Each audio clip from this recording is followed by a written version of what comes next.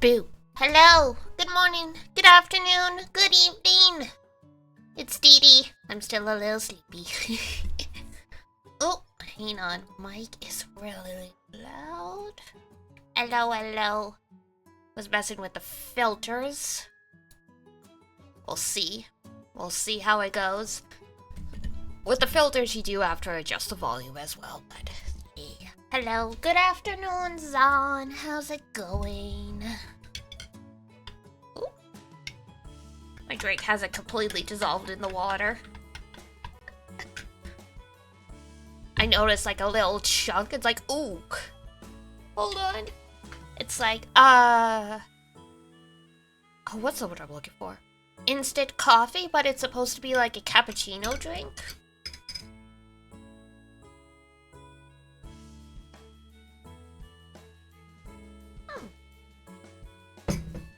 Yummy. Going good? Excellent. Still a little sleepy here, but not too bad. Not too bad. Ah! Knocking everything over. Of course I am. Of course I am. Oh, man. So, for the first time since I started streaming, surprisingly in the first time in a number of years, I broke a glass last night at midnight.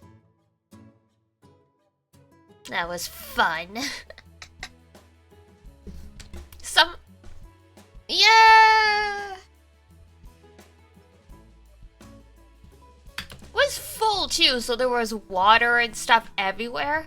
I'm not quite sure what happened. I think like something, you know, like sometimes when you have like a sleeve or a sweater and it'll catch on like a cabinet door. I think it was something like that. But yeah, it fell in big pieces, so the cleanup wasn't too bad. I did cut my foot though, so I did have to band-aid myself because I wasn't wearing my house slippers, silly me. For whatever reason, I was barefoot. Sometimes when I get up from the computer, I forget to put my feet back in, my, like, flip-flops that I use indoors. So I'm, like, literally in the middle of, like, this sea of glass. I'm like, well, no one's here to clean up around me right now, so I'm just gonna have to try and step out of this.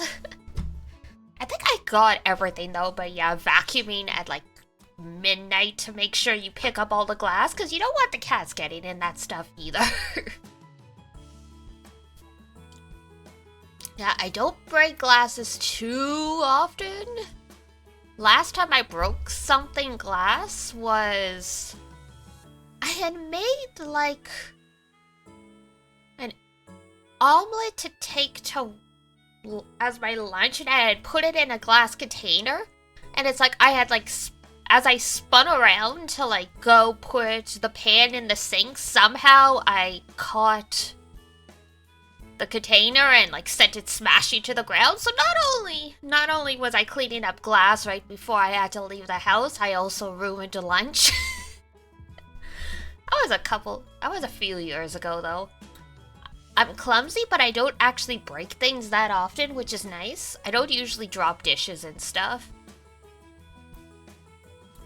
That was just a weird snafu overnight. It's like, oh, great.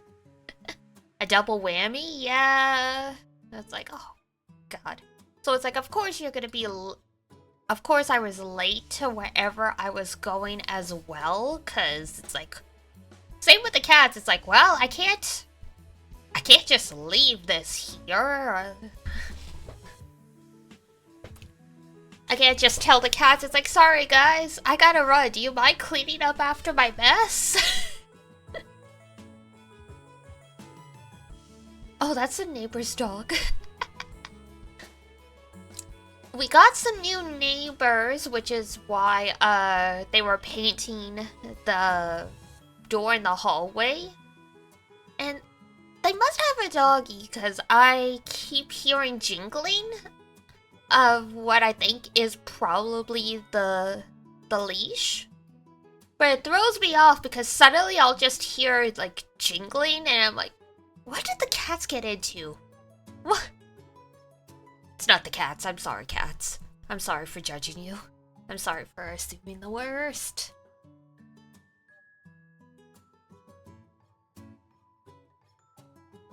But yes. What else has been going on today? More ZZZ. As usual. I didn't mention this the other day. The Heaven Burns Red is a gacha that's coming out at some point. The writer is Jun Maeda, who did Angel Beats, Clannad, Air, all that good stuff. Did ever think it was gonna come out in English? I remembered Kian Yostar. Yes, that's right. Yeah, I remembered watching, cause Hollow X actually got an official collaboration with them, and they all streamed, the game when it first came out a couple years ago. So I know the basic premise. Because of it, I watched, Louie play it, because she's mostly bilingual, so she gave some extra explanations. But yeah, it's... Oh, what is it? Literally...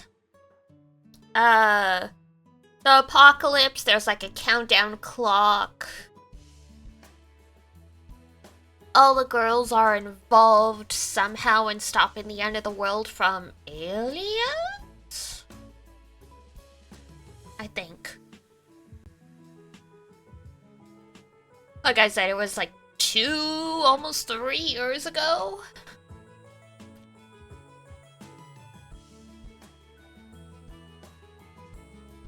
Her English only streams were fun? Yeah! She's another one that's really nice for listening practice as well, because she speaks slowly and clearly. She was playing the original Tokidoki Memorial for New Year's. I have that stream saved to go back and listen to. She was playing it for like 9 hours. Oh my god, yeah, the trailer last night for the lore was incredible. Like, I'm still processing the information that was in the trailer, but just the way they did it was nice, cause yeah, whoever is in the trailer is hacking into the system, and the way they decide to do it, like visualize the hacking process, was great. The 7 heroes look crazy? Yeah, they're long gone though. Obviously, the Sword Master was Miyabi's ancestor, because they talked about like, oh, that's from the Eridu era, and it's like, how long has it been then? Definitely seems like it's been like, if Miyabi is like 16,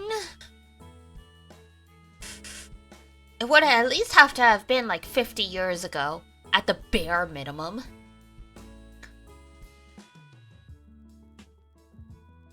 Oh yeah, I mean, they've been dropping teasers from her, so she's probably gonna be after Ellen, because Hoyoverse usually releases 2 new characters per version.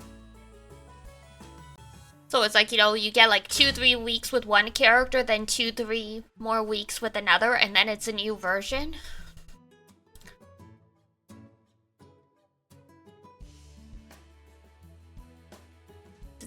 Yeah, I'll talk about old Eridu. That's the thing, right? They talk about like era, and it's like, what? What does that mean? Like, how long is an era? Like, do we mean era as in like actual time frame? Or do we mean era as in, like, you know, because, like, you know, there's BCE and then there's AD. Technically, you could have lived in both BCE and AD. So it's like,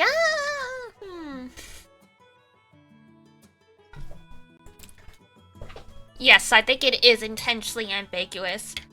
I mean, for, I guess mildish spoilers, if anyone's watching and they haven't gone into this part in ZZZ's story, when the character you're playing as, like, sort of forms the contract with the AI, like, the siblings are literally standing on a bridge as it looks like they're in the middle of, like, a nuclear explosion or something. I assume that's the expansion of a hollow. So it's like, was that like a flash forward? Was that a flashback? Like, what's going on here? Because, yeah, they're really interested in whatever's happening in Hollow Zero. So we don't know why the twins are so involved yet, but clearly something's going on here. We'll find out soon. I just started chapter 2 of the story.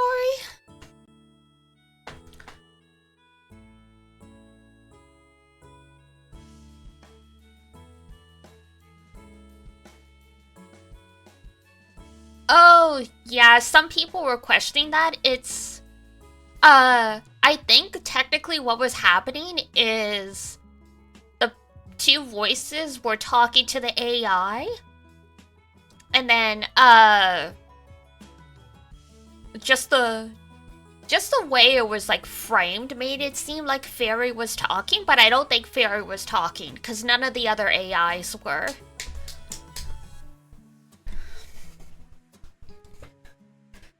Yeah, I had the crazy thought last night that the two quote-unquote hackers are actually the twins with, like, voice changers.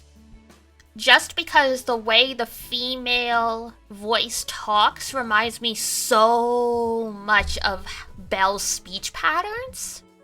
So I'm a little curious. But also, like, there was, when Fairy woke up, there were two other voices, talking about, like, ooh, like, who's awake and stuff like that, so yeah.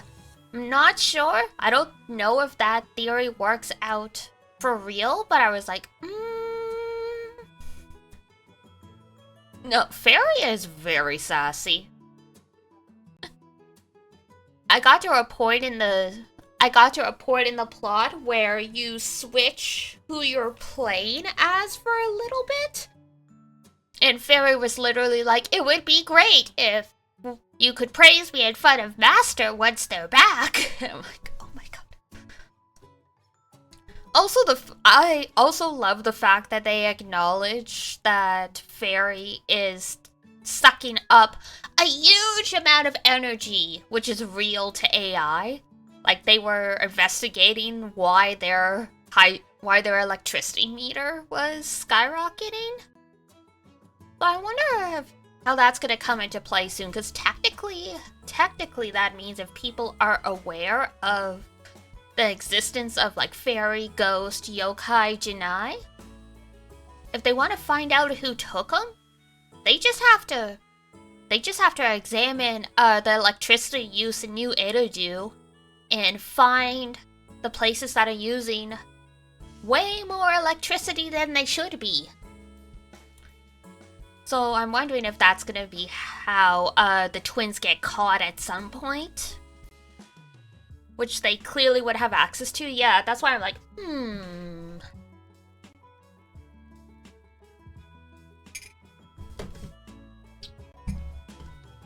So I'm hoping they address that, because that feels like a very obvious loophole.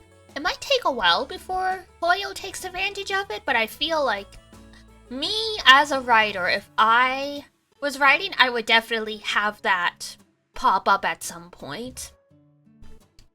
Because, yeah, they're clearly addressing how much electricity Fairy uses. They've done it multiple times in like the first 2 chapters so far, so it's like, yeah.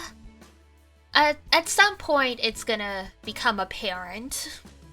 Because proxy work is still it's illegal, apparently. Like, everyone seems to technically commission proxies for work, but it is supposed to technically be illegal, or like maybe it's like a gray zone. So it's it'll be interesting. Yeah, as for the twins being protected by the sun, it's Greek mythology because oh, was it Phaeton was, gotta remember. Yeah, there we go. It's this guy. Phaeton asked to be allowed to drive the chariot of the sun through the heavens for a single day. Helios, bound by his oath, had to let him make the attempt. Was unable to control the chariot, came too close to the earth. So it's a very similar story to Icarus. So I think it can be a metaphor for the twins are getting too close to stuff that they shouldn't be.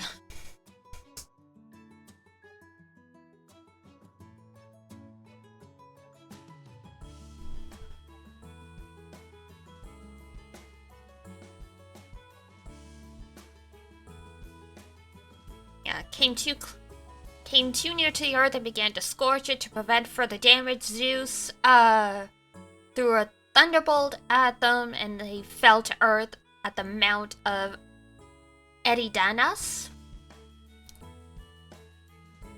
So yeah, because it sounds like whatever is being set up with the AI is going to be bad for New Eridu in terms of people. Like, it sounds like it's going to accelerate the hollows. So I think the twins are going to unintentionally cause some major problems. Astio has some sort of connection to Wise and Bell. Ooh, I didn't catch that. Yeah. The Hoyo communities are full of people who are really good at digging through the lore, so eventually we'll get there. Because Hoyo tends to put a lot of lore in in-game books and texts and stuff. But so far I haven't seen too many of those, so we'll have to see where it all ends up going.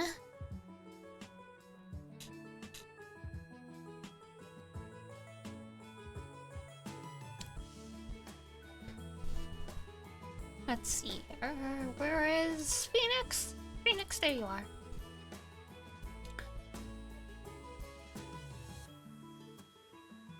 I hesitated to talk.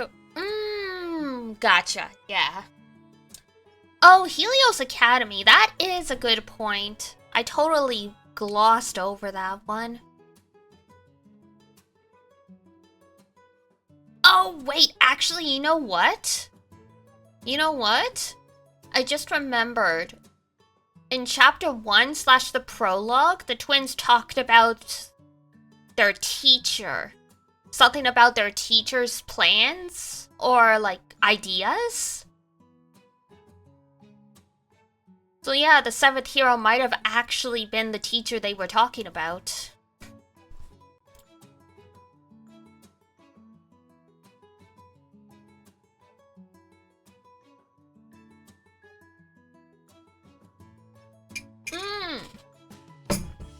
Good catch. Oops. Help.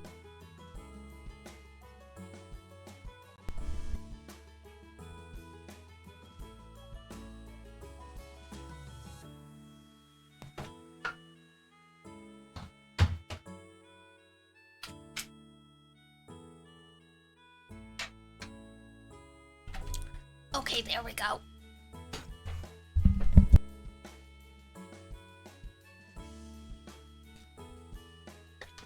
Excuse me. It's all coming together. It's all coming together.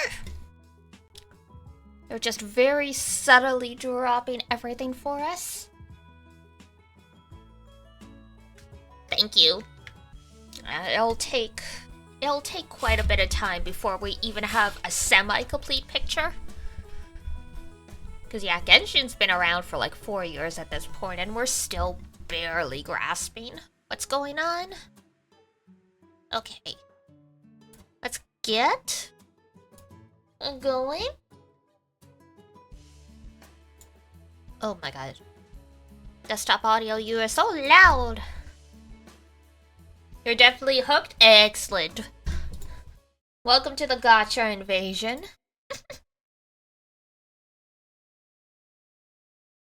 Alright. Oh, stop. That. Yes.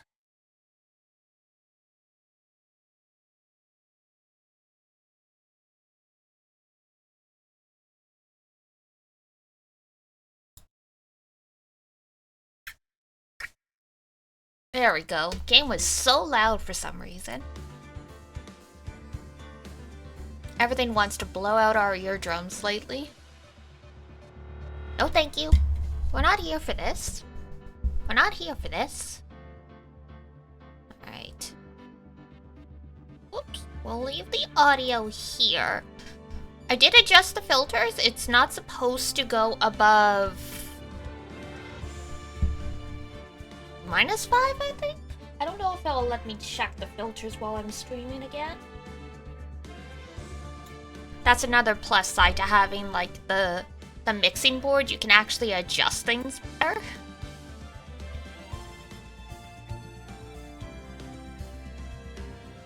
Oh, no, it will actually let me. Nice, okay.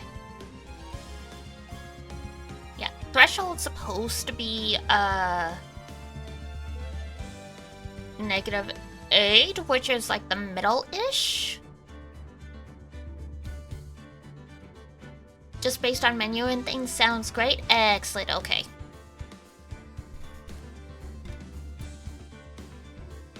Yeah, in the OBS mixer, unfortunately, you can't tell if the filters are doing their jobs unless you actually have, like, the filter interfaces open.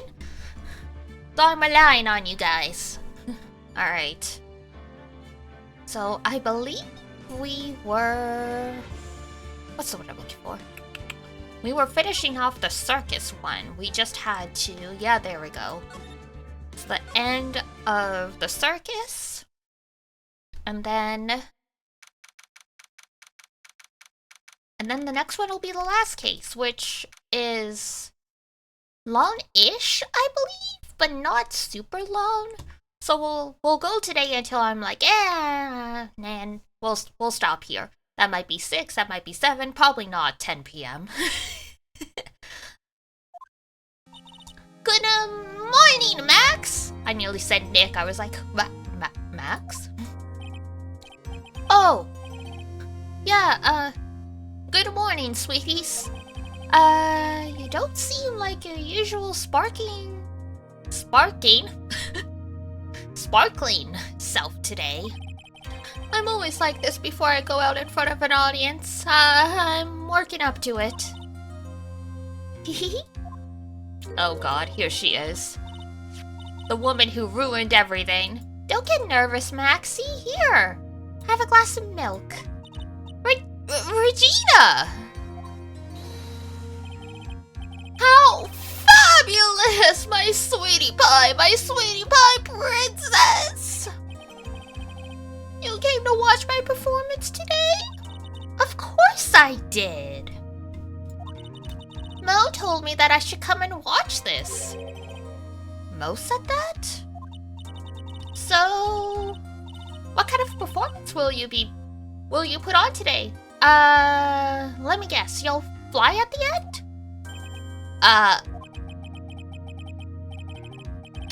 It's not that kind of show. Isn't that right, my sweeties? Huh? I think my sweetie pie princess doesn't. Yeah, she doesn't seem to realize what's going on. Or even where she is. The girl has never heard of a court of law, apparently. Well, Max, it looks like it's time to raise the curtain. I'll see you later. Today, I'm just a member of the audience. Fabulous. Enjoy yourself out there. Good luck, Max. You're the best. Regina is different, don't you think, Nick? Yeah, she unintentionally leads everybody on. Top of the morning to ya!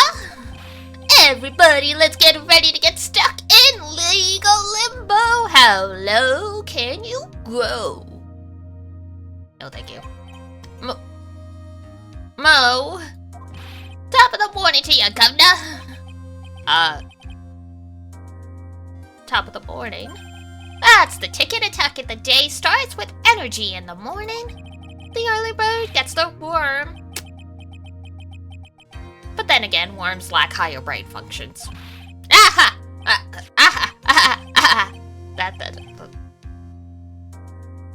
I'm not sure where this joke was supposed to go, but okay. Okay, whatever. Whatever. Here, Max, I brought you a present. Have some milk. Oh my, thanks. He's gonna have to go to the bathroom in the middle of trial. So how are you today, alright? Well, I've got the feeling that today I'm going to face off against the real culprit. You mean Acro? Huh? You think he did it? Be careful. He's used to putting his life on the line. Literally. He's got guts to spare. If all I've got to worry about is how thin the tightrope is, I'm used to it already. It just means that I won't be able to press him like I can other witnesses. What are you going to do then, Nick? Your entire toolkit is just based on needling people. I guess today we'll just have to do without our usual psychological warfare. Wow, they really addressed it as psychological warfare. Today we rely on evidence. It's the only way we'll get past Acro and to the truth. Oof, you're right. But it's gonna be tough. Anyways, I want you to make sure that Regina sees it all today. It's important. Damn. Someone's finally bursting her bubble. Rip.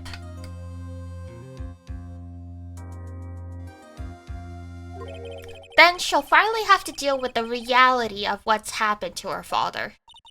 You want us to make sure Regina watches? Yes, that's why I brought her to court today. What's that supposed to mean? She needs to know that when people die, they don't just become stars. I may be an old-fashioned clown, but I don't believe in people becoming stars. Yeah, that might be a little bit of an inappropriate way to explain death to a 16-year-old.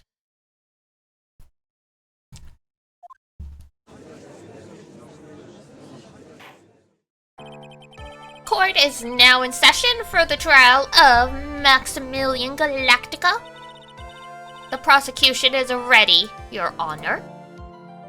Francesca! The defense is ready, Your Honor. Very well, Miss Von Karma. You may proceed with your case. The prosecution would like to revise its previous theory of events. What's the meaning of this? We have discovered a new witness, or shall I say, a new eyewitness. One that saw Maximilian Galactica fly off from the scene of the crime.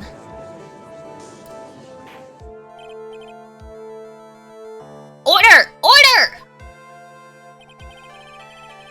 I had a feeling something like this would come up. Due to the revision, we are now prepared to explain how the defendant flew that night. An explanation the prosecution will present if the need so arises. In fact, my detective stayed up all night creating a mock-up of the scene on my orders. Rest in peace, Gumshoe. Poor Gumshoe, yeah. Poor guy. Very well, please call your witness to the stand. Time to get to work, or shall I say, time to walk the courtroom tightrope.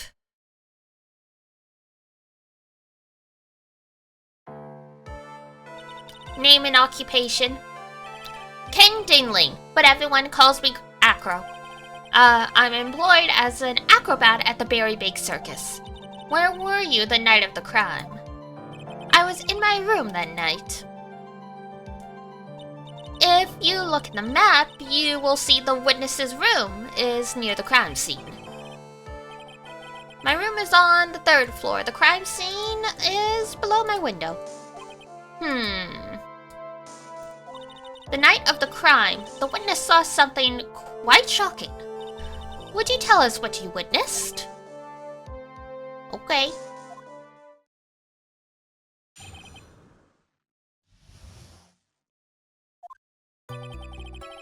It was just after 10 p.m. and I was resting in my bed. Around that time, I heard a large thump noise from outside the window. Then, a few moments later, I saw someone flying right by my window. It was Max Galactica. I only saw him from behind, but that's who it looked like. To be honest, when I saw that, I thought I was dreaming. Yeah, I would have also convinced myself I might have been hallucinating. This witness testimony matches up exactly with that of the clown.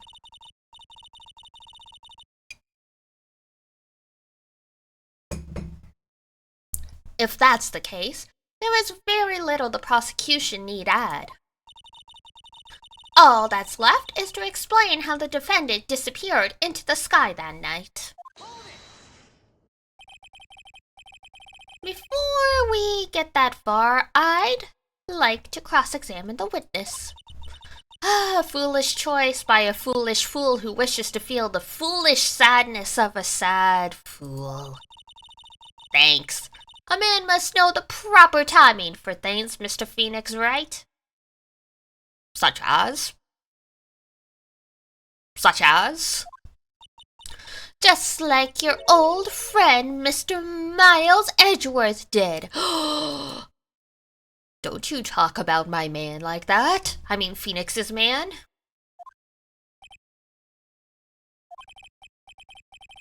Mr. Wright, do you have a problem with the witness's testimony? Oh, so many problems. All of the problems.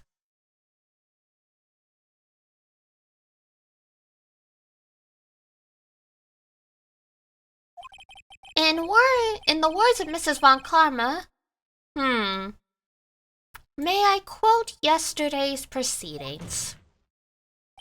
There's no way that actually happened. Yeah, you tell him. Very well. You may proceed with your cross-examination. Thanks, B. What I witnessed. It was just after 10 p.m. and I was resting in my bed, okay? Around that time, I heard a large thump noise from outside the window. Then a few moments later, I saw someone flying right by my window. It was Max Galactica. I only saw him from behind, but that's who it looked like.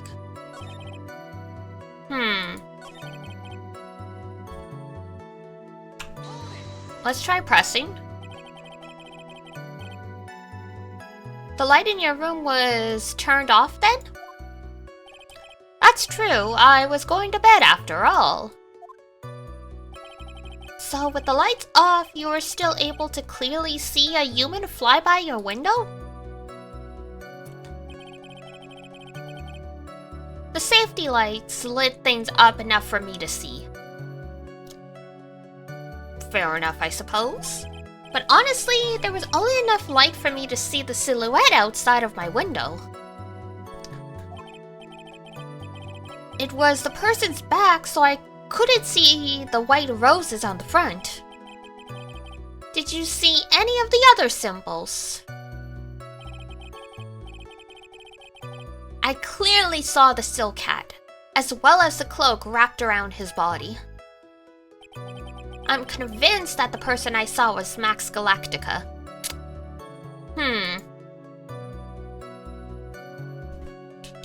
Well, this is unfortunate. Indeed.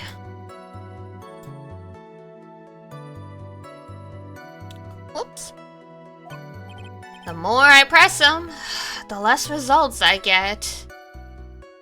Yeah. You're in it now, Phoenix.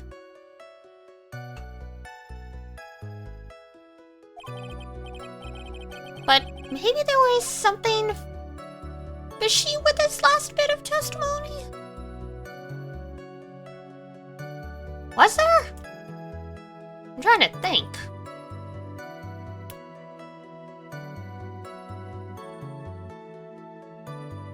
You can always go back and...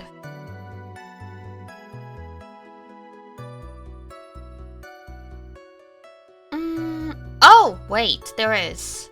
There is a contradiction. Because the silk hat was left at the scene, that's right.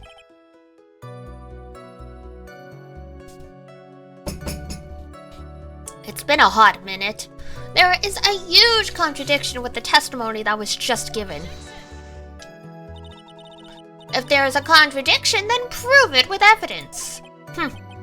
She's right. Let's see some evidence. Okie dokie. Do you have any evidence to support? Yeah. The hat. You claim to have seen the exact same thing Mo saw that night. Do you stand by that? What do you mean? The silk hat.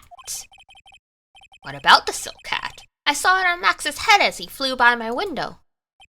Well, should have tried looking down out of your window that night.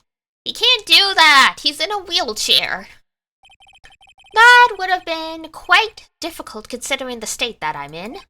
Just looking outside of the window was a tough enough challenge for me. That's a shame, because you would have noticed the silk hat found on the scene. That's the Ringmaster's hat, right? Afraid not. No matter how you look at it, this is Max's silk hat. I mean, it's purple. Where are you going with this, Mr. Wright? Are you saying that Max has two silk hats? Well, I mean, he might have two silk hats, but he wasn't wearing two silk hats. No. This is a handmade, one-of-a-kind model made only for Maximilian Galactica. I don't know about that, but okay. We'll bite. Which means acro.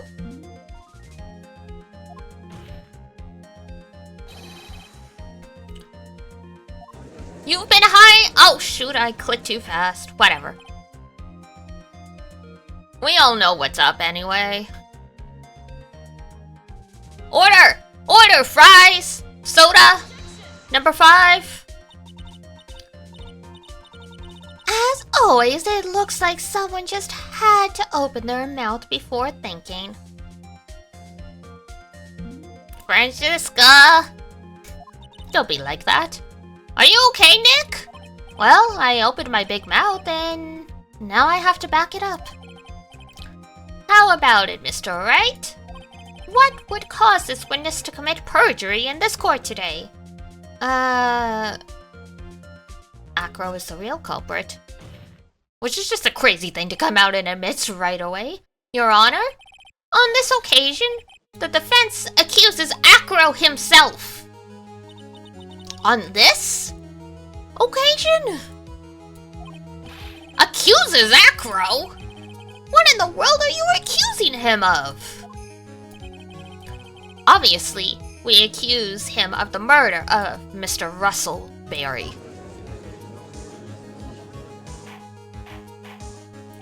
Mr. Wright, are you serious? Deadly serious, Your Honor. I think your trips to the circus have served you well. You seem to have learned how to try and grab at an audience's hearts and minds. I thought she was gonna call him a clown. Your Honor, don't allow yourself to be swayed by theatrics. Trying to wow the crowd with smoke and mirrors is the oldest bluff in the book. Really? If you don't believe me, just look at the witness. He's calm enough for it to almost be scary. What does that have to do? How does that... Oh! Ow! Ow! Ow! Ow, ow, ow, ow! I'm not a flower! What are you doing? Mr. Dinling, do you have any response to the defense's accusations? I don't really need to say a thing, do I? What do you mean? Everyone, take a good look at me. I can't even stand up by myself, let alone leave the lodging house. That's true. Why don't they move you to a ground floor accessible room? I understand that Mr. Wright is just trying to help his client. But to do this by accusing me of a murder of all things. See? Even a sliver of common sense makes it clear the accusation is ludicrous. I mean, not if you use your brain. Way to pick on the disabled, you heartless, cruel man! Hey! Thinking he's incapable of murder just because he's disabled is also ableist. You're removing his agency as a grown-ass man.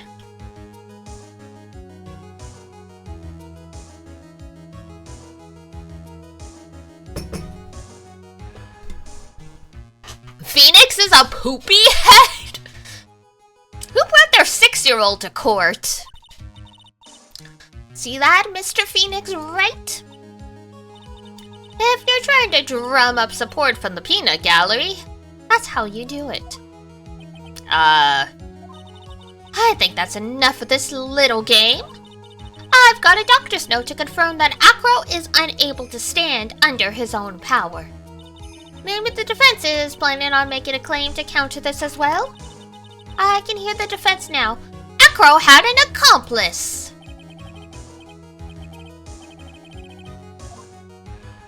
Of course he did it. Now then, this must be when we get to hear the name of the mystery accomplice. Not this time, Bonglama. Huh? What? You're not going to sucker me into this one.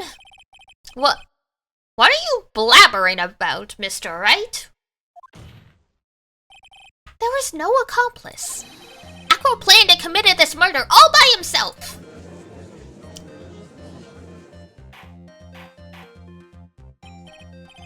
Order! Order!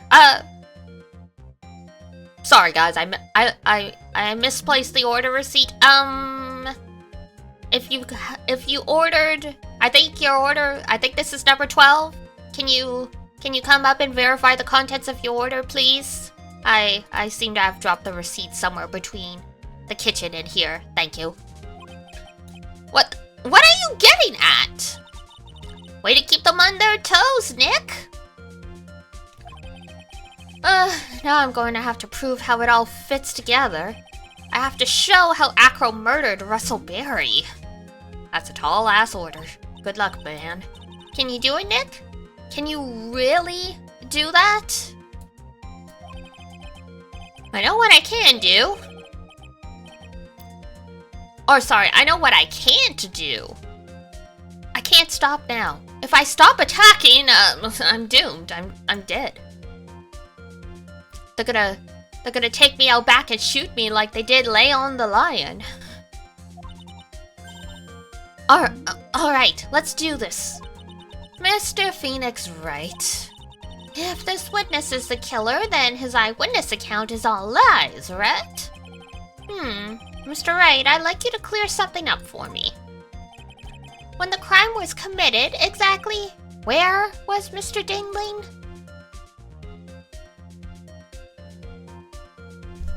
It had to be his room. It was obviously here the entire time. That's... Acro's room? Pretty simple, huh? Acro wasn't able to leave the lodging house by himself. In that case, there can only be one correct answer. Acro didn't leave his room to kill the ringmaster. What? Are you nuts? Maybe. What say you, Mr. Dingling?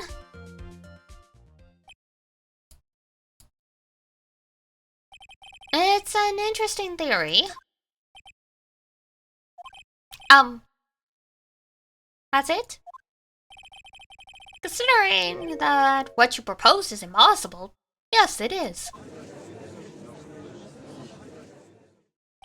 Awkward. Mr. Wright? Yes, Your Honor? What's up? As the witness has stated, your assertion is impossible. Is it though? Is it really? As he is in a wheelchair, there is no way he could go to the scene or be the killer. Once again, you're being ableist. You are removing his agency. You are acting as though he is feeble, incapable, and weak. He is not. Look at those frickin' arms.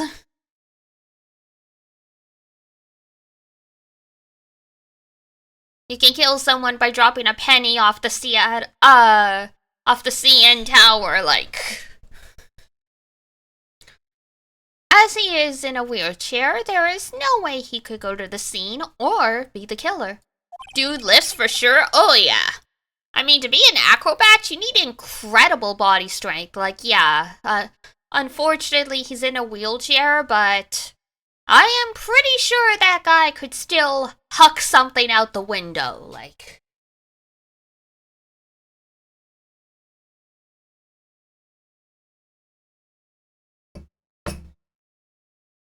Like, depending on his role in the acrobatics act, he had to swing on a trapeze while holding the body weight of another full-grown man, like. You've got a point. It seems you've forgotten once again, Mr. Phoenix, right? The defendant was clearly spotted at the scene of the crime. That's true! Mo said that he saw Max, didn't he? Oh, and there it goes. Whee! But Maya, it's still impossible for humans to fly. Do you mind if I ask a question, Mr. Wright? What is it? I understand some of your logic. However, how do you think that I killed him? I can't leave my room. I obviously couldn't wear Max's costume. How did he do it? That's a good question. Do you know the answer, kids? That's the next course of this legal buffet. Be careful, Nick, if you mess up here. She's right. I can't mess up here. I've got to give this one some serious thought. I'm sure that Acro killed the Rainmaster. And he did it while he was in his room, no doubt about it. Time to enlighten us as to how Mr. Dinling committed the crime, Mr. Wright.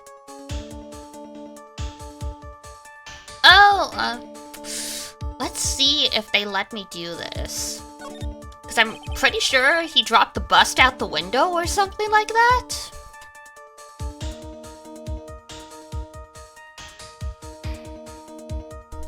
I'm going to present some evidence. So, what did Mr. Dingling use to commit the murder?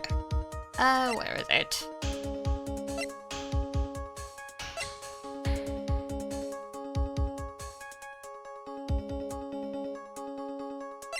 Oh, I have to present the photo. We don't have the actual bust in evidence. What's that? A picture? He photoed him to death.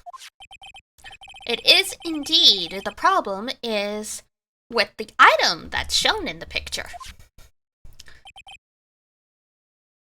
The bust? It's quite a large bust, and because it is life-sized, it is also very, very heavy. Yeah, like, what is that shit made of? Is that bronze? Is that jade? Like, what is it? Heavy enough to guarantee a certain death. Like, Especially if it was dropped from a third-story window, you know, gravity. Was it E equals mc squared? No, that's not the... That is not the formula for gravity. Oh, it's mass times gravity, I believe. Mass distance gravity. Yeah, something like that. High school physics was a long time ago.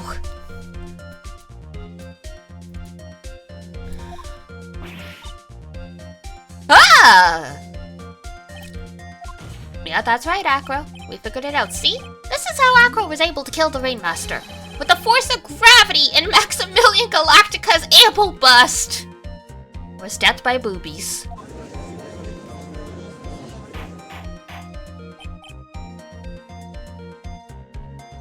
Order? Order? Oh god, sorry, I dropped the receipt again. Hold on. I'll get a copy. What a way to go, right? So you're saying the bust fell onto the Rainmaster? Rather simple crime. Even if you were stuck in a wheelchair, it would be incredibly easy to commit. How could you possibly wheel a wheelchair with something so heavy? It's impossible. Well, Acro is an acrobat. Just look at those arms. Look at those guns. You should have more than enough upper body strength to carry something like the bust. Mr. Dinley, how do you respond to these charges? Well, Acro's at a loss for words. He should be. He knows I'm getting close to the truth. Well, you can't run from— Ow! I'd watch what I would say if I were you, Mr. Phoenix, right? What? Your Honor, the physical health of the witness is material to this case. Once again, pretty sure his upper body strength, would let him. The question is, how did the bust get at a level where he could grab it? Because he can't bend over. I demand that we get proper testimony from the witness himself. Testimony, you say? Von Karma? She's just using this testimony as a ruse to stall for time. There is absolutely no need for such testimony. The defense has its version of the murder. The prosecution has the right to respond. The defense's objection is overruled. Why can't he see things my way once in a while? Mr. Dinley, I'm sorry, but you need to testify about your physical condition. If you have any doubts about your ability to testify, we can request expert testimony. The witness will have no problems. However, let's all be respectful towards him. Thank you. That woman will sink to any low to win.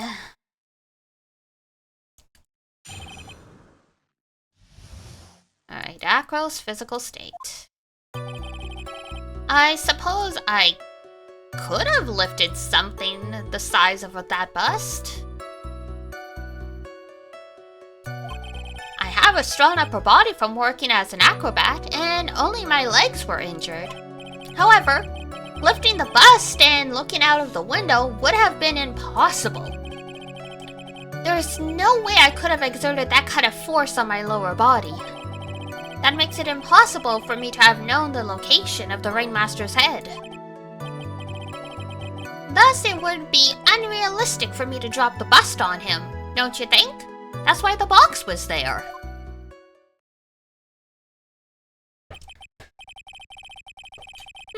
I have no doubts in regards to this witness's testimony. It was impossible for him to lift the bust and stick himself out far enough to look. Not to mention that he could that he could not have known the location of the Ringmaster's head. A single false step would have led to even more severe injuries. That's what I was thinking. What is your opinion on the matter, Mr. Wright? Oh, you're not gonna like it. I'd still like to proceed with my cross-examination. He's simply stalling. It's shameful, really. I can't let her get to me. I've got to focus. Alright, Acro's physical state. Let's see, where could we present the box?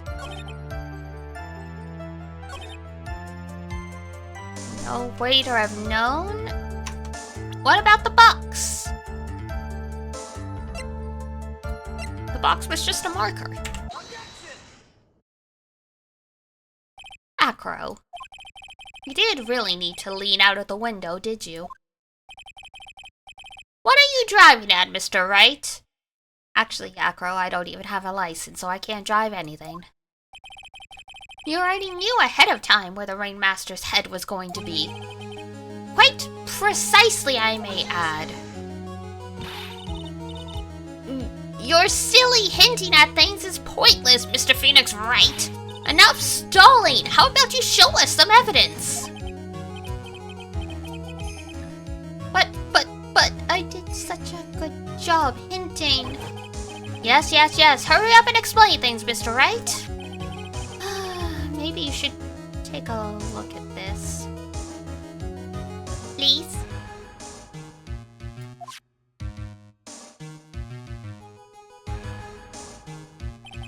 The key point here is the wooden box. The same wooden box that the victim was found hunched over? The same.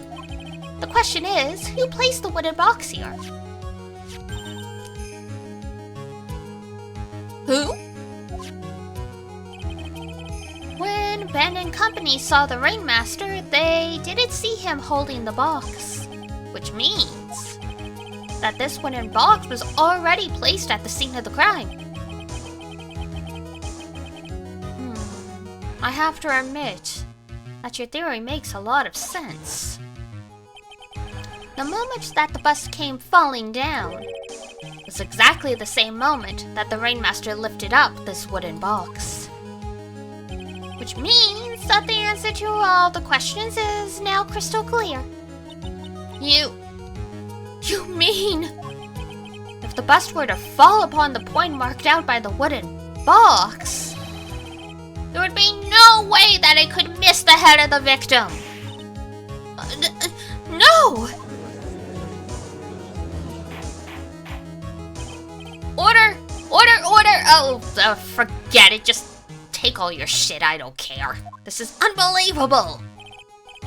Finally, some of these loose ends are starting to tie themselves up. Now I just gotta keep going. There's only one way to go from here. Forward. So the next question I have is, who placed the wooden box at the scene? It was Mr. Dinling, of course. He connected it to a rope and then all he had to do was lower it down. Ow! Allow me to whip some sense into you. Ow, Mr. Phoenix, right? Ow. The Ringmaster's head could have been anywhere when he lifted the box. That's why the box was so specially made. Specially made? Indeed. It had the most peculiar feature. The weight of the box. The box has a remarkable weight. Weight? According to the court record, it weighs 20 pounds. It's a pretty hefty box. That's about how much a box of cat litter weighs. Just to lift up this wooden box would have required... Ooh, I see. One would have had to squat down, then lift it up with their body. What did you say? That's exactly what I was trying to point out. The box is also very large. The box also has carrying handles on either side, doesn't it? That is correct. To lift up the box, you'd have to squat down. Which Which means that no matter who you are, your head would be in approximately the same place. Fool!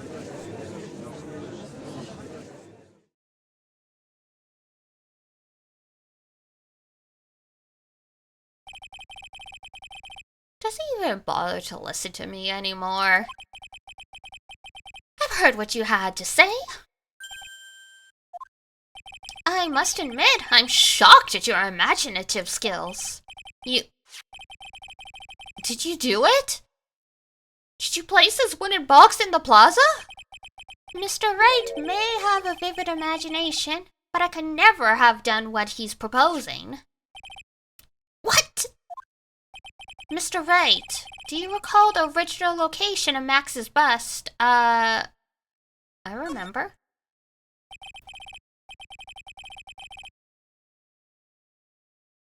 Of course I remember. It was on top of the table in the cafeteria. Then what happened to it? I'd like you to remember one important fact, Mr. Wright. I could not possibly leave the lodging house by myself. Oh, that means... You understand what I mean, don't you?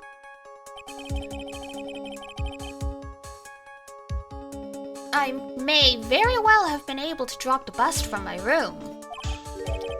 However, how would I have gotten the bust from the cafeteria to my room? Well, about that, you're not gonna like the answer. You see, Mr. Phoenix Wright, explain that. Don't forget, you said there was no accomplice. Well, not a direct accomplice. He lives with the monkey.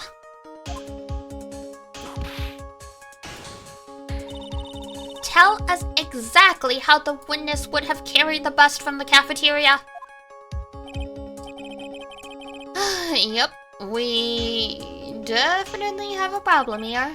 No, this is no place to get perplexed. I've got to get my wits about me and prove how things happened, once and for all. Alright, Mr. Wright, let's hear your explanation. How did the witness get the bust from the cafeteria? It's the monkey. Which, I mean, that is a terrifying monkey if it could lift something that big.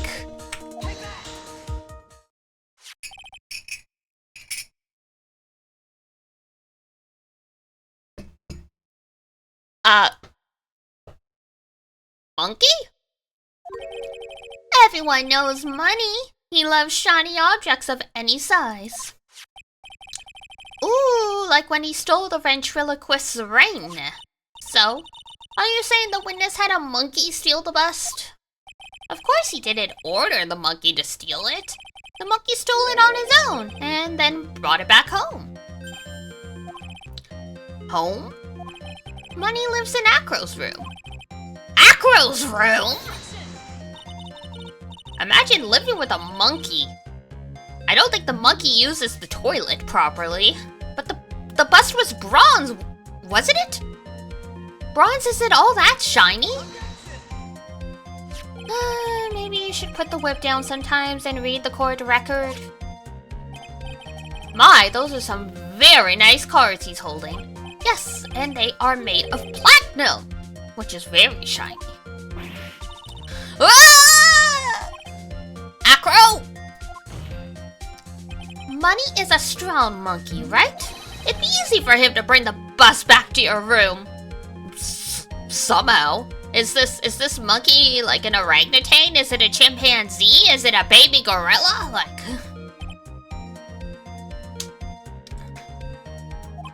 If he wasn't able to handle that himself, I'd be on the market for a new roommate. Order! Order! I said order! Miss Von Karma! Where is the bust in question at this moment? I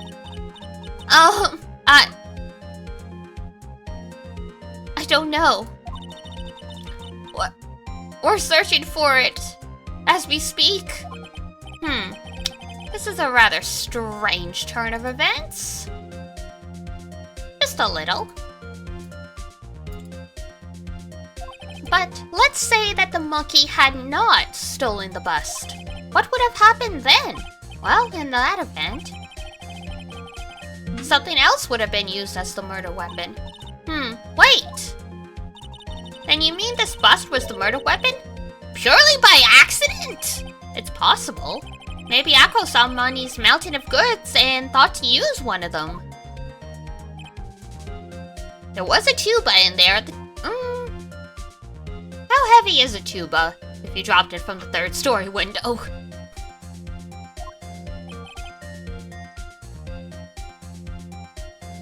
Anyways, I think we've more than proven one critical fact. Namely, that it was entirely possible that Akko was the murderer. Deal with it. Moron! Wow, that was unnecessary. Mr. Wright's argument was so circular, I'm still a bit dizzy. However, his argument does hold water. There's no denying that. Ow! Don't seem so flamboozled, especially by this fraud of an attorney. Fraud?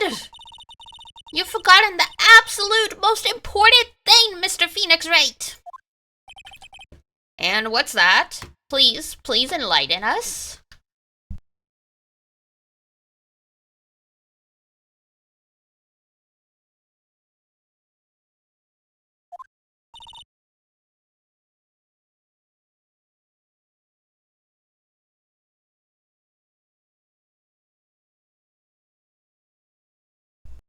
Oh, there we go. I was like, oh no, the mic.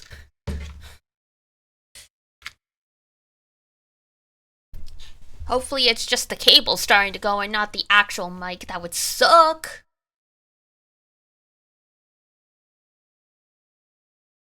I mean, good excuse to upgrade to a USB XLR hybrid, but that would still suck. You forgot that your fraud of a magical client was spotted at the scene of the crime. Oh. There is no reason to doubt the clown's testimony. That's true. How do you respond to that, Mr. Wright? Nick, don't let her beat you now. I won't. This is my chance to turn this trial around. When the murder occurred, there were two people at the scene of the crime. One was the victim, Russell Berry, and the other was the murderer himself. Answer this and only this, Mr. Phoenix Wright. Who was the murderer the clown saw? I think it's technically the bust.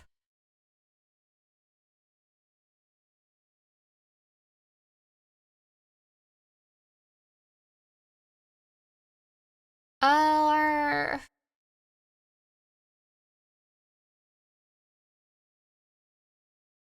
yeah, it's probably the bust, or it's gonna be technically the Rainmaster, because the Rainmaster was wearing Max's clothes. Well, let's try the bust first.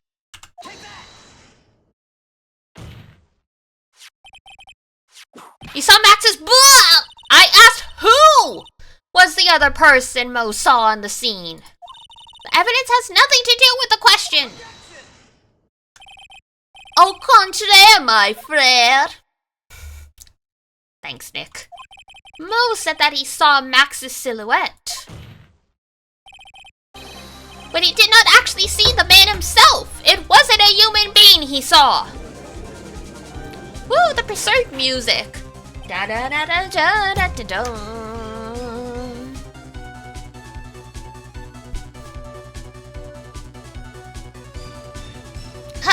How is that possible?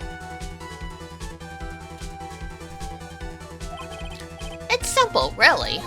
What Mo actually saw that night was Max's bust. Which is just plain crazy. What are you talking about? Have you tried using your brain at all in this case? I mean, I cooked up this theory somehow.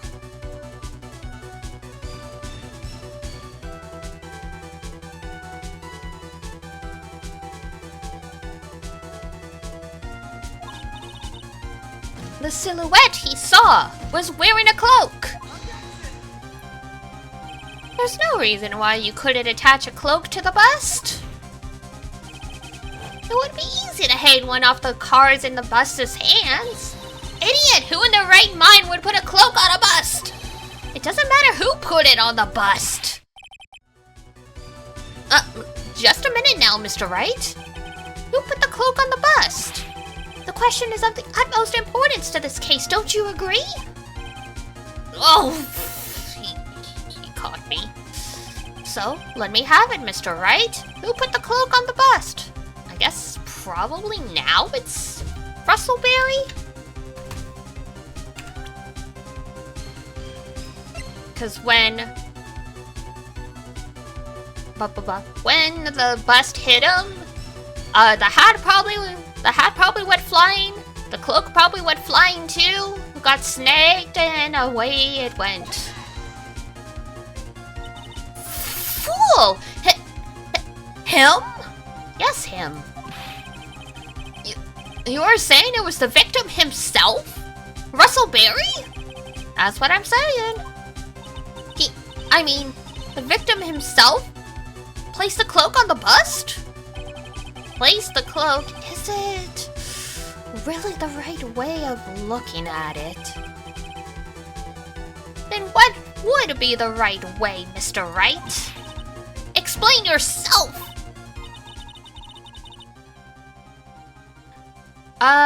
Nick? Do you really have a handle on all of this?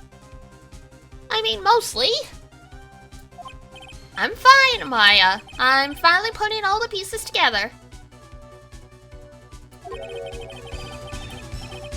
There's really only one way I can paint anyways. With your fingers?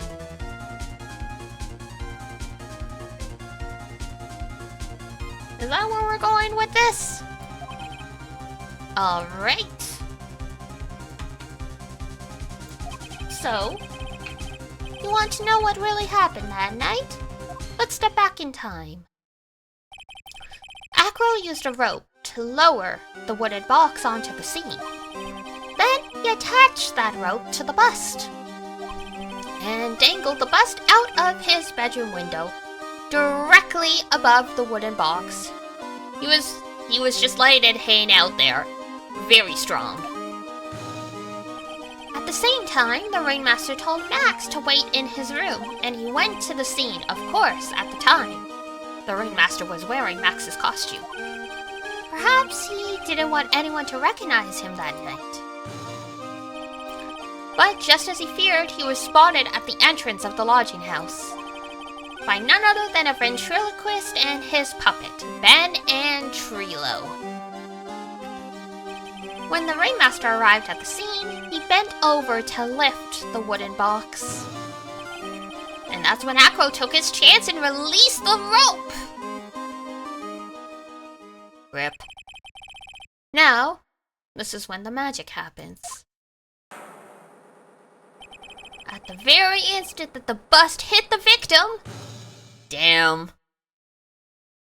It almost missed him. It almost missed him.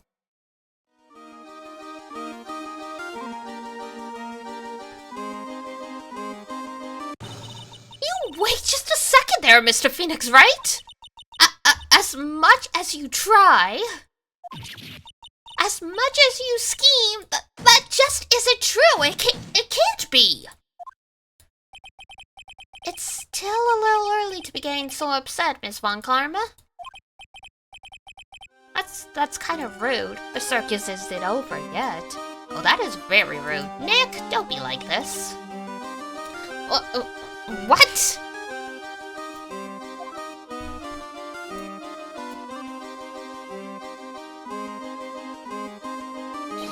The impact of the bust on the victim threw the cloak up, which snagged onto the bust.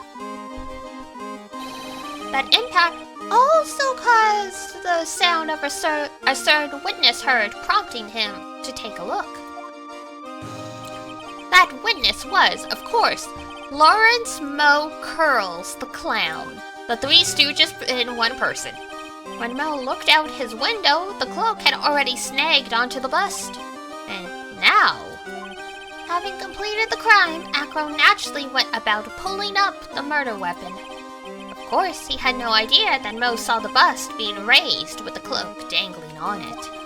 Primarily because, in his wheelchair, he couldn't see out of his window, so he just kept pulling the bust up. He must have gotten quite a surprise when he pulled it up and there was a cloak attached. And that is how the magical murderer disappearing into the sky came to be. They're like, he's freaking nuts! The man is crazy! So, as you see, the only person who could have pulled this off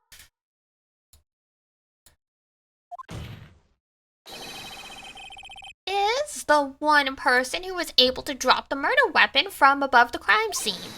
Acro, it could only have been you!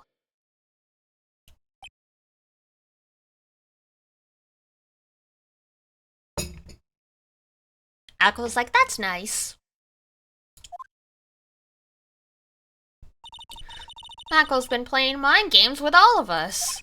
He sure has, but he has to come to the end of his rope now. So, what now? You've graced us with a rather long-winded tale. But, do you have any evidence to prove that your fairy tale is true? Evidence?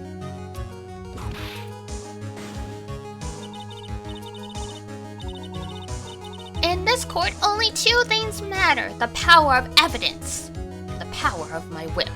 I don't think your whip actually matters that much, Francisca. I'm sorry to tell you. If this was any other world, any other court of law, you would have already been arrested for assault.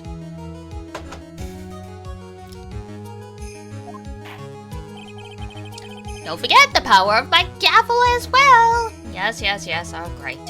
Mr. Wright, the prosecution brings up a good point. Can we see some evidence? Nick, they say they want evidence. I just explained how there can only be one possible murder method, but there is still something unusual about Mo's eyewitness account. Unusual? A contradiction, actually. Okay then, use that and get us out of this jam. We're not into jam. That's enough talk amongst yourselves. Proceed, Mr. Wright. If I must present some evidence to the court that backs your claims. I want a hard proof that you have unraveled the trick to this magic case.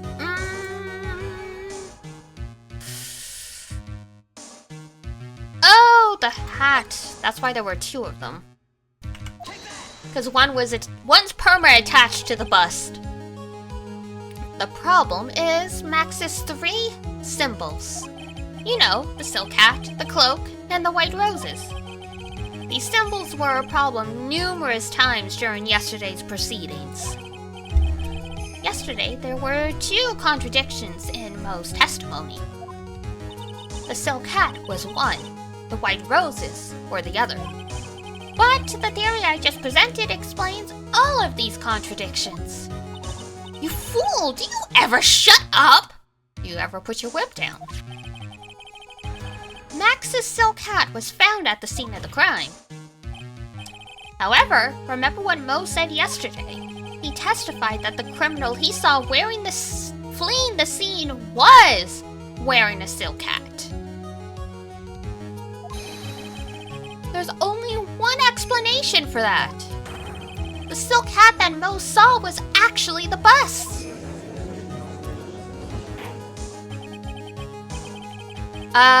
Makes sense. If you look at it that way, then he did see the silk hat. Well, sort of?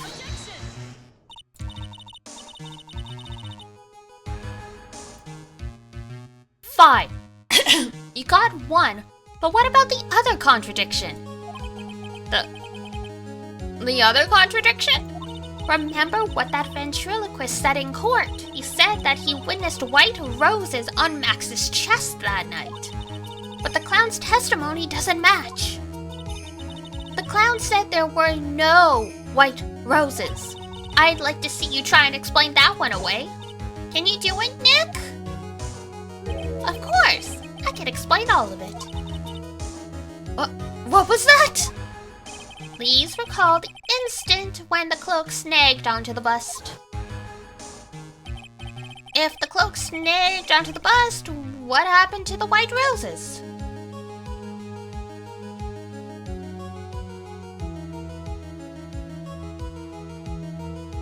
Damn. Do you get it yet? If the cloak got snagged onto the front of the bust, it means that the white roses would end up on the back. Or I guess behind the cards, technically. Which explains why Mo didn't see them. The white roses were not visible because they were on the back side of the bust.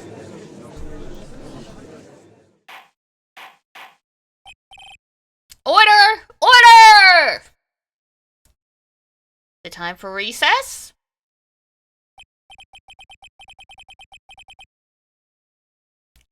This is quite the shocking state of affairs. Mr. Wright's theory still sounds a bit absurd to me. Hello, how's the lawyering going? Good! We are almost done. The fourth case of Justice for All.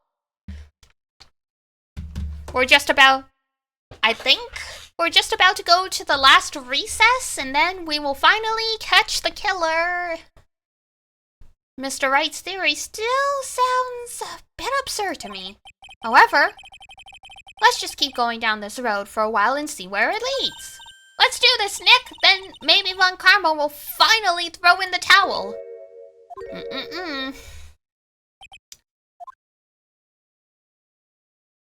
Well, so much for that theory. Mr. Wright, do you mind? What is it? You took the time to research our circus, didn't you? Oh, it's the circus one? It sure is the circus one. It's almost done.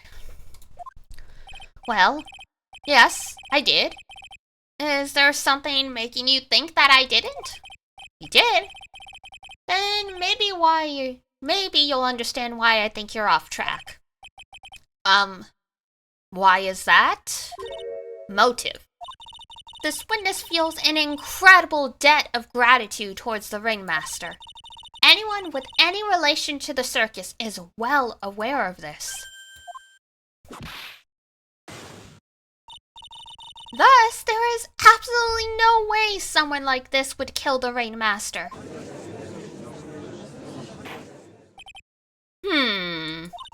Your Honor, I'd like you to hear Acro's story.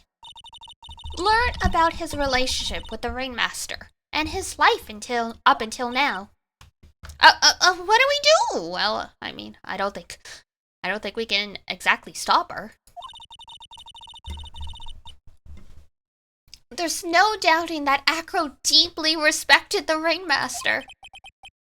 Acro's motive. It seems that this case isn't over yet. Very well, however, I feel like this is a good place to take a break. I will listen to the rest of Mr. Daneling's testimony after recess. This court will now take a 10-minute recess. To be continued.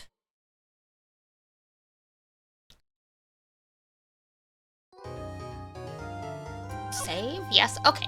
Obviously, we're gonna keep going, but a very, very quick break, because I'm just gonna run to the kitchen and get some more water. It is hot today! Stay hydrated, people. Alright, give me 1 second, and I will be right back. Get yourself some agua.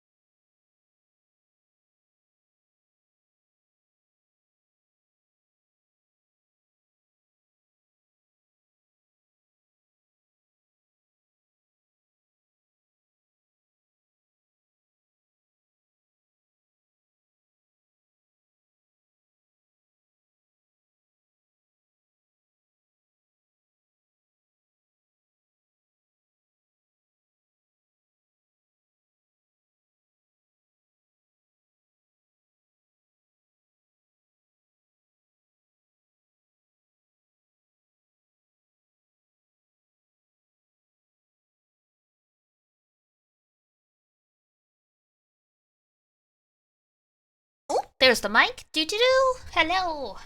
Alright, we're back. We back. Alright. Let me just get this water bottle open. There we go. Beautiful. Just put that over there.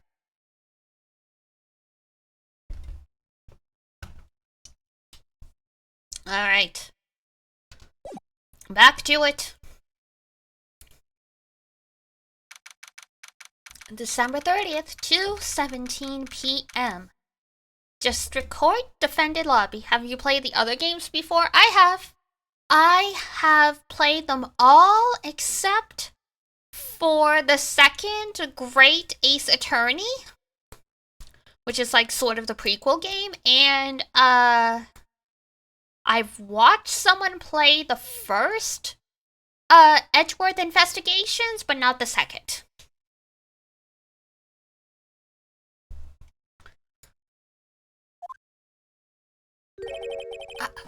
I can't believe it. Acro? That's pretty shocking, isn't it? It definitely is, and to think he was always the most straightforward of the group. Jeebus! Am I that hated? Acro tried to pin the murder on you on purpose. He did? Psst. But I'm nothing but a little old nobody, you know? But you're not. Which is kind of the reason why. Hey, pal! Yes, Gumshoe? You're gonna ignore me after I went to all the trouble to bring you some evidence? Maybe they'll make an original after 7 years, maybe.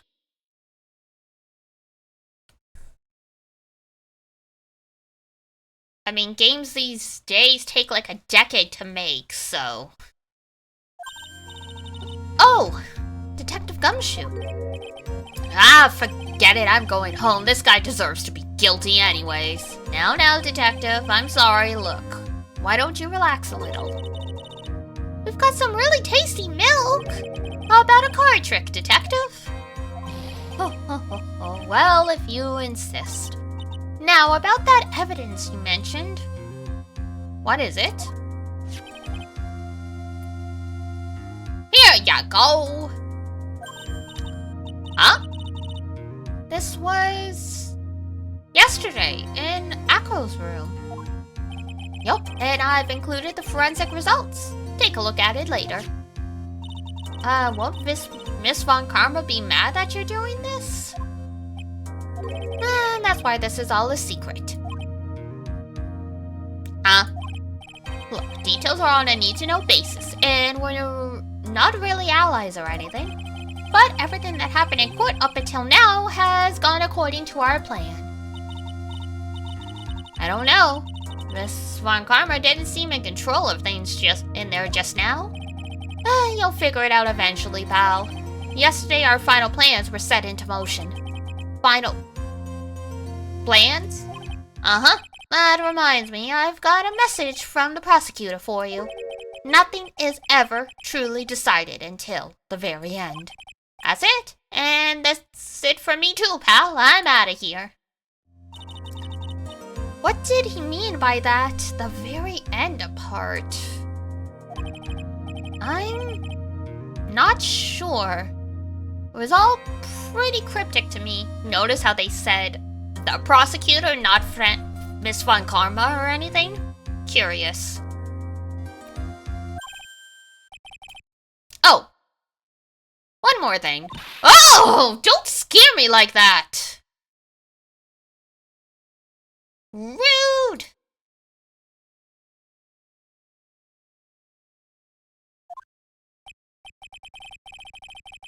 It looks like there's a large care package from the circus for the defendant. What?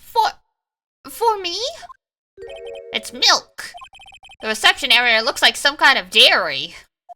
So hurry up and drink it all before it spoils.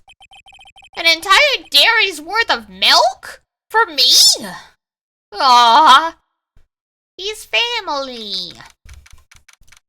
December 30th, 2:27 p.m. District Court? Courtroom number 2.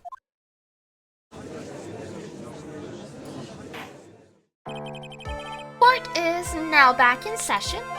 Miss Vaughn Karma, please continue from where you left off. I'd like to continue with Acro's testimony, starting with his relationship to the victim. I'd also like to get proof from the defense. Proof of what kind of motive Acro would have to commit this crime. Understood. Now, Mr. Dinling? Yes, Your Honor. Please proceed with your testimony.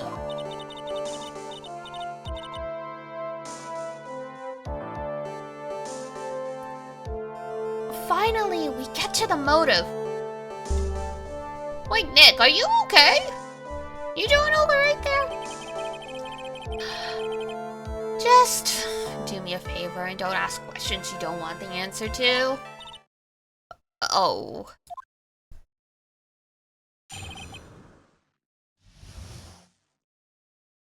About the Rainmaster.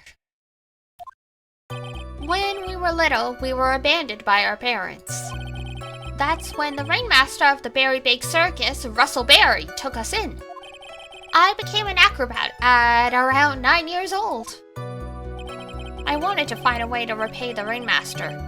That was my sole purpose in life. Damn, and you killed him.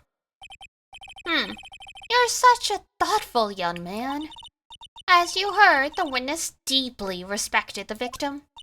I wonder how anyone could think that Acro would kill the man he held in such high esteem. You are absolutely right. How could anyone think that, Mr. Wright? Which is why there's no real need for a cross-examination, is there? Oh, come on. Actually, that's the question I'm trying to answer myself.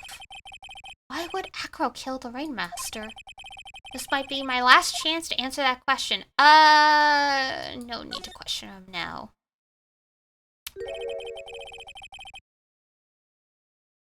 There's no need to cross-examine this witness. What's that? Why was the Rainmaster murdered? There is no need to delve into that bit of testimony when I know the answer already. Mr. Wright, I'd like to ask you a question. Go ahead, Your Honor. I would just like to know, can you provide an explanation as to why Acro would want the Rainmaster dead? I cannot. Cause it wasn't the target, cause the note was in Regina's pocket.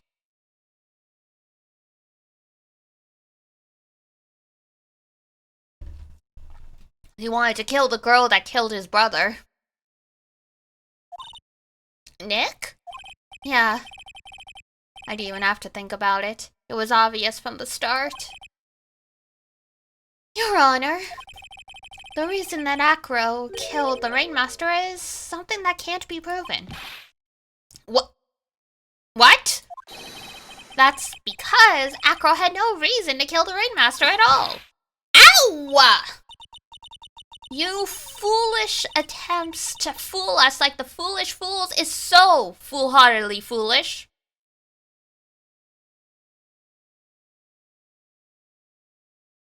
Thanks, Francisca.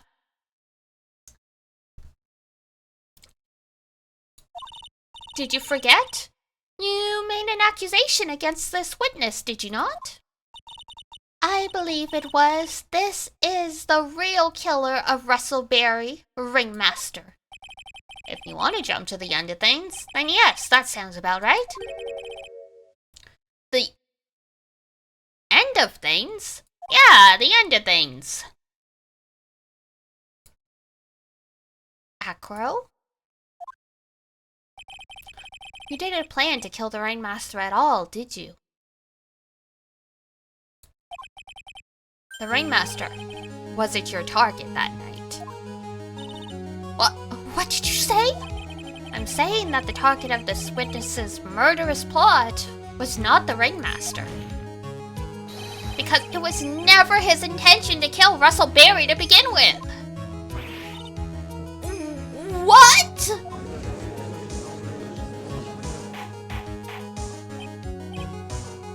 Order! Order! Bailiff? I don't care who it is. Smack anyone who's loud in the face. Twice if you must. What? Now that is just insane. Mr. Wright, what in the world are you trying to do to my court? Ow! Mr. Wright, what in the world are you trying to do to his court? Are you attempting to imply that Acro was trying to kill someone else? Yeah. Where's Regina? Regina Barry? This young girl is the Ringmaster's daughter, correct? Acro, you were really aiming for her that night, weren't you? You don't need to answer that. It's a mean-spirited, leading question. He could easily answer this question. If I'm wrong, all he has to say is, you're wrong. That's it. That's it, huh, Mr. Phoenix Wright? Enough, Mr. Wright. Allow me to... Ow! The only thing allowed to interrupt me is death itself. Damn. Huh? And that goes for you too, Mr. Phoenix Wright. Show me evidence. Now! I want to know why Acro would want to kill Regina Barry.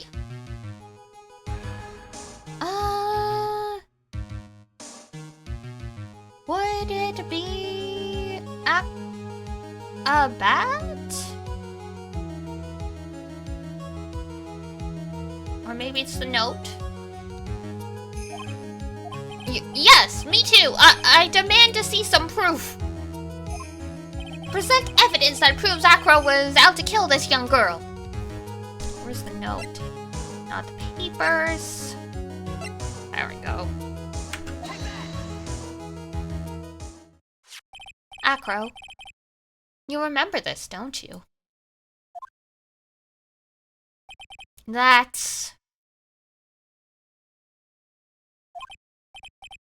It's a piece of paper that we found inside the Ringmaster's tailcoat.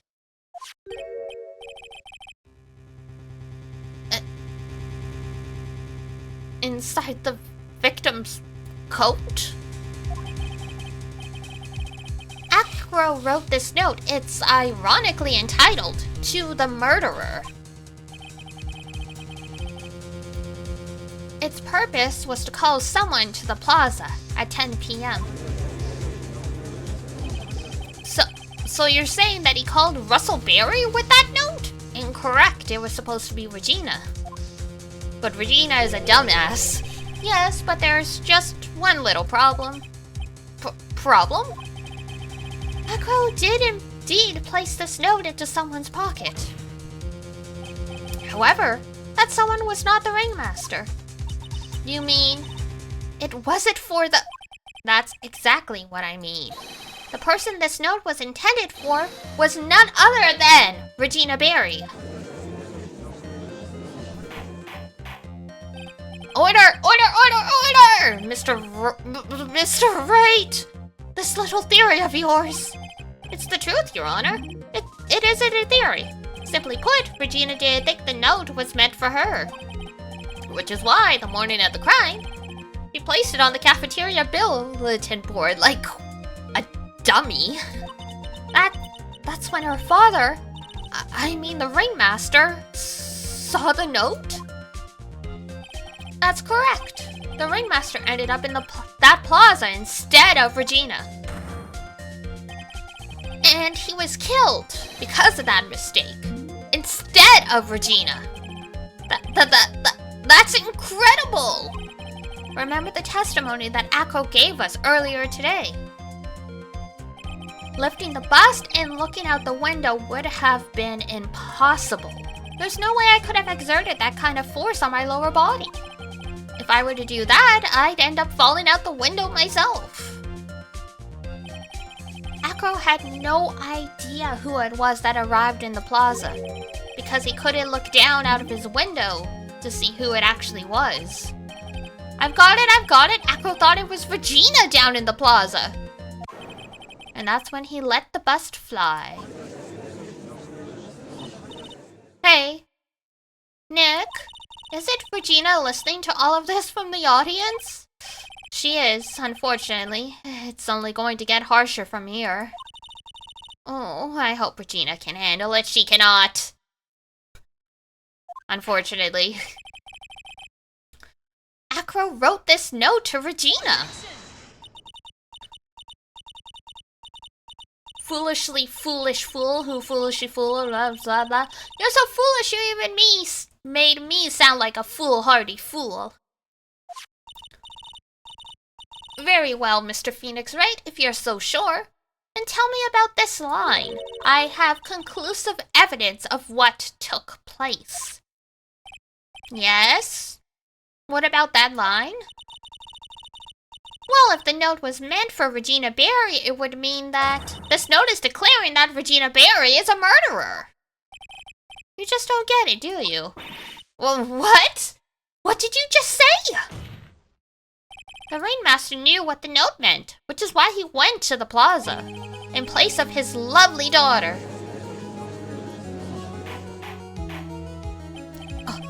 Hold it right there, Mr. Wright.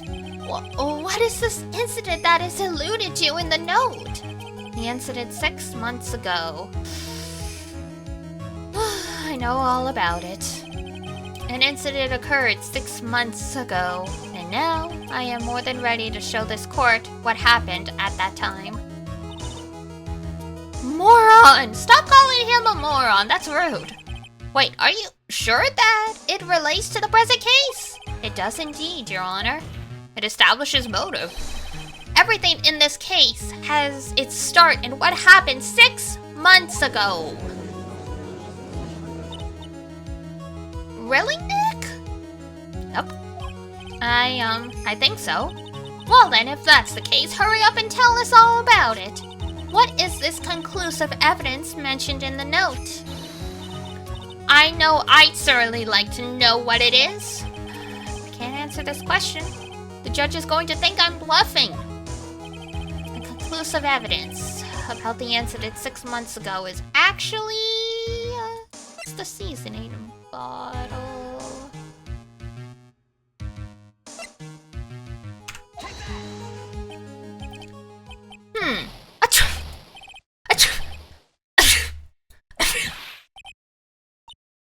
What kind of spicy joke is this? It isn't a joke at all. It's the decisive evidence you asked for. What do you mean? Recall that the victim was trying to take the wooden box away with him. He was doing so because this piece of decisive evidence is what was inside. Another unbelievable conclusion. Very well, so what exactly are you saying? Are you claiming Regina Barry killed someone with a bottle of pepper? Sort of. Taking the note into account, that's the only logical conclusion you can draw. Foolish fool who never tires of his own foolish ways! If you're so sure, Mr. Phoenix Wright, then answer this question. Who was Regina Barry's intended victim? Oof, well... was unfortunately... this guy.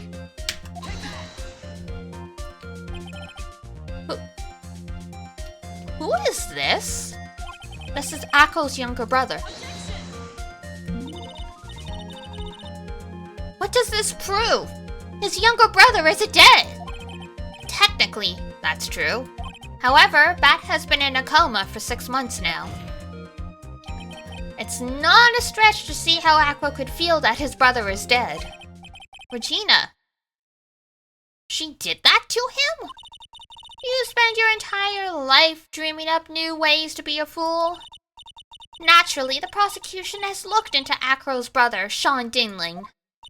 6 months ago, he was bit by a lion and fell into his current comatose state. A lion? Miss Regina Barry is an animal tamer by trade. However, no tamed animal in that position is ever trained to attack another human. They wouldn't understand the command. Moreover, Miss Regina could never do something like that. It's just not in her. I know her so well.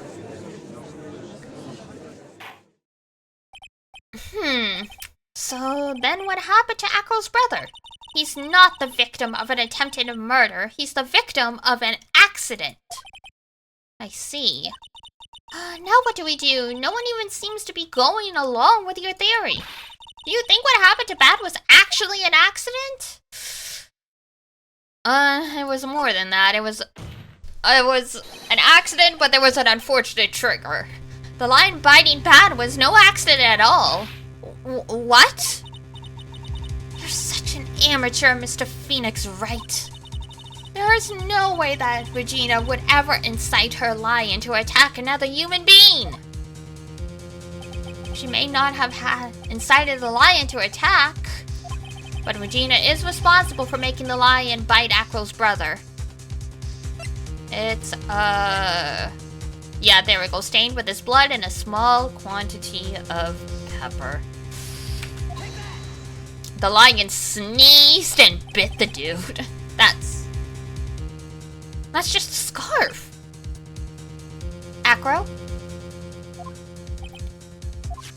The scarf is something that Bat used to wear, correct? That's right. And who is the one that gave this scarf to Bat? Regina. Regina gave it to him. Regina. There is something more than just blood on this scarf, Your Honor. And what might that be? Pepper. Pepper? Pepper.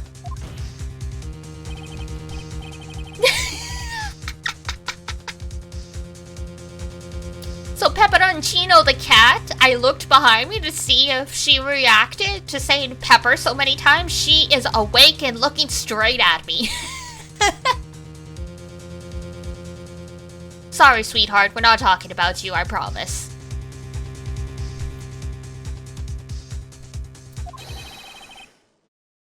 And she covered it with as much pepper as she could.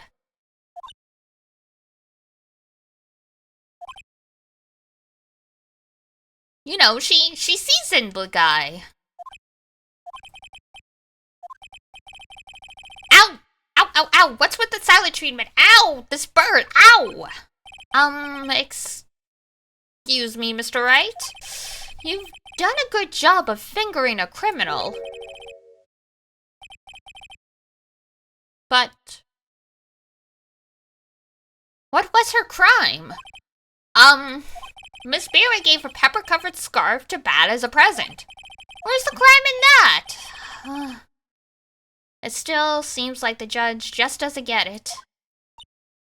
Mr. Phoenix Wright. Wasn't it said that the lion seemed to be smiling?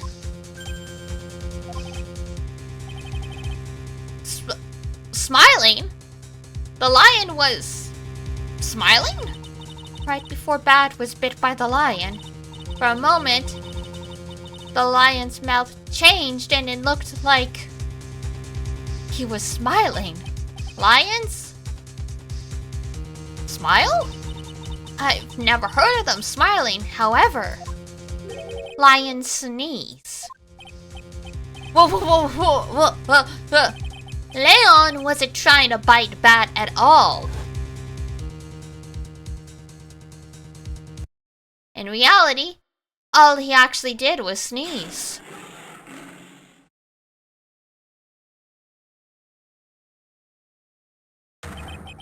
He sneezed because of all the pepper on the scarf. What? You fool!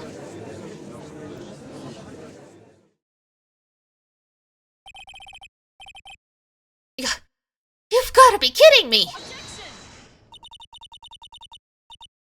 Whoa, what's the matter, Miss Von Karma? I object. For objection's sake. Mr. Phoenix Wright, this theory, you believe it? intend to say that this is how this joke of an accident actually happened? Of course I do. It's the truth.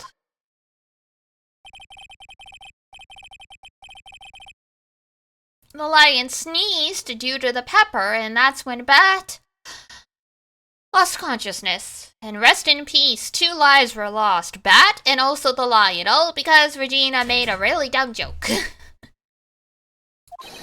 Akko nearly lost his brother due to this accident, or this joke as you put it. Which is why he tried to get his revenge against Regina. You foolish idiot!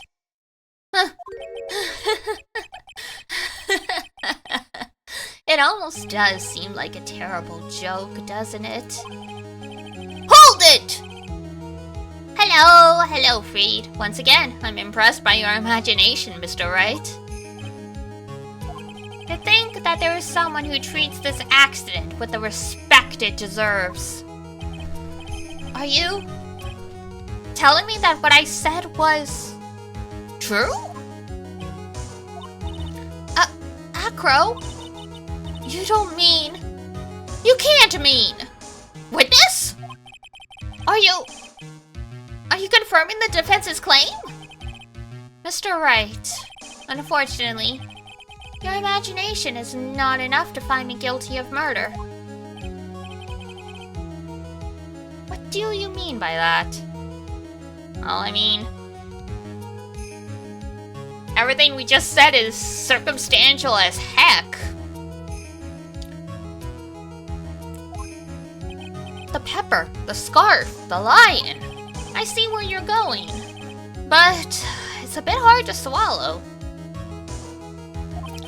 Not to mention the fact that there's an even bigger problem with your theory. Is there now?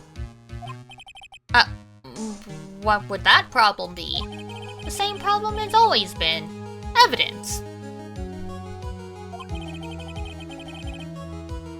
If I dropped Max's bust on top of the Ringmaster,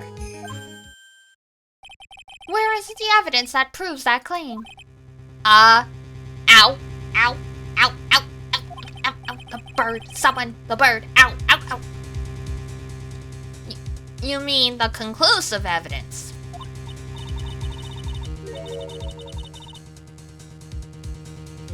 The biggest problem is the murder weapon, or the lack thereof, to be more precise.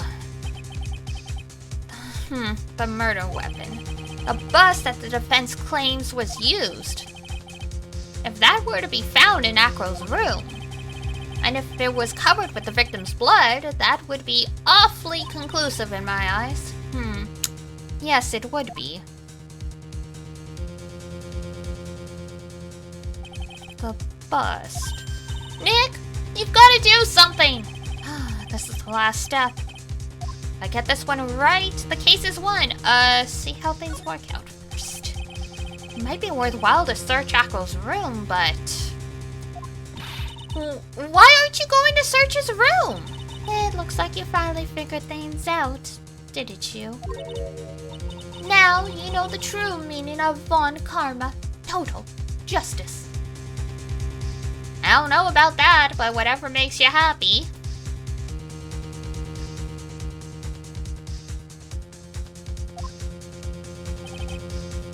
I guess. I figured with you, that's the least I should expect. You to leave no stone unturned.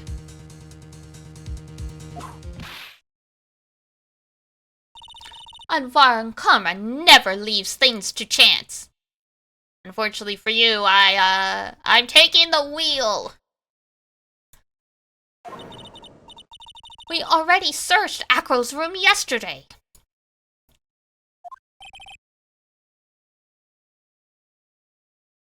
What did you find?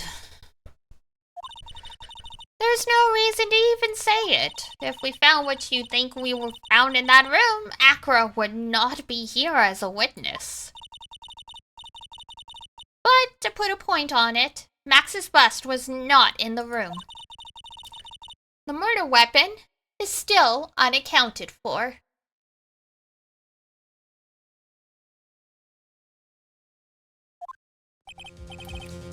you seen, Mr. Wright? The bust wasn't in my room. Furthermore, Detective Dick Gumshoe executed the search by complete surprise. And we took Acro directly to the prosecutor's office after that. End of story. Just wait a second. Something's funny about all this. It looks like you lack the final nail to put into my coffin. But what about the scarf? What about the note? What about them, Mr. Wright? No offense, but the only evidence that is relevant here is that which pertains to the death of the ringmaster. You should know that by now. Oh, come on, don't be like that. Don't be like that.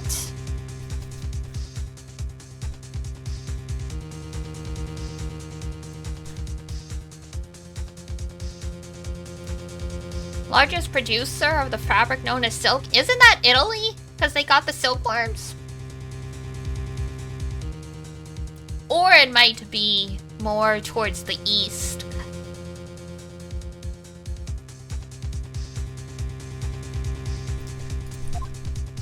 Ah! Do something, Nick! Don't let this case slip away! The bust! Where is it now? Where is the bust right now? You're Phoenix Wright! You know where the bust is! I'm sure you do! There's not even a single clue! How am I supposed to know where the bust is?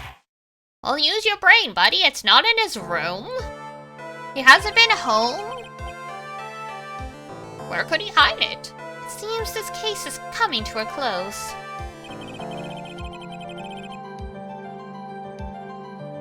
The defense's counter-arguments look to have fallen short.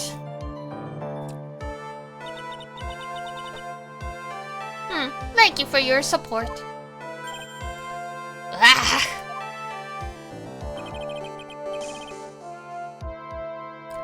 I'm terribly sorry, Mr. Wright.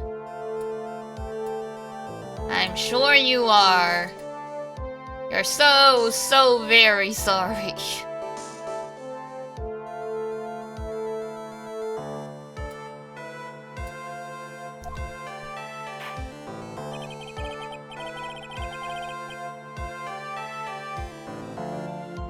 I think that brings to an end the cross-examination of this witness. It sure do not hold it!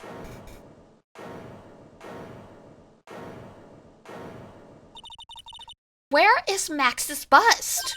The defense needs time to prepare to present its case. Sorry, I'm a bit nervous and I just bit my tongue. What? We need time to do what? Why are you the most surprised person here? She's your aide, isn't she? Do you really have a case to present, Mr. Wright? What? Are you asking me? The rest is up to you, Nick. Good luck.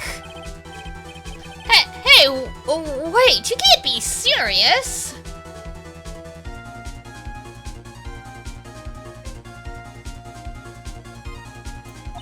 Acrobats always have their lives on the line, don't they? That's how Acro's lived his life up till now. Now it's time for us to walk across our own tightrope. If we don't, we're certain to lose. Very well, the defense may proceed. Does it have a clue? And I don't think he'll be finding one anytime soon. Walking the tightrope of logic. There's no room for a false step. Sink or swim. The only way through is forward.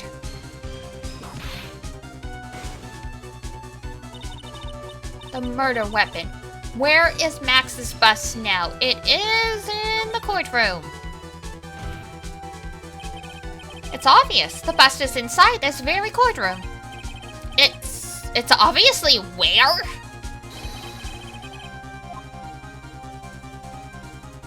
it's in the courtroom. It is in the witness stand.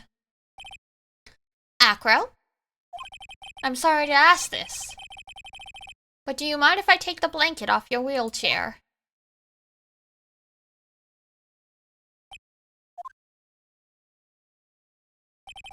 I'm sorry. I didn't quite hear you, Mr. Wright. Well, you're a big guy, and you have a pretty big wheelchair because of it. I just wanted to make sure you weren't hiding anything under that blanket, because it seems to me it'd be really easy to say hide a bust under there. Huh. Once again, your penchant for humor hits me where it hurts, Mr. Wright.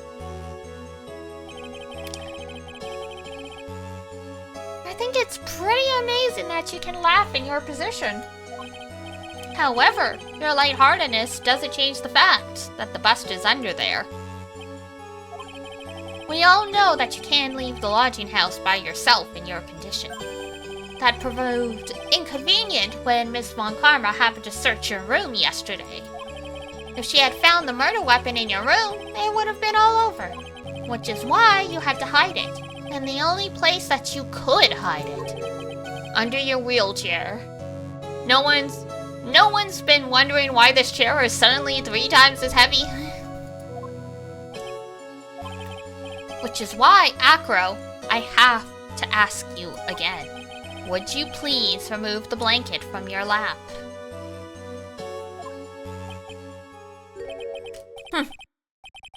Well done, Mr. Wright. Masterfully played.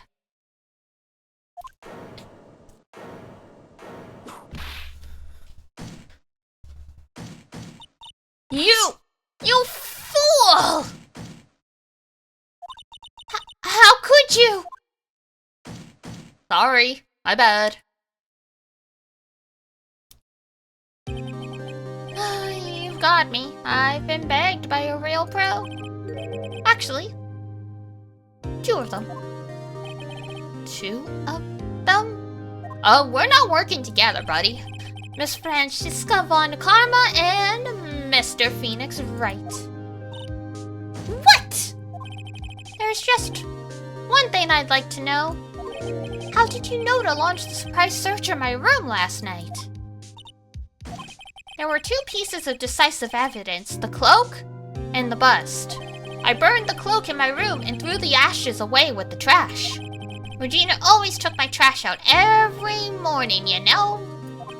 But the bust? Obviously, I couldn't throw that away. When you executed your search, all I could do was try and hide it. And the only place that I could hide it quickly was under this wheelchair. Miss Von Karma, you had things all figured out, didn't you? I was completely sucked in by your calculated strategy. And now, to be caught in the middle of court hiding the murder weapon, there's no way I can escape that. So you've got me. Well done, Mr. Wright. Well done, Miss Von Karma.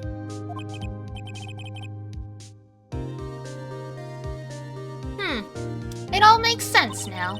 I can't believe that Miss Von Karma thought that far ahead. It's amazing she did not. Uh-huh. You definitely couldn't tell that by looking at her. I know I sure couldn't. I can't believe it. Me! Make a mistake! Incredible that you just have the murder weapon on him in court, right? He just... not an ounce of nerves. He was just blustering his way through this. He was just like, I just need to get through this. To the end of the day, go home, and destroy this thing somehow. Why did I order a surprise search of your room? If only I hadn't done that! It seems we finally arrived at the truth. Acro? Yes, Your Honor? Did you kill the Rainmaster of the Berry Bake Circus, Mr. Russell Berry? Yes, Your Honor. I'm responsible for that crime. Acro.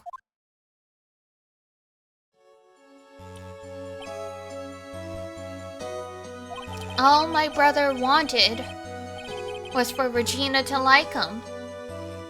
That's why he teased her.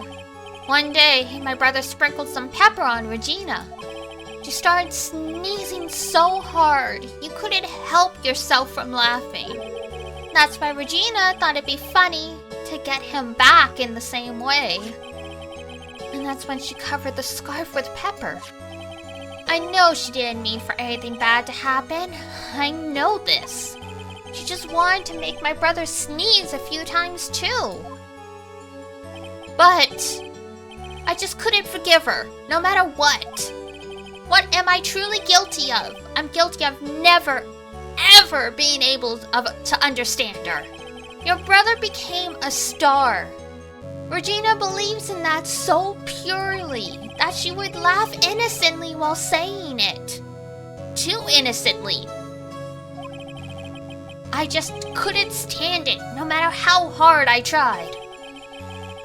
I mean, that is justifiable. I would have flown off the handle if my brother ended up in a coma and someone was just like, oh, it's okay, don't be sad, he's just a star now. Like, who? Like, unless you are an innocent 5-year-old, you are catching these hands. How dreadful. So, are you saying that you are a victim in all of this as well? No, that's not what I mean. Oh, I'm nothing but a murderer. That's who I am. At first, I thought I'd kill myself. Then I pondered giving myself up, but I couldn't just up and leave. I just couldn't. Not yet. Criminal's gonna catch these paws. It's time for justice! That's why I tried to pin this on Max. Max, I'm so sorry. I just couldn't up and leave yet. Like, man, he's a murderer trying to kill a 16-year-old. But at the same time, I do sort of feel bad for him because he did accidentally kill the man that raised him. But at the same time, he tried to kill that man's daughter, so it's like, this was a mess. This has been such a strange case. It's almost a reflection of the circus itself. I'm an idiot! I can't believe it! You beat me! Again!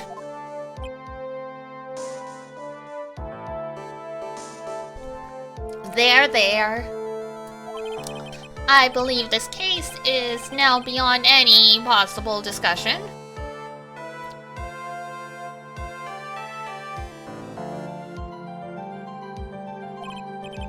Thus, I'd like to declare my verdict. Not guilty. Yeah. Question? The court is adjourned. Yeah, like this, we won the case. There's no happy ending to this one, though.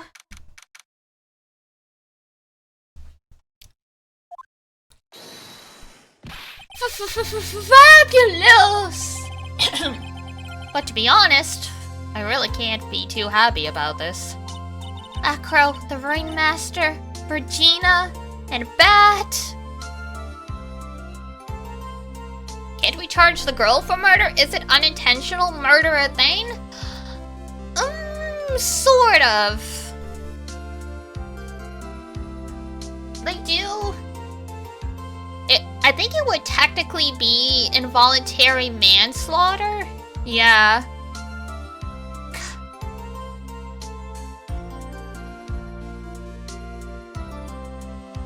I think it would be a stretch. Maybe it'll happen at some point, because yeah, she poured the pepper in the scarf, but Bat volunteered to stick his head in the lion's mouth, and that's what caused his accident.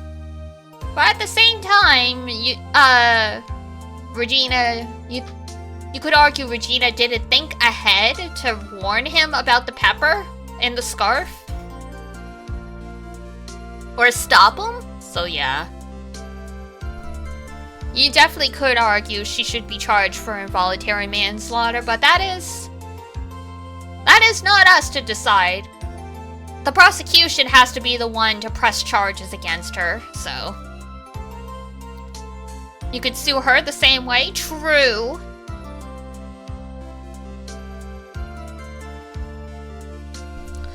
Acro is going to jail though, and he's the only relative of Bat to the victim. So I don't think there's anyone able to press charges. Can you press charges after you've been arraigned for a crime? I don't know. I think this is... Just wondering. Yeah, no, I think IRL, if this was revealed, you definitely could. And there's definitely been cases in the Phoenix Wright games where because of a crime that was revealed during the during the proceedings of the murder trial, that person got charged for tried for the lesser crime. Like in the first game,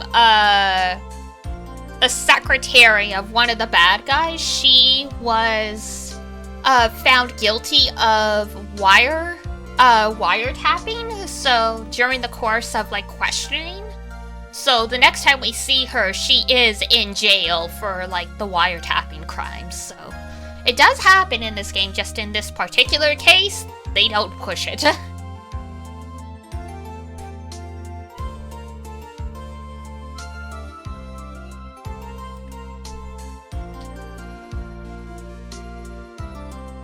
Yeah, because someone would have to press the crime in this case. I guess the prosecution of the city could decide to? They probably thought it's sad enough already. Yeah. Plus, Regina she's a minor still. So, I mean, you definitely can be sent to juvenile jail for murder charges and stuff, but the fact that she was 15, 16... It probably changes things a little bit.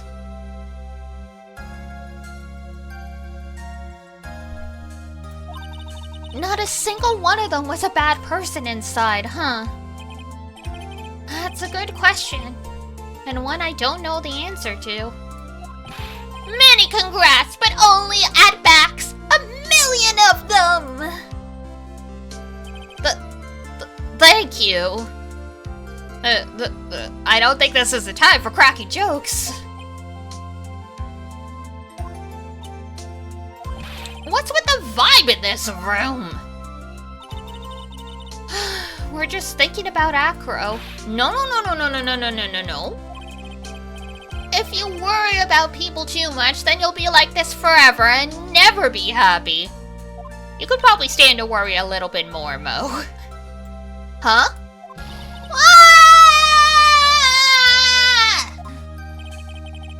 She's been like this for a while now. It's all my fault! Sweetie! Sweetie bye! Bad and Acro, they're never coming back! Now everyone's gonna split up! Regina! Mr. Wright, tell me something! What do you want to know? Acro said something right at the end. I just couldn't up and leave yet. Does that mean that Acro, is he gonna try and get his revenge on me? Of course he is. I don't think so. He's not gonna do that to you, Regina. Are you sure? Are you really sure? I can believe that. I mean, he's gonna be in jail. Yep, Acro doesn't have any desire for revenge anymore. If that's true, then I want to see some evidence. Huh? I want to know you're not just making up that stuff. Oh my god, girl. Just Just accept what's happened. I mean, I would, but he won't. Acro didn't want to get caught for a reason. He wanted to see his brother open his eyes again. But... That's right, Regina, he's still alive, you know. He's a vegetable, but he's still alive. I never knew. But now that Acro's been caught... Uh-huh. I know! What? I'll do it! I'll stay next to Ben as long as it takes! Until he opens his eyes, and then he can meet Acro again! That's so sweet of you, Regina. We do not have fully socialized medicine, so you may want to be prepared for some massive medical bills. I'm sorry, Acro. I'm sorry, Bet. Well, hopefully this is enough to give her a little peace of mind.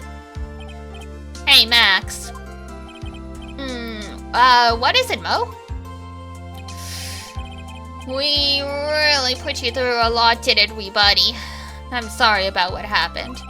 So whenever you'd like to leave us, I'll pay your fee and rip up the contract. I understand. What a fabulous thing to do for me. I might even leave tomorrow. What's going to happen to the circus now? That's the big question. Our ringmaster was really an amazing person, wasn't he? Even though he's not here anymore, everyone is sticking together. The staff, the performers, no one wants to leave the circus. That's why I've made a decision. What is it?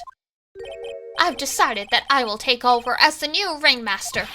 I'll turn this circus into the best circus the world has ever seen.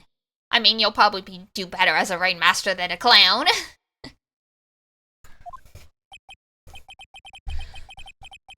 The best circus the world has ever seen?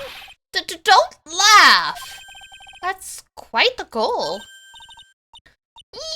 I can't wait! Then I guess that changes things. Huh? There's only one thing the best circus the world has ever seen needs.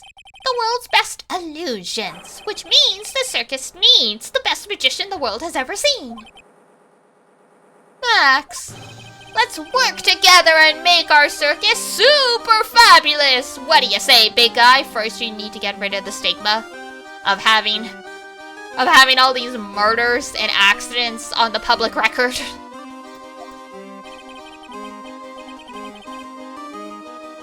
Like, this is all well and good, but I'm pretty sure their reputation is shot. There's no way there wasn't a court reporter in the courtroom that's gonna report this.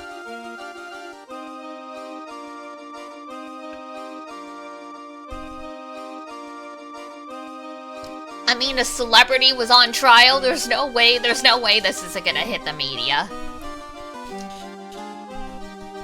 I don't know what to say. All I can say is, thank you? Regina, you're gonna help them out too, aren't you? I don't know.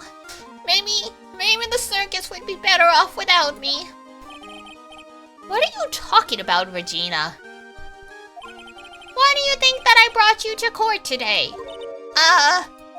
We've got to work together to make the Berry Bake Circus bigger than it's ever been.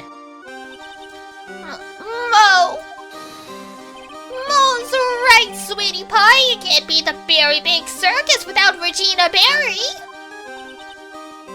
Max. You might want to get rid of the ventriloquist, though. That guy's just a walking hazard. Nick! It seems like everything is going to turn out alright here. I can't wait to go see the best circus the world has ever seen. Well, we'll save you the most fabulous seats. It'll take us a while to get ready, but I'm going to order special whoopee cushion seats. Sir, for the love of God, do not. Aha! Aha! Aha! Aha! Aha! Aha! Aha! thank God we never saw them again.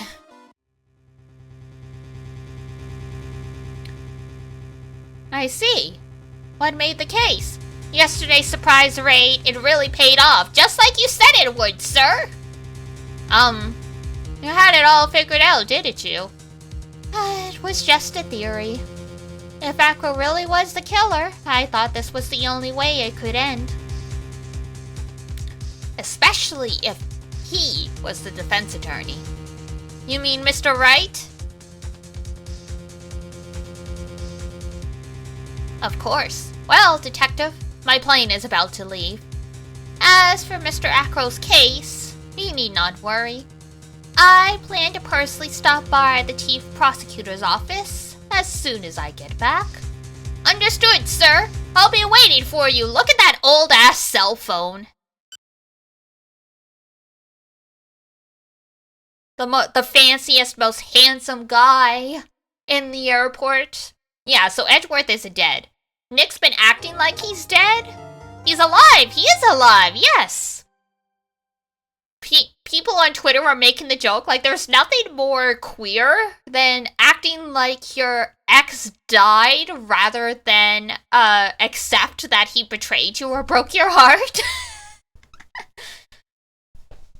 Because yeah, he's like, he's dead. The man I knew was dead. No, the man you knew is out journeying the world and proving himself. A brand new episode has been added. Save your progress, yes. Excuse me.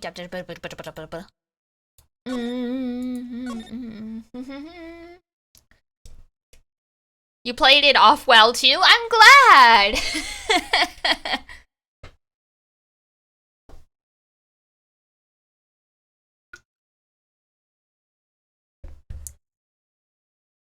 That's the thing, right? Because, Edgeworth Investigations actually takes place after the third game, I believe. So technically it's like, anyone who knows the series probably would be like, doesn't he have his own game? But it's a better twist if you're like, wait, he's dead? Is he? Is he dead? There's no way he's dead.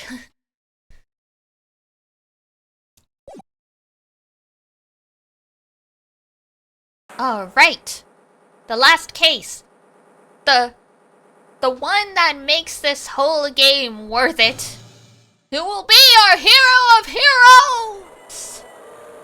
The whole game is kind of iffy, but this one case is fantastic. It's one of my favorites in the series. Will it be last year's runner-up, the Jammy Ninja? Or maybe Captain Saipon? I see the students of a certain starry school are raring to win, and global hero Onyankopon? Tsukihime? Oshiete, na. It's me! No, not the moon! Our gravity! Our tides! Whoa! The true hero has appeared! It looks like this year's Grand Prix goes to this fantastic warrior! You finally got your copy? Yay! I'm glad. Moonbeam extinction, no!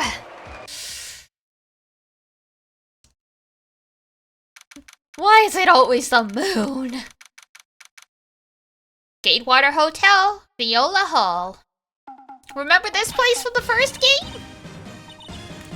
Oh, right! Yes, did you hear that, Nick? Did you? The Nickel Samurai! He did it! Yeah, he sure did. I'm getting too old for this. You're what? Nick, aren't you like 25? Oh, I guess we don't get to see his profile. He's still in his mid-20s. What do you mean you're dang too old for this? I'm proud of the guys for doing the series justice. So the person everyone was cheering for... The day it got overnight shipped. That's good, at least. You remember this case as one of the best ever? I'm glad you agree. Yeah, it was... I think this is the first time in the series where a twist really shocks you. And it, like, makes you question a lot of actual stuff about the series.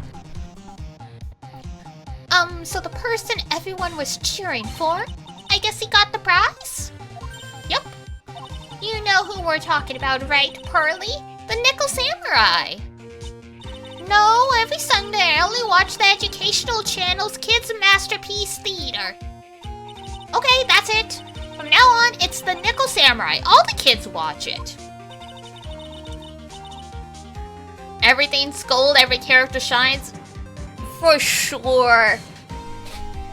It's one of those things where it's like, it's attached to one of the... Justice for All is weird because you have the most disliked case in the series, which is the circus one. And then you have also, not the most beloved, but a lot of people like this case. Understandably, a lot of people's favorite case is the last one of the third game. But this one's pretty great as well.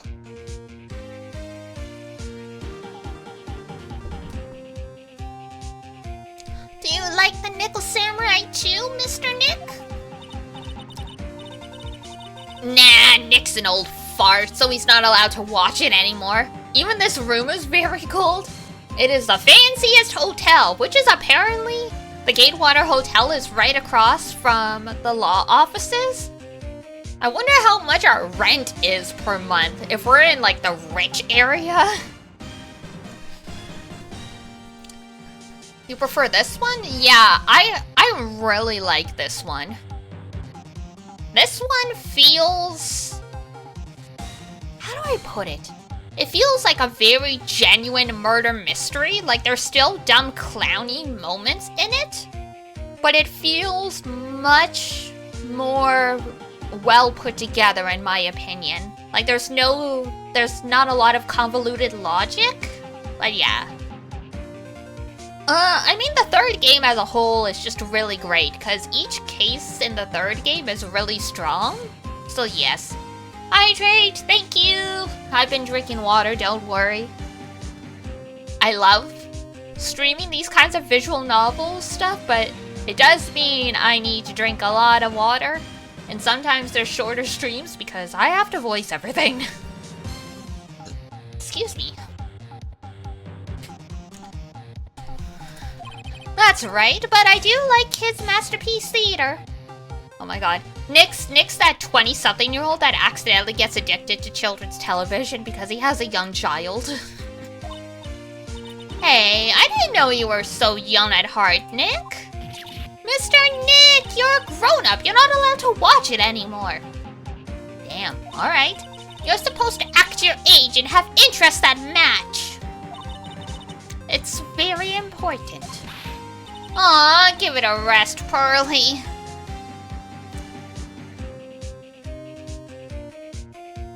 You like how together they felt so far? They don't try and one-up everything each game? True! Yeah, they all kind of flow very seamlessly into each other. Which is why it's like I would love for there to be more Phoenix Wright games, but it feels like the story with this cast has wrapped up nicely after 9 games. I feel like that's why they had to go back to the 1800s, because it's like you could tell more stories with this game, but a lot of their personal stories have wrapped up nicely, so it's like, one nice big story. I agree. Even when we kind of time skip and when we start getting into the Apollo Justice stuff, it all flows very well. Looks like I made the right choice in inviting everyone here. I'm glad you're all having a good time. Yeah, this case is nice too, because you do get people that you haven't seen since the second game who show up. Like, there's not a ton of reoccurring characters in the series outside of, like, you know, Nick, Maya, Mia, Edgeworth, Francesca Gumshoe, the judge. But you do get like a fair bit of side characters who silently pop up in like sequel games and you're like, hey, I remember you. It's like a dream. Too bad for the Jammy Ninja though. Rip. Last year he lost to the Pink Princess, warrior of little old Tokyo. I thought this might just be his year. Yeah. Oh, hey, did anyone else think the Jammy Ninja looked a bit different today? No. Different? What do you mean? Well, he wasn't carrying his bright red guitar. Hey, you're right. Strange he'd walk around without his signature guitar. I will never understand these people and their shows. Anyway, Mr. Powers, thank you very much for tonight. It was nothing. I owe you one, so it's just my way of saying thanks. Hey, Nick, come on, it's time to get going to the lobby. There's a post-ceremony stage show that's supposed to start real soon. And then I heard there's going to be a press conference after that. Press conference? Is it going to make a speech about winning this year's prize? Well, not exactly. Something about the Nickel Samurai confessing something? Confessing? Sounds pretty serious. Would you really do that after the awards show? Nick, come on. You don't want us to be the last ones there, do you? Yeah, Mr. Nick, do you? Why me? The show doesn't even start for another 20 minutes. Alright, Will Powers. Excuse me. Thank you very much for inviting us today. It was nothing, really. Guys like us don't get to come to a place like this so often, so I thought I'd invite you all. Hey, Mr. Powers, what have you been up to lately? Well, since the Pink Princess successfully wrapped up last month, I've been on a kids' exercise show. While wearing a rabbit mask over my face. Damn. Oh! I see. I'm still real sorry about all the headache that I caused you that time, Mr. Wright. Well, what's done is done, so let's forget about it. This is Will Powers. He's an action star. His popularity exploded when he was the Steel Samurai, and he was the first case Maya worked on with me. It's too bad you look scary or people know you're a real softie who's good with kids. Thanks. If you shaved the sideburns and changed your hairstyle, you would probably get away with being, the kind uncle character. The Nickel Samurai. Right now, he just looks like Wolverine, or like a monkey. I can't believe they're going to make a movie based on the Nickel Samurai. I can't believe it either, but for a different reason. The Steel Samurai. An epic story of one hero in a desperate fight against his arch-nemesis, the evil magistrate, in the city of Neo-Old Tokyo. Now there's an oxymoron. How is it both new and old? And last year, they started a new series, the Nickel Samurai. The new series seems to be a hit with the kids too. I'm really attached to the Steel Samurai as a show, so I was hoping that maybe I'd get the chance to do something in this new one. Yeah, it's too bad. It'd be awesome to see you with the new actor, Matt Angard. He's super popular right now. Mr. Angard? Looks like Pearls doesn't know who he is. This year, it's going to be the Nickel Samurai versus the Jammy Ninja at the box office. Jammy Ninja? Who's that again? Jammy Ninja. So, who is this Jammy Ninja again? Well, he's a hero. Duh! His symbol is the bright red guitar he's always carrying. A ninja who's carrying around a bright red guitar? How does that even work? He does have a point. Generally spies are supposed to kind of be inconspicuous.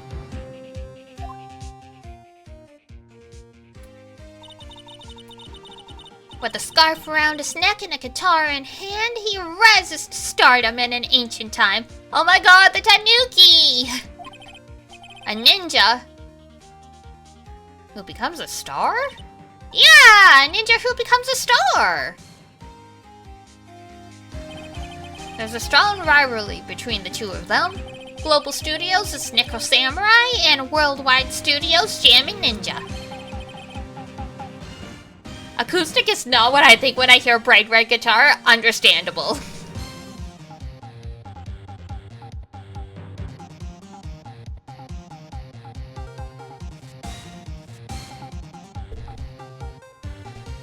Like, let's ignore the fact that guitars wouldn't have even come to Japan until, like, the 1900s.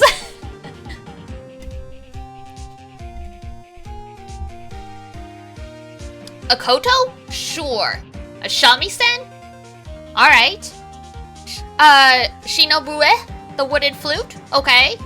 Bright red guitar in, like, the 1500s? They even air at the same time. You know what I heard? I heard those two don't get along at all.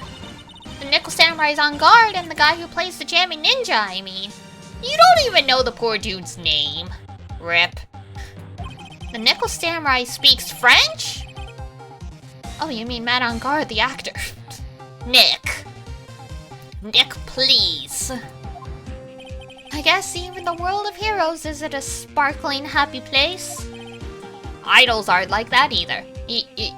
Yeah. Alright.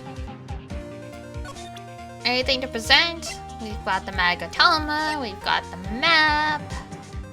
A glossy photo Maya pushed onto me. Fair enough. Alright, I think that's everything. How dare he speak French? March 20, Gatewater Hotel, hallway. Wow, what is this place? Looks like I've stumbled into Oz or something. Way in the back, there's a sign for the bathroom. Maybe I should visit it while I can, before the show starts. Look at all these bears! I can understand flowers in front of the dressing room. What are stuffed bears doing here? Could it be there's an action star with a soft spot for teddy bears? Nah, can't be. What's wrong with actors liking teddy bears? Huh? What's wrong with that? Whoops, my bad. Wrong button. There we go.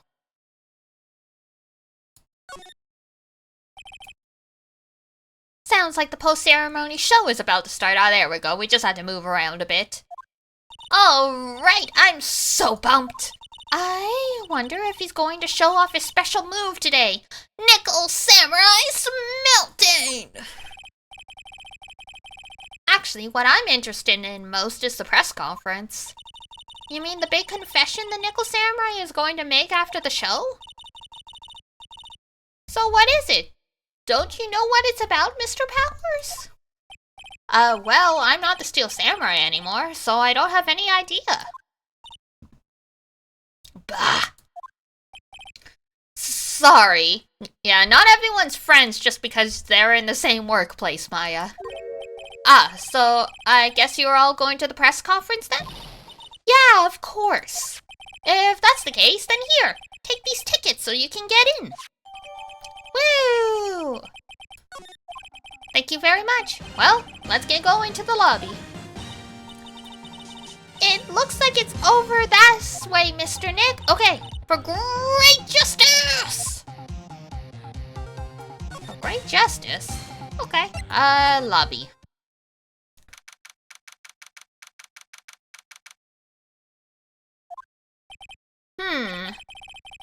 Only a really gaudy hotel would have such a large, gaudy lobby to match. Ah, I think they're going to have the post-ceremony show over there. They're using a compact stage, I see. Ooh, I'm all ready to use my special samurai power. Maya looks like she's ready to start a fight. Your attention, please. Your attention, please. The Nickel Samurai's post-ceremony stage show will not be held tonight due to unforeseen circumstances. What? Why? Ow! You don't have to pinch me! Pinch yourself if you don't believe it! We are asking for everyone's cooperation at this time, so please stay where you are. This is a special request from the police. Police? Did they just say the police? Do you want me to go check out what's going on? Wait, I'll come with you. Freeze! You two, did you hear the announcement just now? I just finished telling you not to move! That voice! I've heard that voice somewhere before! Honestly, youth these days can't be bothered to listen to other people when they talk! Just the other day, it was the same thing. There was a small footbridge that said, "Beware, bridge out," and along comes some snot-nosed kid to the bridge. I tried to tell the boy it was dangerous, but would he listen? No, of course not. He said he'd be careful and only walk on the part of the bridge, since the part was out. I'm not kidding you here, kid. And then I really meant it well enough. That bridge, honestly, kids these days don't know right from wrong, I tell you! Let's not stop chatter. It can't be. Miss Oldbag? What is it, you young whippersnappers? Do I know you? Wait, you! You're Powers, aren't you? Yeah, about what happened back then. You didn't even get nominated this year, did you? Oh, that's right. You're doing that children's exercise program trying to play nice. Yeah, that's me.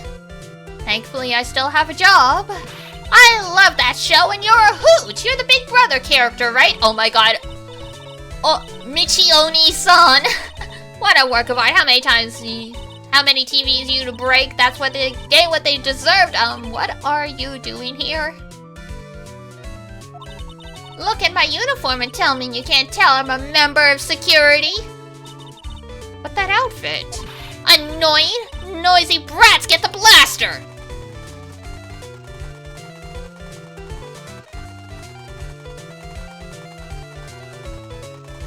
Alright, I think we're dead.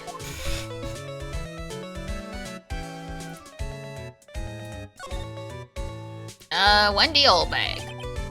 Miss Oldbag, what are you doing here? What happened to your position at Global Studios? Oh, that old place? Well, since that incident, they've been letting people go. Yeah, I could see how that would happen. When they cut the security team, I got the pink slip. What incident? What did you do? Maya, just talking about the murder. I didn't do anything, you yunnin. Don't you remember that incident a year ago? When this lady got on the witness stand and testified. Yeah. And you, weren't you the one who was bullying me? This fragile girl at heart? I plead the fifth.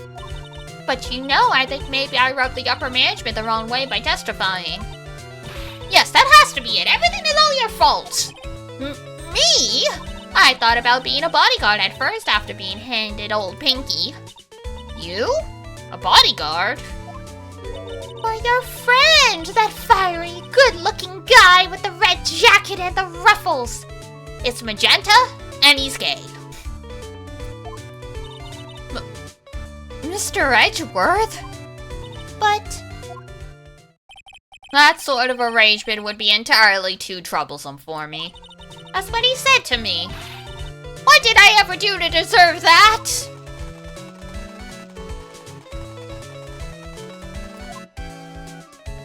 Thanks. What happened? So did something happen? I don't have all the details, but it looks like another one of those incidents happened again. An incident like a murder kind of incident? Maybe. You see, I'm a bit of a devilish woman. So wherever I go, showers of blood are certain to follow. Bet you didn't know that. Oh my god. This is like the opposite of an Ame Otoko, like a guy that makes it rain wherever he goes. She makes blood appear.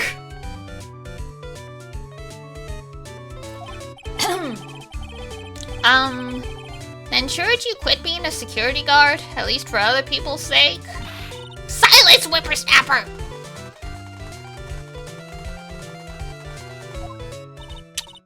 Hey, Nick. What is it? I don't like that devilish smile playing on your lips. Let's make like we're going to the bathroom and check things out.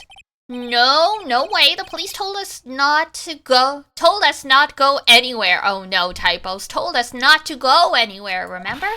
Huh? How boring.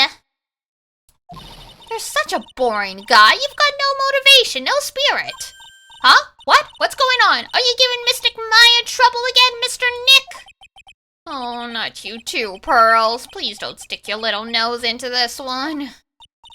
So listen to this, Pearly. This one time at lawyer camp, Nick... Okay, I get it. Let's go take a look. Yay! I knew you couldn't say no to me. That's right. You'd walk over miles of hot coals for Mystic Maya, wouldn't you, Mr. Nick? That would be every time we work a case together. Well, what are we waiting for? Let's go already. You can come along too, Pearly. Goody! I get to come. What was Maya going to say? I think it's just supposed to be a reference to American Pie. Let's not think about it too hard.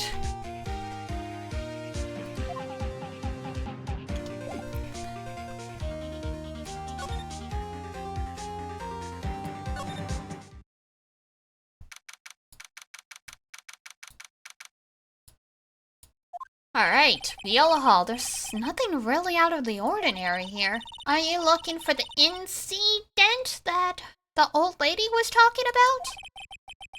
Doesn't look like it happened here. Well, we'd better go look somewhere else. Alright, then let's try... Excuse me. Oh! Oh my god. This guy isn't suspicious at all. Also, his monocle is attached to his earring, which is crazy. Are you by chance Miss Maya Fey? Yeah, that's me. You have a phone call waiting for you at the front desk. A call? I wonder if it's someone from the village. What's wrong, Mystic Maya? Oh, nothing. You guys go on ahead and I'll be right there, okay? Okay. Right this way, Miss Fey. Don't be suspicious. Don't be suspicious. Let's go look somewhere else now, Mr. Nick. Yeah, okay.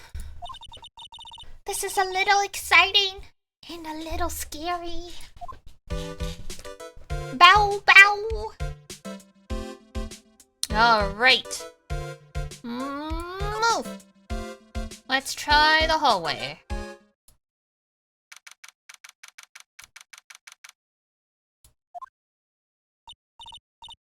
I told you.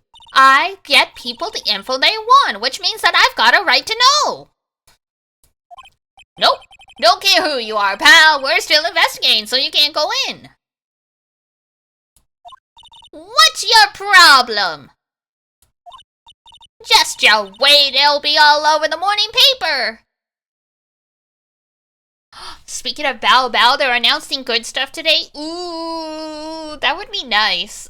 I mean, Fuamoko is huge in Japan. Their concert at AX was like filled to the brim.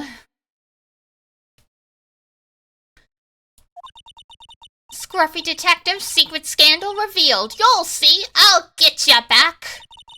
Those two sound pretty serious. That southern accent can only mean... I don't think I could pass an Android pack. Me neither.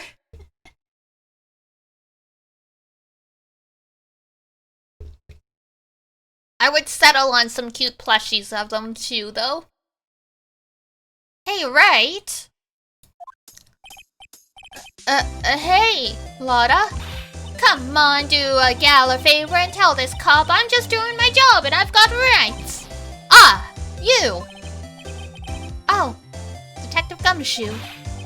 Hey, pal, help a guy. I tell her it's that only the police are allowed here. This is the scene of a murder, so she should leave this to us pros.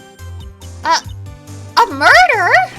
Ah, shoot, me and my big mouth. See, I knew it. My gut instinct told me so.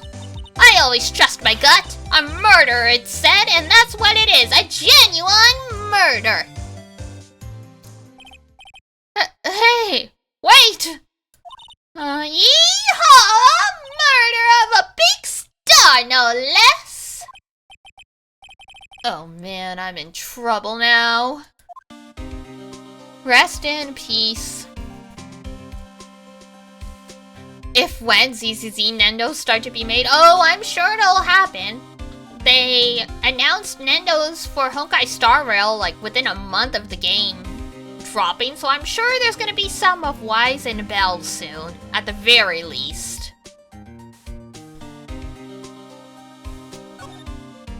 What happened? So, Detective Gumshoe, murder? No, that's not it. I got my facts mixed up for a second there, pal. Mr. Nick? Is the dead person the Nickel Samurai? Huh?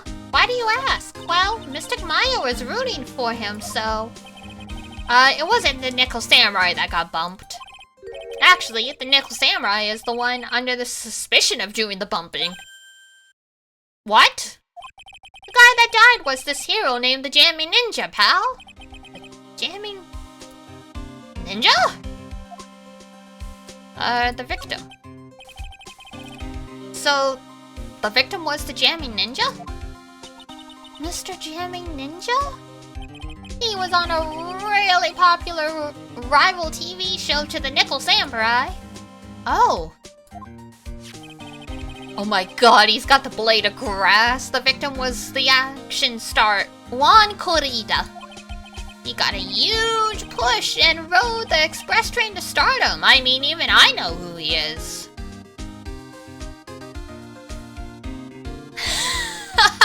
I'm so sorry, Freed.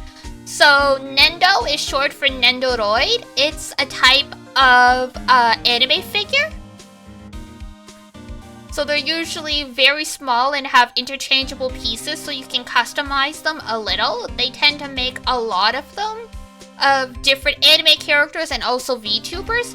Bao Bao is a reference to Fuwawa and Mokoko Abyssguard, who are two very popular VTubers that started about a year ago. So they start every stream with hello, hello, bow, bow, because they're dogs, they're dog girls. Like I'm a cat girl, they're dog girls. So since I'm a fan of them and a decent chunk of our regulars are also fans of them, sometimes I'll make references to Fuamoko, as they're collectively known. So yeah, we're just saying, since their conventions are happening right now. Chibi anime figures, correct. Yeah, so basically, whoop. I saw an ad popped up, so I'm sorry if you missed it, but yeah. That's the gist of it. It's convention season, so they're announcing a lot of merchandise right now. So we were just going, it's like, oh my god, I hope they get chibi anime figures. He got a push and rode the express train to stardom. I mean, even I know who he is. Yeah, even I recognize his face. But I heard lately that Met Ungard's been taking the wind out of his sail. Look at this guy. 100% trustworthy. Wow, Frosty had to split the message. Sometimes it happens. Sometimes it happens.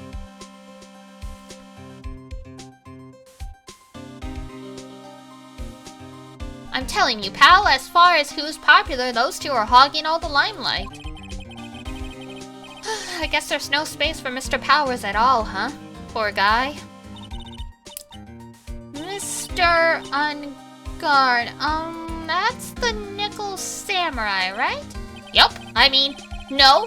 You've gotta say it with more oomph. The Nickel Samurai! Anyway, so now that Juan Kurita's gone, that means Mr. Ungard has the whole stage to himself, what did you say? I wouldn't bet on it, pal. We can't have that happen, you know? Can't have that happen? What's that supposed to mean, I wonder? Well, you just said the Nickel Samurai's the suspected murderer. That woman with the big puffy hair that looks like cotton candy. You mean Lotta? That woman. She was there that time too, right? That time? When Mystic Maya did that channeling. Oh, that time. Well, Lotta's a journalist, so that's why she's here. Journalist? It looks like she was hanging around here before the murder happened. Hanging around? Yeah, hiding and waiting for the jamming ninja's door, pal. But why would she? She wouldn't tell me, pal. Just said something about getting my big scoop. Scoop? Getting the scoops? What sort of news could she be after? An excellent question.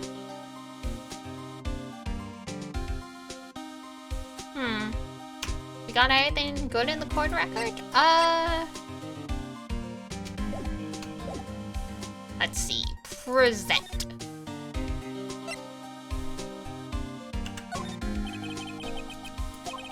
Listen, pal, I'm not leaking any info to you guys. If I do, my salary's really gonna get it. And then I won't even be able to get those instant noodles down at the discount market. Oh my god, Gumshoe. It might be time for you to get a new job.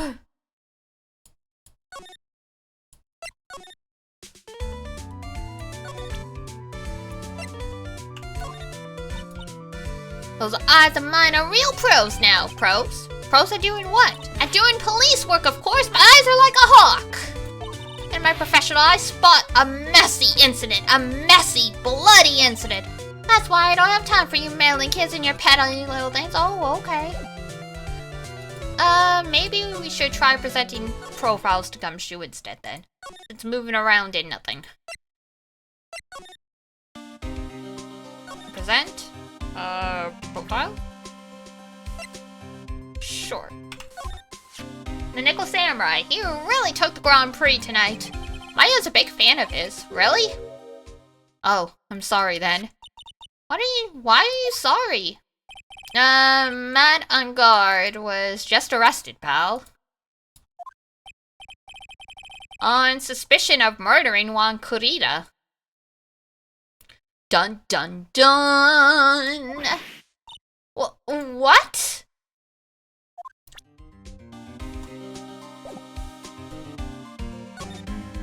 Arrested? Why was Mr. Ungard arrested? Sorry, pal. That's not something I can tell you. We just started the investigation, so we don't want any leaks. Looks like yet another Steel Samurai hero is in hot water. Mr. Nick, if Mystic Maya knew about this... Yeah, I know. She'd make us take this case. I know. Alright, present. Let's try... He was 21? Oh, they were both 21. For some reason, this guy looks like he'd be... Looks like, a much more older, distinguished hero.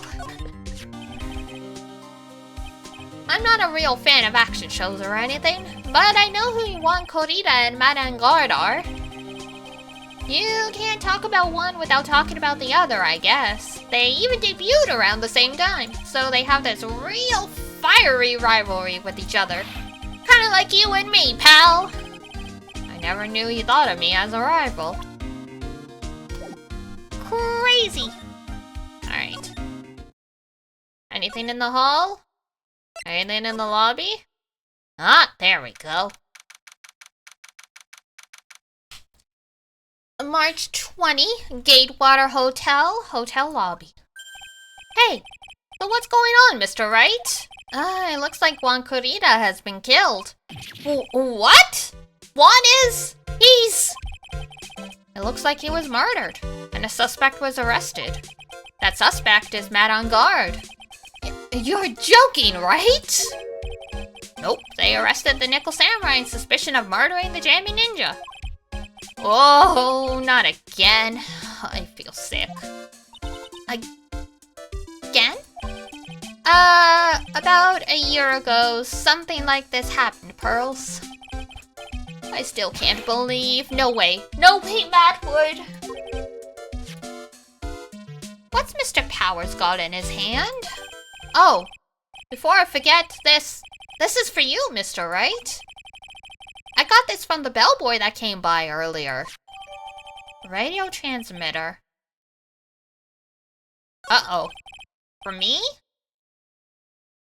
But why? I don't know. All he said was it was for Mr. Phoenix Wright, the attorney. Interesting. Matt and Juan. Matt is the most energetic and active actor out there right now.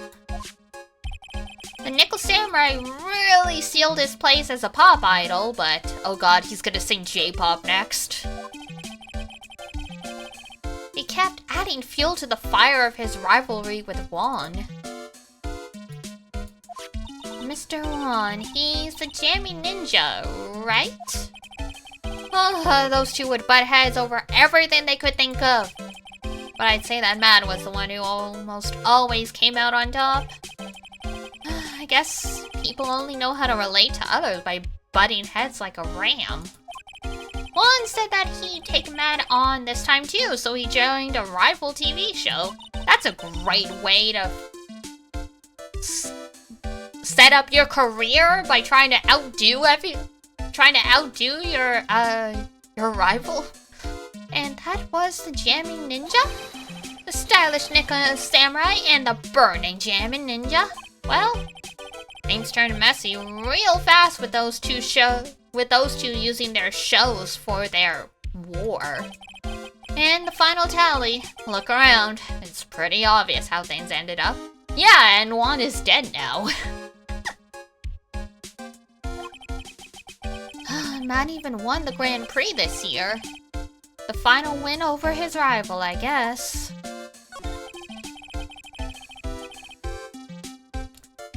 Press conference. Mr. Angard was going to hold a press conference, wasn't he? That's what I heard. Though, if he wanted to get technical about it, it was the Nickel Samurai's conference. The Nickel Samurais. Yeah, he was supposed to wear his costume and give the press conference that way. It was going to be in costume? But why? I'm not sure. They don't keep me in the loop anymore. RIP. I was just wondering, where's Mystic Maya? She's been gone a really long time. Now that she mentions it, Maya was only going to answer a phone call. Well, this doesn't bode well, does it? I say as though I don't know exactly what's about to happen. Maybe she got lost. I'll take a quick look around for her. Ring, ring, ring, ring, ring, ring, phone call, phone call. Oh! Well, what is it, Mr. Nick? Huh? I'm not sure. Coming from this transceiver. Yes? Hello? Right here? is this Mr. Phoenix Wright, the attorney? And you are? You don't need to know who I am. I think you have other things to be concerning yourself with. Such as... Help! Nick!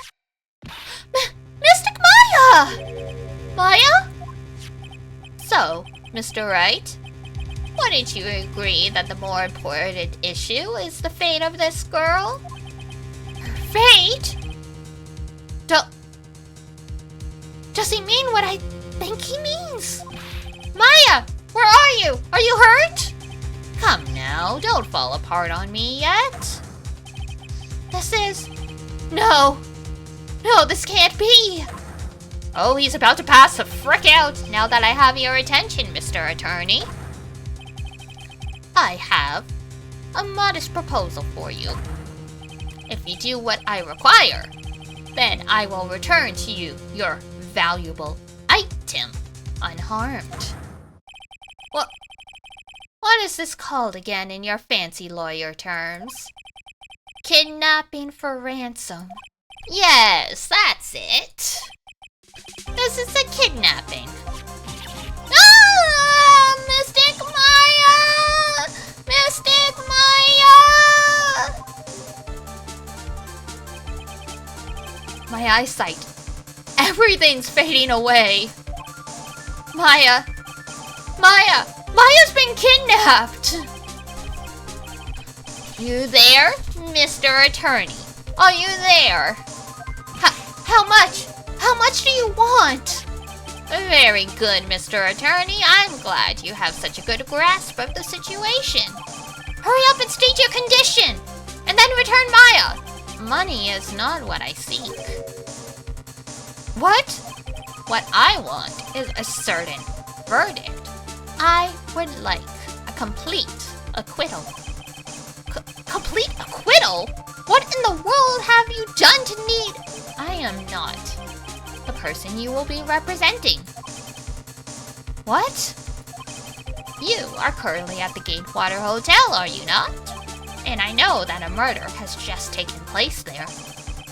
One Corrida was killed, and the suspect is mad on guard. You are, as expected, quite on top of things, Mr. Attorney. Now then, what I want is very simple. I want you to obtain a complete acquittal for Matt on guard.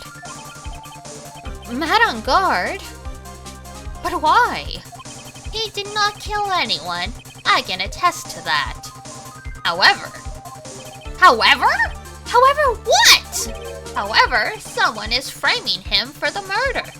A very smart someone who is setting him up to take the fall. I agree and do what he wants. I believe he'll keep his end of the bargain? You are, of course, at liberty to take me at my word or not. However, there is one thing you can take as pact.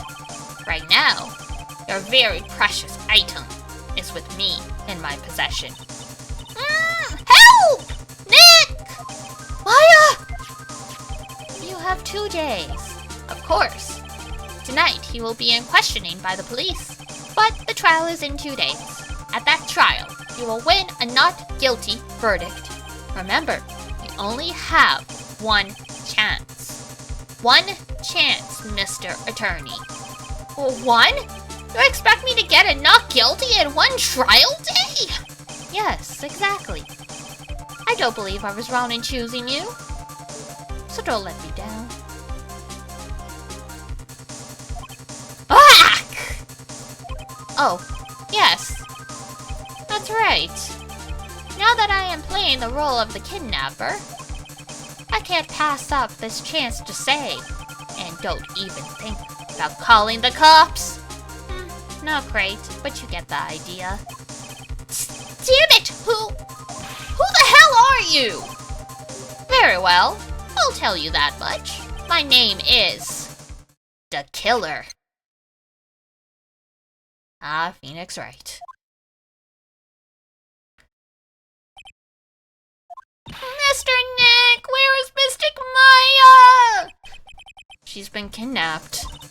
No, it's all my fault! If only I had gone with Mystic Maya! It's not your fault, Pearls. But it is Mystic Maya! Mr. Right, I think we should tell the police what's going on. No, we can't do that. If we do, who knows what will happen to Maya? Mr. Nick, what about the detective we saw earlier? Gumshoe! Yes, that's it. Wait here, and I'll be right back. All right, I'll take care of Pearl while you're away. What? Ransom? Shh, not so loud. The ransom is complete acquittal for Matt on guard. Wait. The deal is a complete acquittal in exchange for Maya, you mean? Then that means that Matt on guard is obviously the killer, pal. No doubt about it. But the guy said Mr. On Guard is innocent. You really believe what a kidnapper tells you, pal? I guess he has a point. If On Guard really is innocent, then why the kidnapping? On top of everything else, there's all this evidence we keep finding. Huh? The forensics team's having a field day back there. But it's strange. There's so much evidence that it feels like something's wrong. There's too much evidence? Is that possible? I mean, if you're framing someone, yes. Actually, didn't the kidnapper say something about On Guard being set up? Anyway, looks like you won't be leaving here tonight, pal. Just sit tight and cooperate with the investigation. Tomorrow you can start yours. Alright. Isn't there another way? We've also got to be careful about pushing the kidnapper the wrong way. You're right. All hail Gumshoe. Super helpful. Time. Location. Oh, ow! My head. Oh god, we're in a wine cellar. Where am I? I wonder if I'm still in that hotel. What happened to me? Nick? Pearly? Come on, you guys, this isn't funny anymore. Click. Oh my god! I see you have awoken. Ah! Who are you? Me? I am known as the killer. The killer? You mean like an assassin? I'm too young to die. Don't worry. You are not my target. For now, anyway. Ah! Nick, where are you? Help me. Yes, that's right. Only one person can save you now, and that is Mr. Phoenix Wright. Huh? What? Nick? Nick's going to save me? Calm down and be a good girl. Think of this as a business transaction.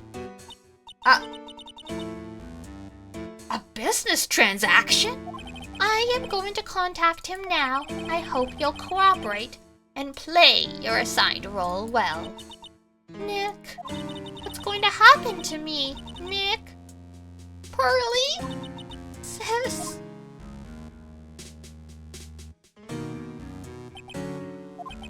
Is this Mr. Phoenix Wright, their attorney? You don't need to know who I am. I think you have other things to be concerning yourself with, such as... March 21st, 8:11 a.m. Wright & Co. Law Offices. Good morning! Morning, Pearls. Mr. Nick, come on. Let's hurry and go see Mr. On Guard. We have to wait a bit, Pearls. Visiting hours don't start until 9 a.m., so... Oh, I see. Mystic Maya, if only I had gone with you. Oh, poor Pearls. She's been like this since last night. We managed to get home somehow yesterday evening, thanks to Detective Gumshoe gently holding her by the hand and leading her here. Oh, Gumshoe! I love Gumshoe. He's like my favorite character in this series. But by the looks of it, I don't think Pearl's got any sleep at all last night. Mr. Nick, Mr. Kamaya, she's alright, right? Yeah, she's alright. Either way, I'm going to save her. You can trust me on that. Please, please, help her. I'm only able to stay this calm and collected because Pearls is doing the crying for the both of us. Oof.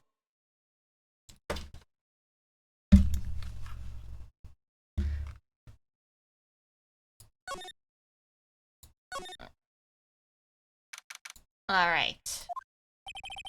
We couldn't wait for visiting hours to start, so Pearls and I came down here early to visit one nickel samurai charged with the murder of the Jammin' Ninja.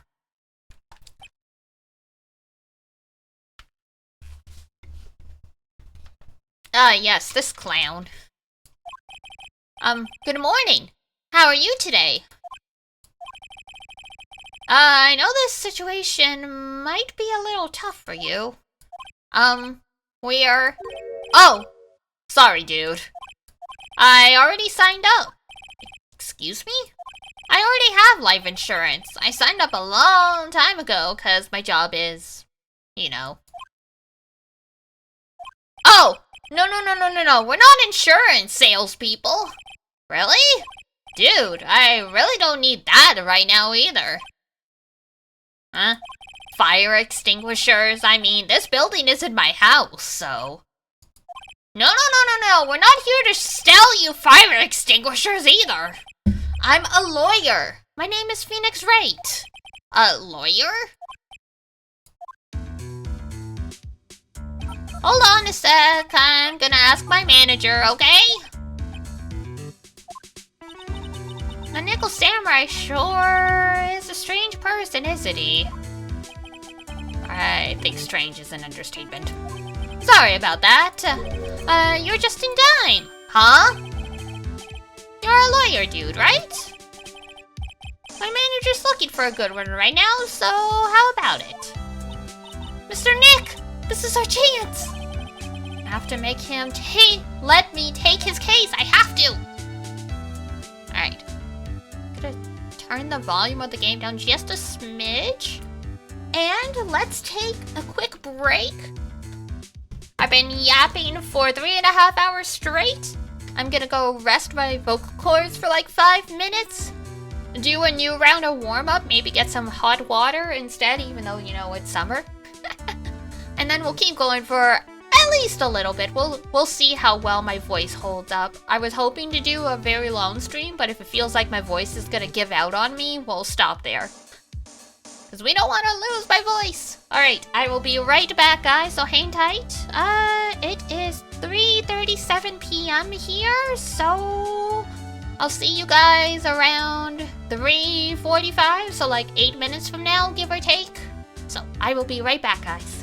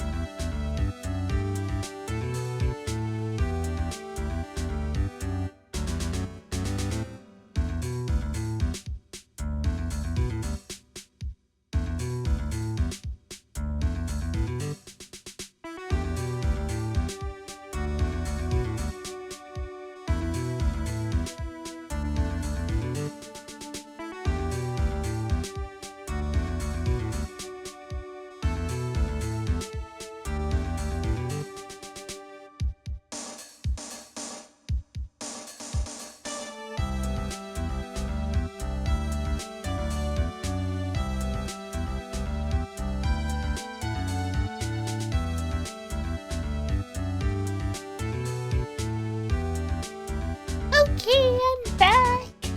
Hello, hello. I had a big old glass of very icy water to numb the vocal cords, so I think we're good to go for a little while longer. Let us carry on our wayward sons. Something, something when you're gone. Let me just get my headphones back on. Oh yeah. There we go.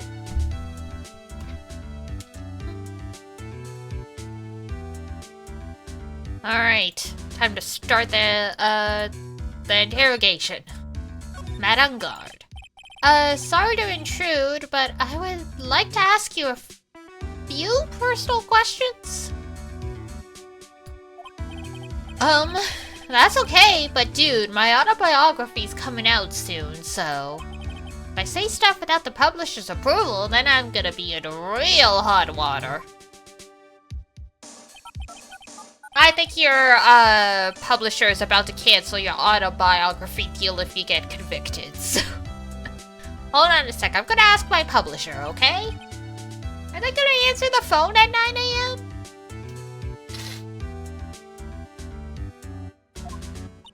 Mr. Enguarde is so lucky. He has so many people he can talk to. I don't know if he actually has anyone he can really talk to. Sorry about that. Like I thought, the publisher said it'd be real bad if I said anything, dude. Does he have a mind of his own? No. Look at that face. It's just completely head empty. Not a single thought in that brain. Mr. Enguarde, I would like to ask you about the murder. Oh, are you covering this for a tabloid as a side job, dude? Well, if you want my statement on this, you should ask through my staff. No, I'm not asking on behalf of a tabloid. Hold on a sec. I'm gonna ask the president of the studio, okay? Is he alright, Mr. Nick? If we're talking about Mr. Enguarde's brain here, I would have put money on it. Sorry about that. The studio president said even Neo Mount Fuji itself knows that I'm not the murderer. Mr. Nick? What's Neo Mount Fuji? It's a mountain in the city of Nero, Tokyo. The city the Nickel Samurai protects. It's, you know... Great. Profiles, probably? Man, it's too bad he's dead. You killed him, that's the most logical conclusion, don't you agree? Dude, what are you talking about? You're making a huge mistake. If that's such a mistake, then why did they issue an arrest warrant for you? Hold on a sec. I'm gonna ask the guy in charge of this place, okay? Stars sure know a lot of people, don't they? I wonder if that phone even really gets reception in here. Probably not. I guess you're right about the warrant after all. Ladies and gentlemen, I believe we might be making some progress here. Alright. Is there anything new? Nope. Oh, there we go. Mr. Enguarde, this is an attorney's badge. Dude, I'm sorry, but I don't have the free time to be looking at things like this. Oh, come on. Huh? I'm much too busy with Nickel Samurai stuff right now. I don't have time to take a lawyer's correspondence course. Why does he believe I'm a salesman? Insurance? Then extinguishers? Now this! Damn. He's, you know... empty head. What are you going to do with that? I don't know yet, but I figured I could at least show it to him. Is that a transceiver? Hey, it looks like a real nice one too! I got it as a present from someone. Interesting. I've also been instructed to take your case. Is that what you heard from the transceiver? Yes. Dude, that's terrible. Don't let some disembodied voice boss you around. This coming from a man with a cell phone on his wrist. What about this? I know I like to throw money around, but it's not like I buy anything and everything. That's nice, because it's not up for sale anyway. Press conference ticket? What's that? It's a ticket for the press conference. You were going to give one after the Grand Prix, right? Huh? Me? Yes, while you were in costume, no less. I never heard anything like that, dude. I only heard about the stage show. I always leave that kind of stuff to my manager. Suspicious. He didn't know? That's odd. Well, dude, I think it's about time for me to get going, you know. Wait! Please wait! I need to take your case! There's always other people in need of a lawyer, right? Want me to introduce you to a few? Please! Please let Mr. Nick represent you! Oh man, lawyers these days? Now you dudes use kids to pull in clients? If you don't take me as your lawyer, then the killer is going to... Wait. What did you just say? The killer. The killer? What's he doing?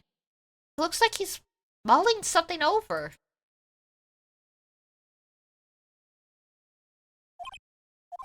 Alright, dude. I accept your terms. Huh? I'll let you represent me in court. Oh, we did it! We did it, Mr. Nick! Yeah. I don't feel any pay for it. And he doesn't look too happy either.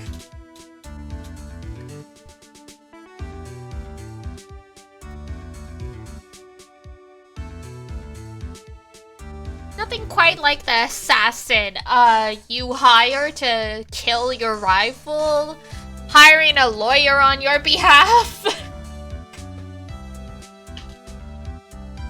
I'd be pretty annoyed too. Go ahead, ask me anything. I'll help out as much as I can. Alright. We're finally getting somewhere with this guy. I'm not on guard. Man, I thank my lucky stars that people know my name. Well, you're quite the hero. And you're in the national spotlight. I didn't know who he is. Does that mean I'm not a good citizen? Wow, that's a stretch. It's really great to be the Nickel Samurai. Dude, lately I just keep on getting more and more popular. True enough, the Nickel Samurai is very popular among high schoolers and secretaries right now. Secretaries? Like the office ladies? I guess Mr. On Guard has a way of catching the eyes of women. Do you know my motto? Refreshing like a spring breeze, like the stream name. That's what I am. A spring breeze. That's why this kind of scandal is disastrous, dude.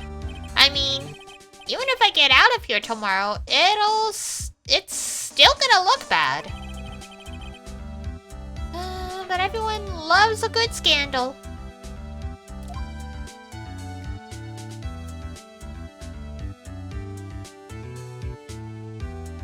What happened?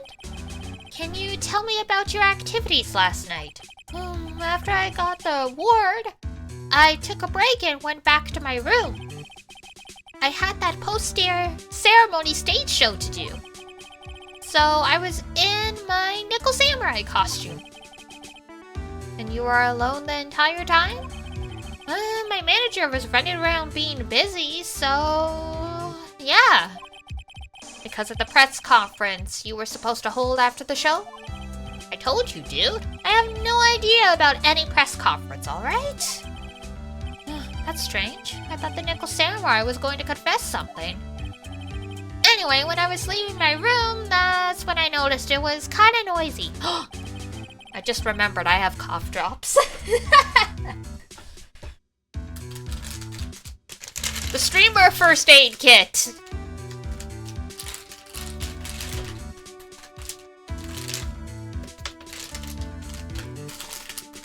There we go.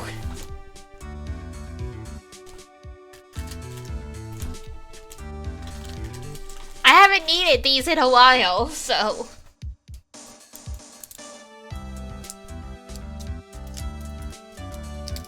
They're lemon flavored. Ow.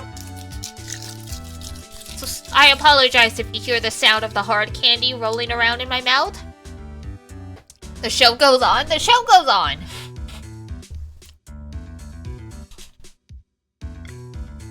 Mr. Kurita was already dead at the time? Yeah, that's what I gathered from my manager. I'm beginning to gather that this guy can't do a thing on his own.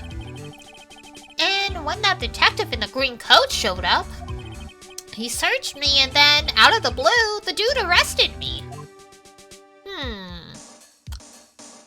The victim. About you and the victim, Mr. Juan Kurita. What sort of... That's got nothing to do with anything, dude. Man, with that face of his, you can't even tell he's the same age as me. I mean, you're not wrong, but that's kind of rude. And he wanted to try and make a jamming ninja movie, even though we all knew it would fail.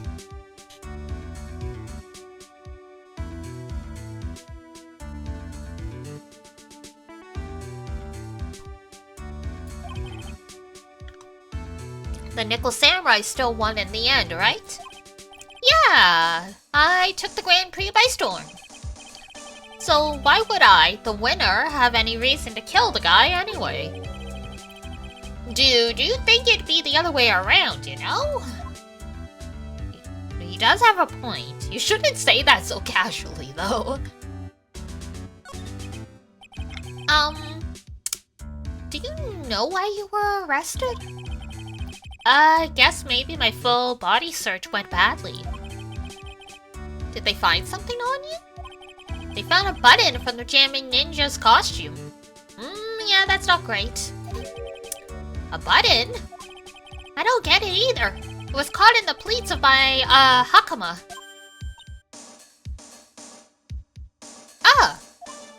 I don't even know how a button would get stuck in hakama. Like, yeah, they're pleated, but... Dude, I really think someone planted it there, though. I'm serious.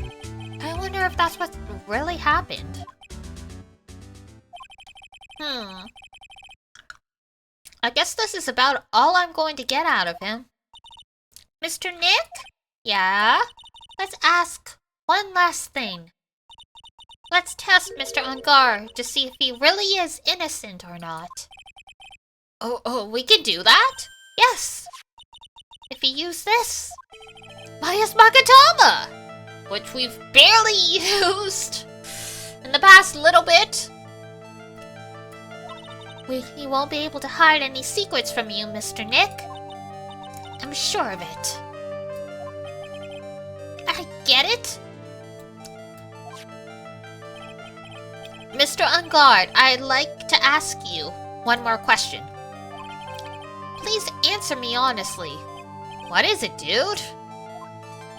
Did you kill Mr. Juan Kurita?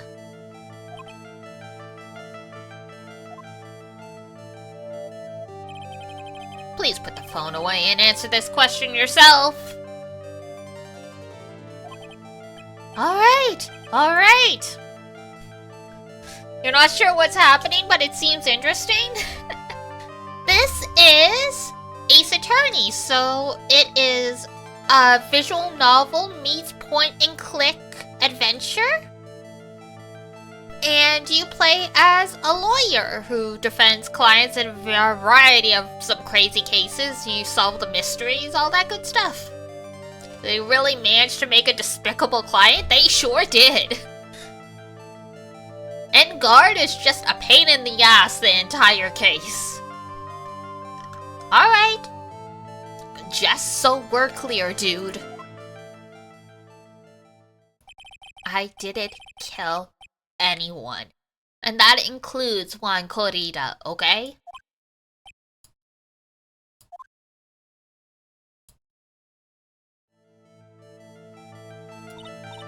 Well, Mr. Nick? Nothing. Not a chain or a lock in sight. Which means it's alright to trust him. Not really. You did ask if he hired someone to kill Juan Corrida. You just asked if he killed him. Technically, this is a trick question. He still could be guilty, guys. Well, it does appear that way. Well, at least I can breathe a sigh of relief knowing my client is innocent. The trial's tomorrow, right? Been in the fandom for a while, but I really only remember Phoenix and Miles? That's understandable. They are quite, memorable. And they're definitely the faces of the series. I'm counting on you, dude. Thanks, dude.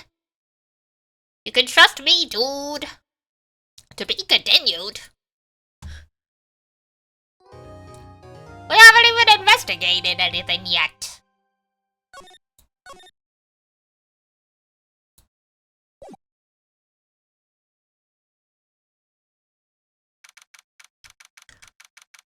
Alright, 11:34 a.m. Well, at least we were able to get Matt on guard as our client. And we know he didn't do it. Which is very important. Remember Miles being hot? Yeah, he was quite popular. I think he still is quite popular.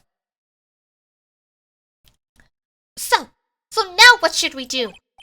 Well, the trial is tomorrow, and we only get this one chance. There's only one way to prove Mr. On Guard's innocence. We have to find the real killer. Okay, then let's start looking. Let's go, kids! Let's go! Alright. Trying to remember exactly how this all goes. Alright.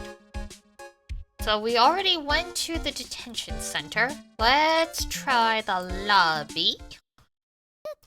Thank you for the follow! Doo-doo-doo! Much appreciated. Hey! What do you think you're doing? You can't come in without... Good morning! Hold on, it's you! What is going on around here?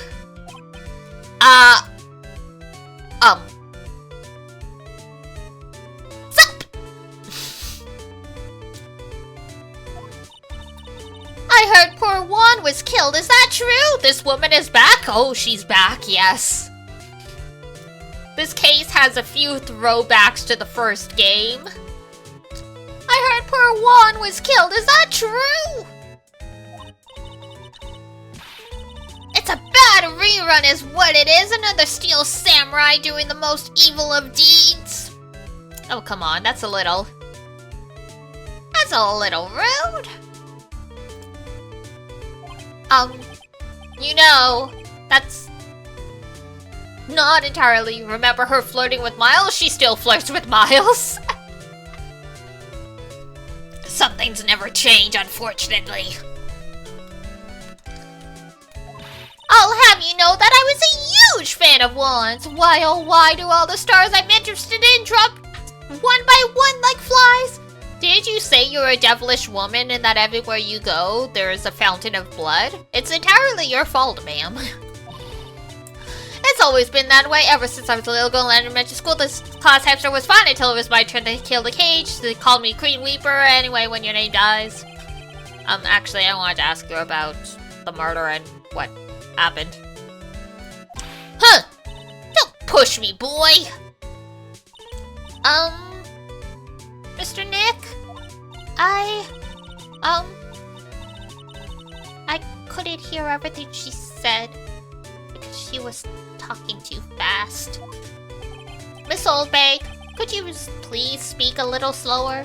Don't boss me around, you spiky-haired smarty pants!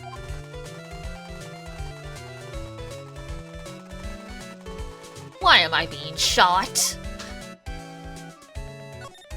Alright, the victim. My dear Hammer died a year ago in that dreadful murder. Yeah, and he tried to kill someone. It was self-defense. And only recently did I finally find a star that makes this heart go ba-dump again. I don't know what to say. I ask you, why does every star I cheer for always end up kicking the bucket? Do you actually want me to answer that?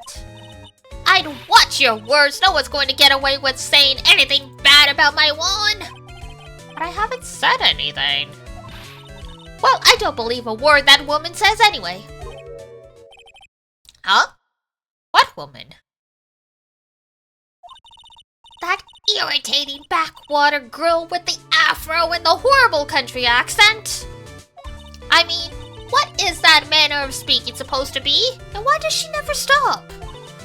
Honestly, women these days, they don't know the meaning of the word modesty. When I was a young maiden, I was so beautiful. Even the flowers blushed by the side I pressed on read the stars and pearls. Are you thirsty? A little. Okay, I'll go get you some juice or something. Thank you very much. Hey, are you paying attention? Youngins today, so I'm guessing Miss Oldbag heard everything from Lotta. Yep. What happened? I want to ask you about what happened around the time of the murder.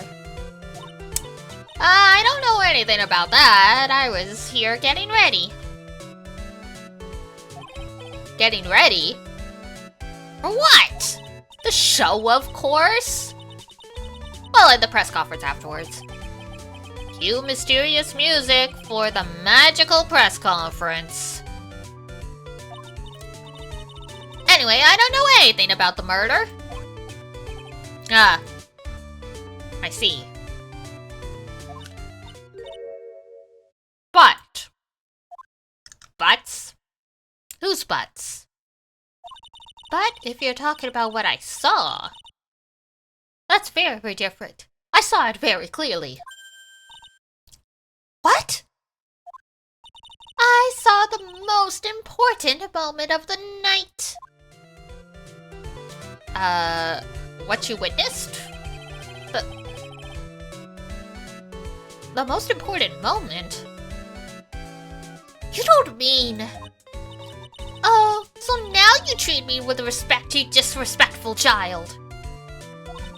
When you speak to your elders, you should always be polite, really. Kids these days. Sigh. Please tell me, what did you see?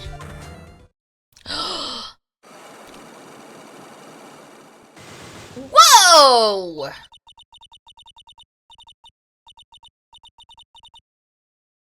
That is a lot of locks right off the bat. The murder last night was gruesome, wasn't it? But then, what murder isn't? Oh, please don't stray onto another tangent. Please.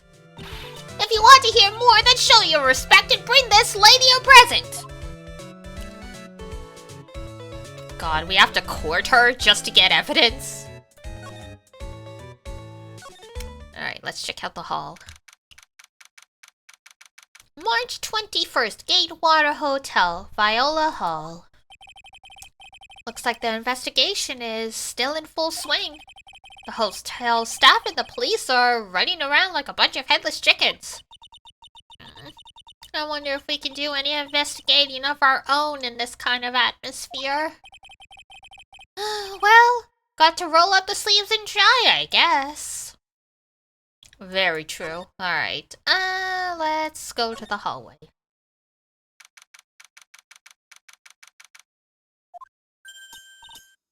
Hey, you're here! Been waiting for you, Mr. Lawyer. Lotta. Hey, Mr. Cop fella, the thief showed his face! What? Arrest him, put him on trial, find him guilty, give him the death penalty! What's wrong, Lotta? Are you feeling alright? Looked here and there and up and down the mountain, but it ain't here! So why don't you just hurry up and give it back to me, ya creep? What are you looking for? My camera! Camera! It's my lifeblood. I'm gonna die without my $700 camera. Damn.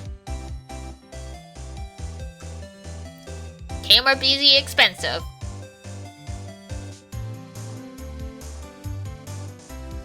If it's $700,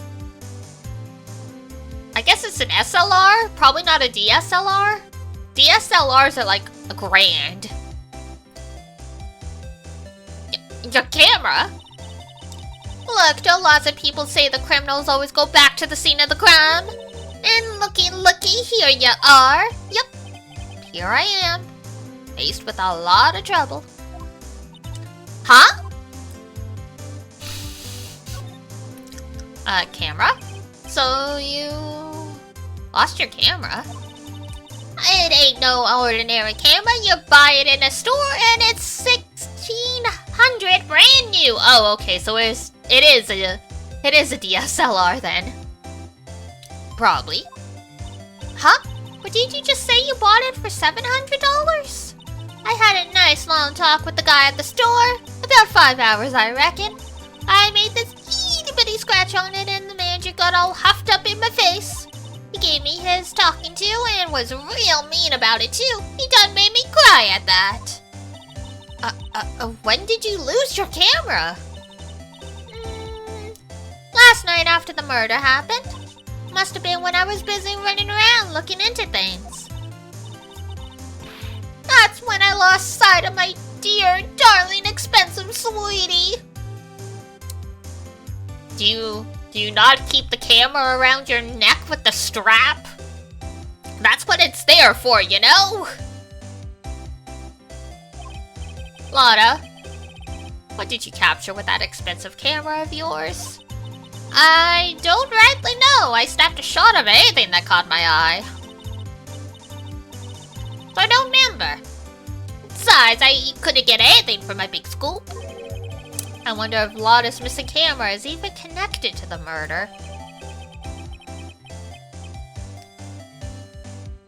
A very expensive item, valued at $1,600. Alright, what happened? Lotta, please tell me what you know about what happened at the time of the murder. Well, before the ceremony last night, I was hanging around here in this area. Yeah, actually, I was here until around the time Mr. Ungard was arrested. What were you doing here? You sure you went to school, city boy? Wherever Lotta Hart goes, there's a story to be found. A big scoop to be had. Big scoop? All the scoops. I told you before, I'm gonna be the best tabloid photographer this world's ever seen. Reckon course that means I'm always looking for the perfect shot. I wonder what scoop she was after this time. Although, I was always on the lookout for the other stars that were here. So, maybe I wasn't here the entire time? Terrible. That's not how you do a stakeout. Big scoop. Lotta, are you sure you weren't here the entire time? So you could take a picture for your big scoop? Well, maybe I was. But that's what real journalists do. I got some juicy inside info, so I thought to myself, why not get a picture for proof?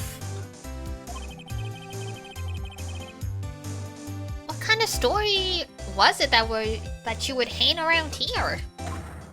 Well, here we go.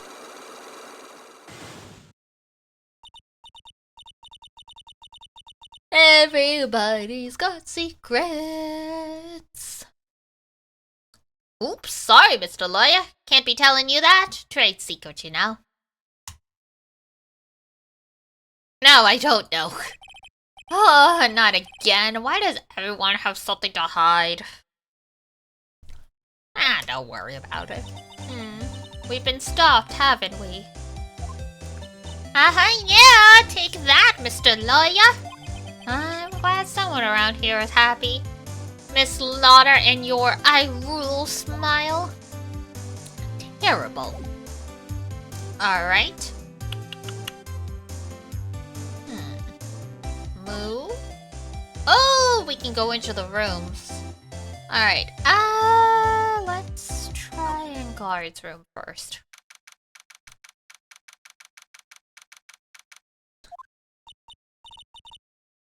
Your Wi-Fi fell? Oh no! Where are we? We're in Matt Ungar's dressing room. This is our client's room.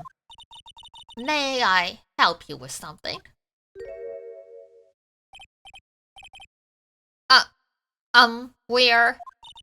You're Mr. Ungar's lawyer, correct? I gathered as much. I also looked for lawyers on my end, but to no avail. How did you know I'm his lawyer? You were just saying that he is your client. In a situation like this, the only person who would use such a word would be his lawyer. She's pretty? Ah, yes, Adrian Andrews. Wow! It's a simple deduction, really. The trial is tomorrow, and Mr. Ungar's situation is looking rather grim. So you came here, one stop in your mad dash, to find clues to build his case, correct? Well, you're not totally right, but you're not totally off either. It's really not the time to be showing off, Mr. Nick. I am Adrian Andrews. I hate to waste time, so let's get down to business. Alright. She may be of small stature, but appearances can be deceiving. Alright, night of the murder. I assume the first thing you need to know is what everyone was doing that night, correct? Yes, that is correct. Then I will tell you. Before the award ceremony, I had dinner with Mr. Ungar. In this very room, I might add. Dinner? I told you, I hate to waste time with trifling details. If you took a look at that table yourself, you wouldn't need to ask me. I bet she's a lot of fun at parties. When the award show was starting, I headed for Viola Hall.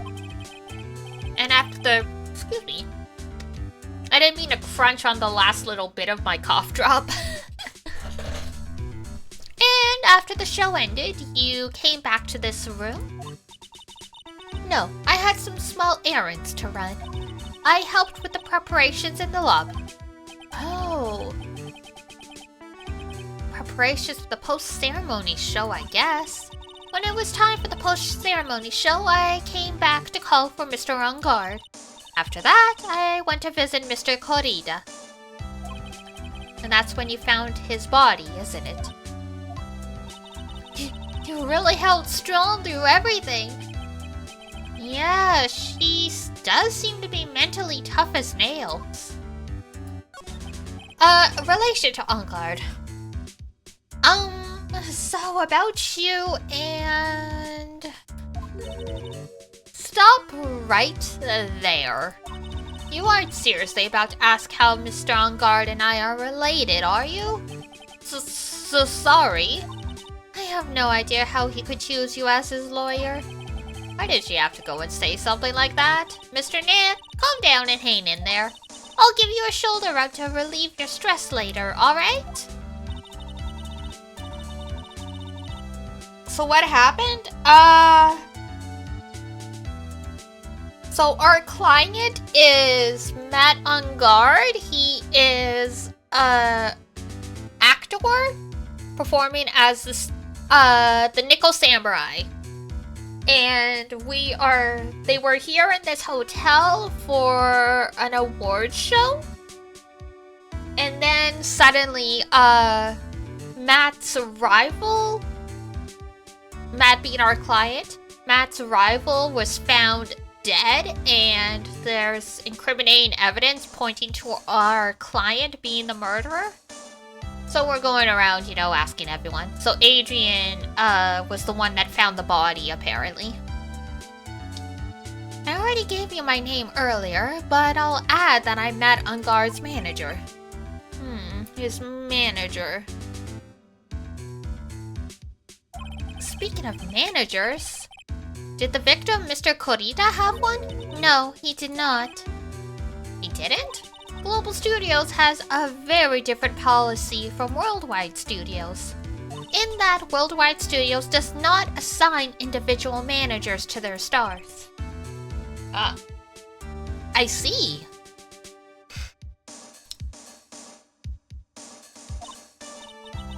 This industry is very ruthless and unforgiving. Actually, you look quite ruthless and unforgiving yourself to your poor partner. Dragging a little girl like her to places like this? Honestly. You're wrong! I'm doing this to help Mystic Maya! Pearls? Calm down and hang in there. I'll buy you a juice later, alright?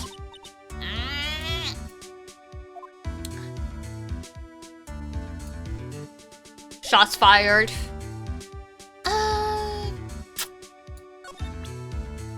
Let's see here. Let's check the place out. Looks like dishes left over from dinner. Dinner for two at that. I'm sure they're in Mr. Ungard and Miss Andrews' plates. Looks like they had T-bone steaks. What's with Global Studios and T-bone steaks? Yeah, they had them in the first game as well. Alright, the sofa. There's some samurai-looking clothes on the sofa here. I think that jacket-looking thing is called a happy. Whatever it is, I'm sure something like that would make a great souvenir. Maya would be absolutely thrilled.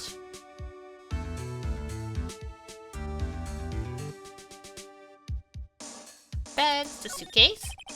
Probably Mr. Ungard's suitcase. For someone who was going to be here for the award show, that is a lot of stuff.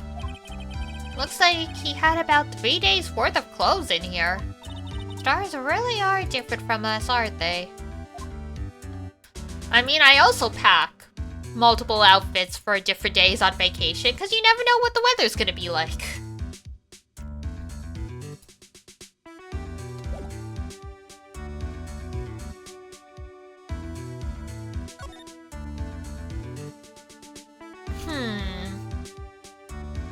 Is there anything else to check?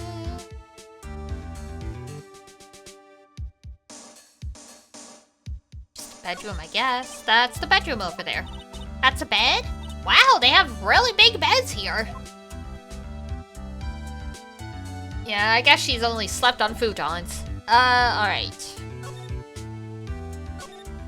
Let's go back to the hallway. And let's check Korita's room.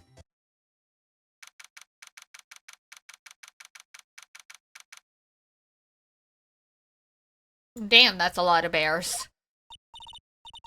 Mr. Nick? Where are we? We're in Juan Korita's room, Pearls. Mr. Korita? The victim, which makes this the crime scene too. Oh, it's you!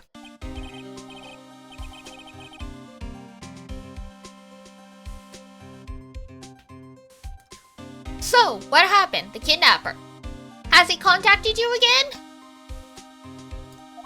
Not yet. He probably won't until we win Mr. Angar's acquittal.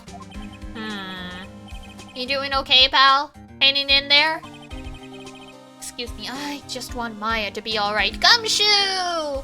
We all love Gumshoe. We don't have a lot of time left, but I'm going to help you as much as I can, pal. Can you do that? Even if we want to look around the crime scene? Just this once. Special circumstances, right, pal? Excuse me. I'll even tell you everything I know, but you gotta keep quiet. It's my neck on the line here. Thank you. Gumshoe's a good guy. Oh, right, that's right. I got you a map of the hotel, pal. Here you go, little missy. Wow, you're giving it to me? Thank you.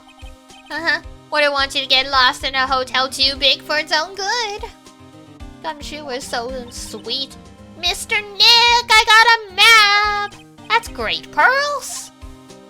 But Mr. Nick, I can't read what it says. Oh no. Well, she is like 7?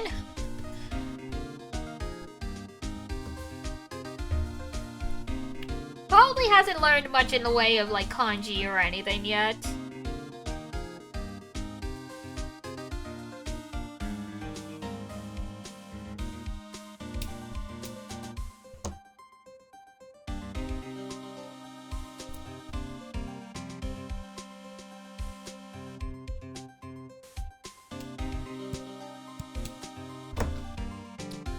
Alright, hotel guide map added to the code record.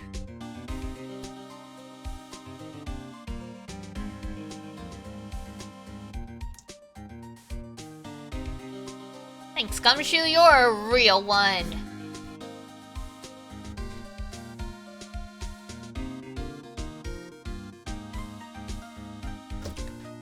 Alright. Talk. Cause of death. Do you know what was the cause of death? Well, technically the final autopsy report isn't out yet, but one look at the victim should tell you, pal. Oh boy.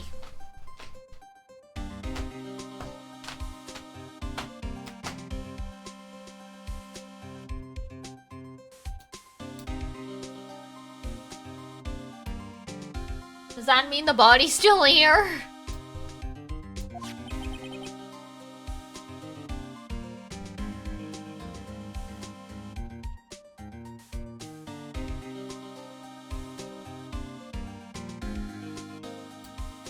It should? Yeah, here's a picture. Oh, there we go. Hit with a blunt object? No, I think he was stabbed. Yep, he was stabbed. There's a knife in his chest. Yeah, pal, that's the murder weapon. Someone was stabbed to death. Just one? Really good! Poke. There were fingerprints on the knife? Yup. And it looks like they're pretty sure they're Mr. Angar's prints, pal. That's bad. Real bad. Yeah. Not good. Reason for arrest. Is that a butter knife? It does kind of look like it's a butter knife, yeah. It doesn't look like it would be sharp, but they were, it was the knife on the plate with the steak, so I imagine it's technically a steak knife. It's just gold? I don't know. Why was Mr. Angar arrested? Because we had evidence on... we had evidence on him. Evidence? It looks like the victim wanted Cody to really put up a big fight. Yeah, one look at the crime scene and you can tell. Not really? I mean, sure, there's some stuff knocked over, but... there are signs of a struggle everywhere. Why is there a rice cooker in the corner? Hello? I might be a little in the way, but there's a rice cooker. Right beside the clock. Well, yeah, during the fight, his button came off. Mr. On Guard said something about a button. Something like one of the Jammy Ninja's buttons got caught in his Hakama. People need their rice? I mean, you're right, but you're in a fancy, expensive hotel. Do you really need a rice cooker of your own? Like the hot water dispenser in the other corner, sure, that makes sense, but the rice cooker? Oh, what?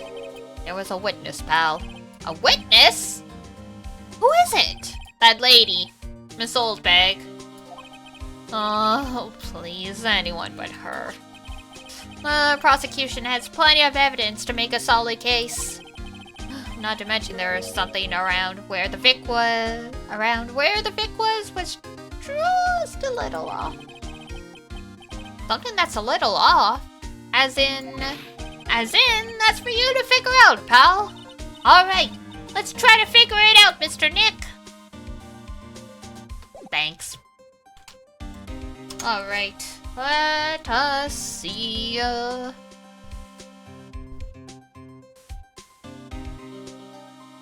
You'll just end up flirting with Edgy the whole time? Well, fortunately, Edgeworth hasn't been in this entire game except for one little cutscene, so I think he's safe for now.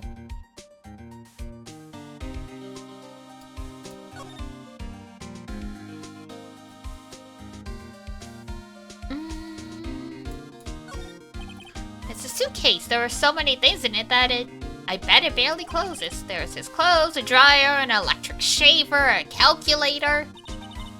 A calculator? Do All-Stars pack too much stuff like Mr. Kodita? Maybe. Was that camcorder? Oh, it's so messy here. Pearls really likes things neat and tidy, I take it. There are lots of electronic things in here that I've never seen before. Hey, Mr. Nick? Tell me what they are, pretty please. Okay, that over there is a watch. You wear it on your wrist. I know what a watch is. Oops. For a second there, I forgot I was talking with Pearls, not Maya. Wow. Just decimating the girl when she can't defend herself because she's been kidnapped. Wow, there are a lot of bears. Alarm clock ones, collector's edition, stuffed teddies, plastic models. It's pretty overwhelming. Is there a kind of bear he doesn't have? There's even a few in the trash can. Yeah, I get the feeling maybe the guy didn't really like bears. Or teddies. Hard to bear with all these problems. Arrgh. Fucking Mo. I don't think I want to bear what the trauma the last case caused me. What's wrong, Mr. Nick? Don't worry about it. Jump scare. Oh, yeah.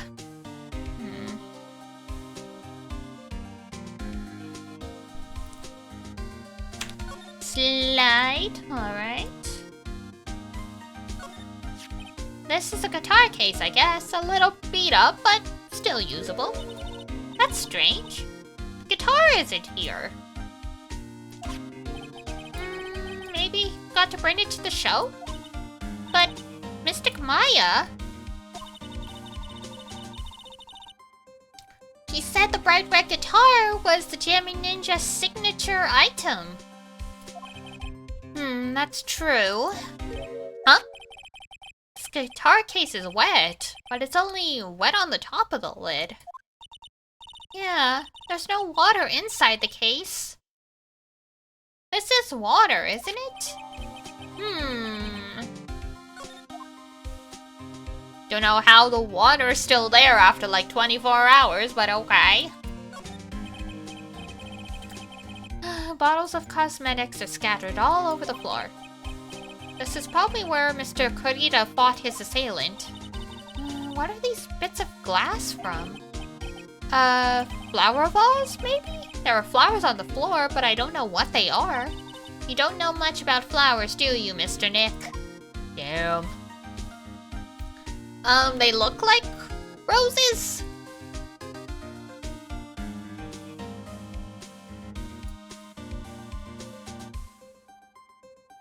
Tomato juice, you know. Tomato juice, not wine. It looks like Mr. Kurita had dinner last night. This bottle, it's tomato juice. Had a lot of food at the award show last night, but I wonder if the stars had gone on stage after only eating a meager meal like this. Damn.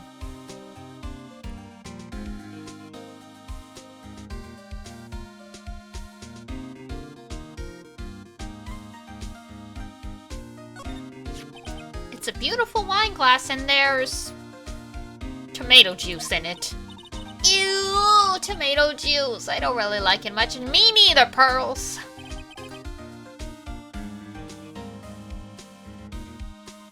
There's a bottle of it on the table over there. That's probably where this came from. Your favorite type of wine? Tomato wine? God. Did they remove wine and put tomato juice because of the US censorship? Maybe? I've never... Because it looks really out of place. Yeah, I've never looked into the original Japanese version of the Phoenix Wright games, but I wouldn't be surprised if, yeah, it was wine. Though I'm not sure why they would swap it out. Because, Kurita is 21, and that's the legal age in Japan. And the US as well. So I don't know why.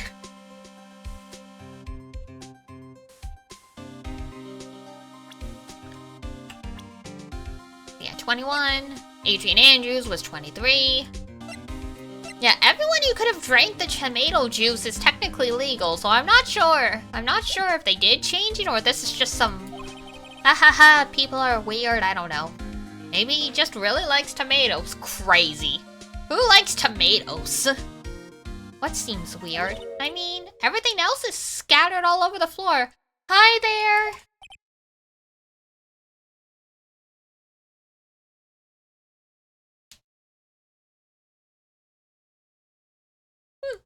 Good. Who drinks tomatoes? Yes. She's right. The flower vase was broken and the makeup is everywhere. You really like tomatoes? Good for you. I hate them. Everyone's got something, right? Why is this glass the only thing that's still alright? It's a good question. No signs it's been drank. Damn, that looks so unappetizing.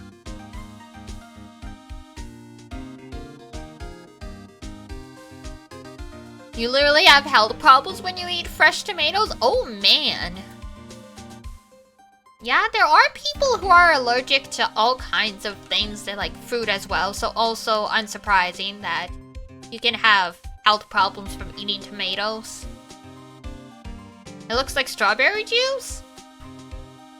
I think strawberry juice would be more pink than orangey red, but...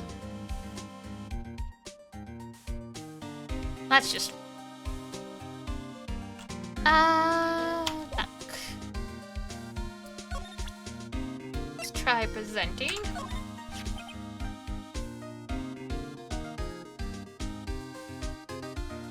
Can you eat anything tomato related? I get it. I get it.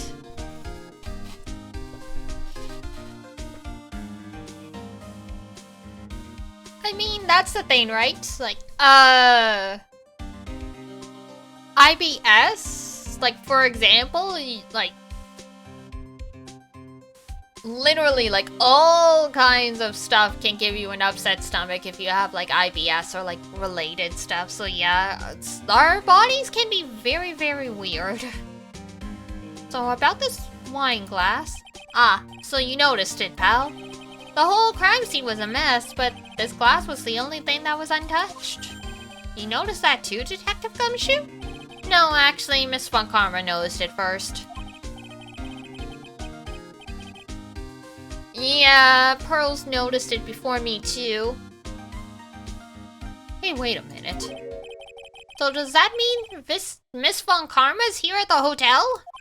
Yeah, she's around, man. You're going to be in so much trouble, pal. Especially if she catches you in here. Well, you can bet the instant I see her, I'll be running the 100-meter dash. Oh.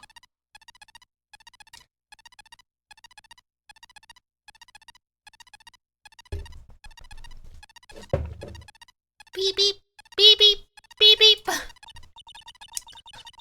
What's that beeping noise, Mr. Nick? I've heard that sound somewhere before.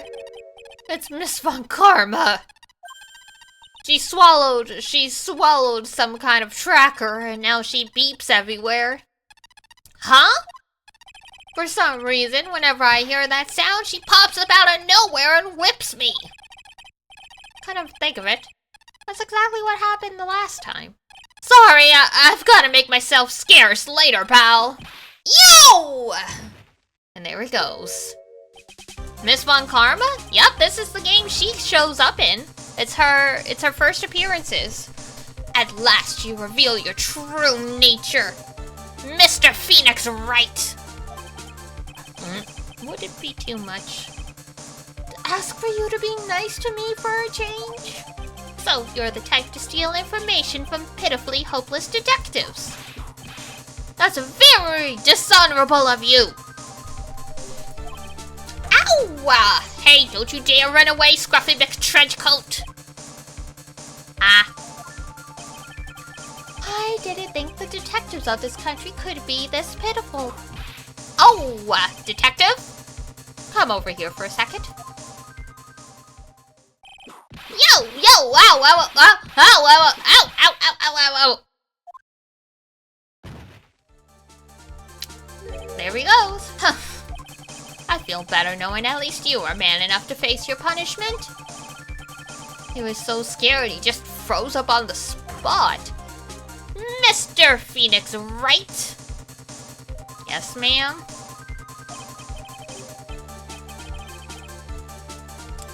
You have soiled my perfect prosecution record. I'll never forget that. This time, victory is mine. Victory is yours? Is that all this means to you?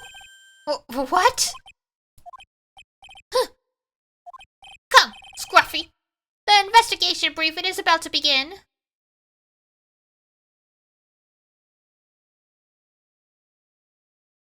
Yes. Everything does supposedly happen in the US in the localizations. In the later versions of the game, they don't. They kind of just gloss over it. But yeah. It's a weird mix of Japan and the US. Yeah, in the first game for sure, they specifically call out the US. In the later games, once localization got less weird about stuff being set in Japan, it never really went back to Japan, but it's like Ryunosuke Naruhodo is the protagonist of the Great Ace Attorney games, even in English.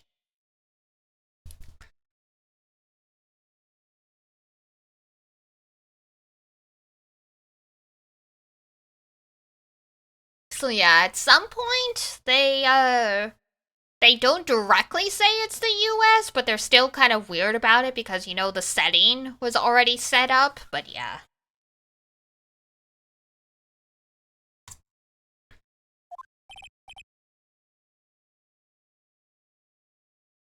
Yes, sir? This isn't over yet. I swear on my family's honor. Ow! What did she throw at me now? What is this? Well, I guess that means I gotta get back to the precinct now, pal. If you ever need me, come down to the Criminal Affairs Department, alright? And if you can, try not to let Miss Von Karma see you. Damn! Sarybot sniping the spam yet again. Alright. Let's... I think this is what we can...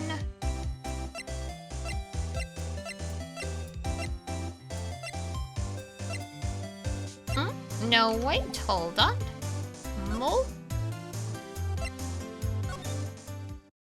Sniped it so fast? Oh yeah, most of the time we don't even see what happened. Ah, there it is. I thought I got added to our inventory. Mr. Nick, what's this piece of paper? It's called an autograph. Autograph? The paper's got Mr. Kruger's name written on it, so it's his autograph. I can't read it at all. To be honest, I've never seen writing that looks like this. It's a special way of writing called cursive. Look here, see how it says, "To my dearest Wendy" in more normal letters here? This sloppy, unreadable writing, it's crazy and cruel to give this to someone. Hold on. Wendy. I've heard that name somewhere before. Yep, there we go. Now we can give this to Old Bag. I doubt it was meant for her. Like, I doubt she's the Wendy it was specifically signed for, but you know what? That's fine now.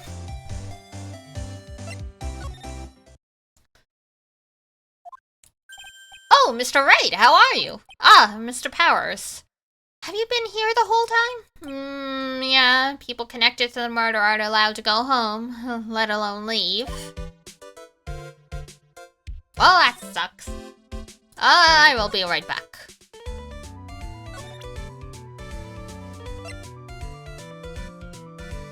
Here you go. Well then, how about I tell you my measurements? No, that's okay. Alright. Please tell me, what did you see on the night of the murder?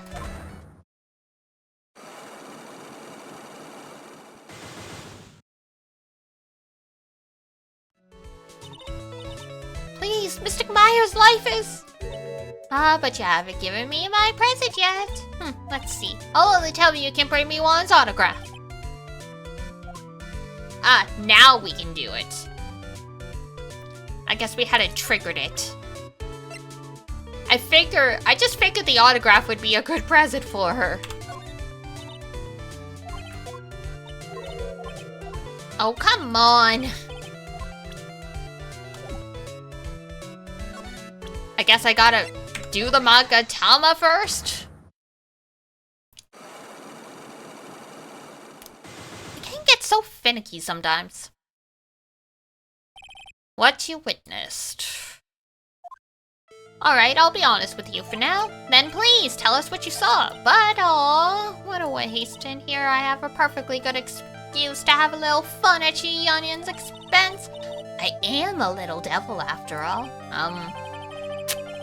Doesn't that imply you aren't a good person? Alright, I'll give you what you want. Here. That's Juan's autograph! Yes, it is. And it even says, "To my dearest Wendy" on it. That's me, right? Right?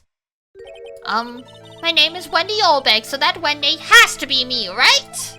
Well, it may say Wendy, but somehow I don't think Juan had this Wendy in mind when he signed it. Oh, please, give it to me. Let me have it, please. I can't let you have it just like that. Yes, I know. Then how about an exchange? Wow. You must really want this autograph. Oh, yeah. The power of the fangirls. My offer isn't enough for you? Fine. Fine, Mr. Wright, you win. When the old bag ready to open up a heart. Oh, for my dearest Juan!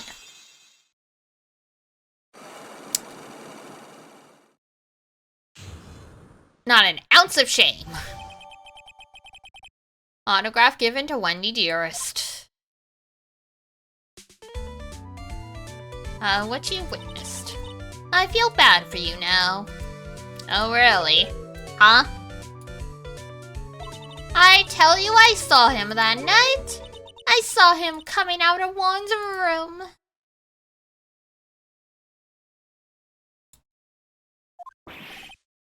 You're kidding! Oh no. It was about 10 minutes before Juan's body was discovered. It was just a coincidence. I was on my way to the toilet, minding my own business. And? Did you tell that to the police? Well, of course, I thought I could get a gift certificate or two out of it, maybe more. Gift certificates?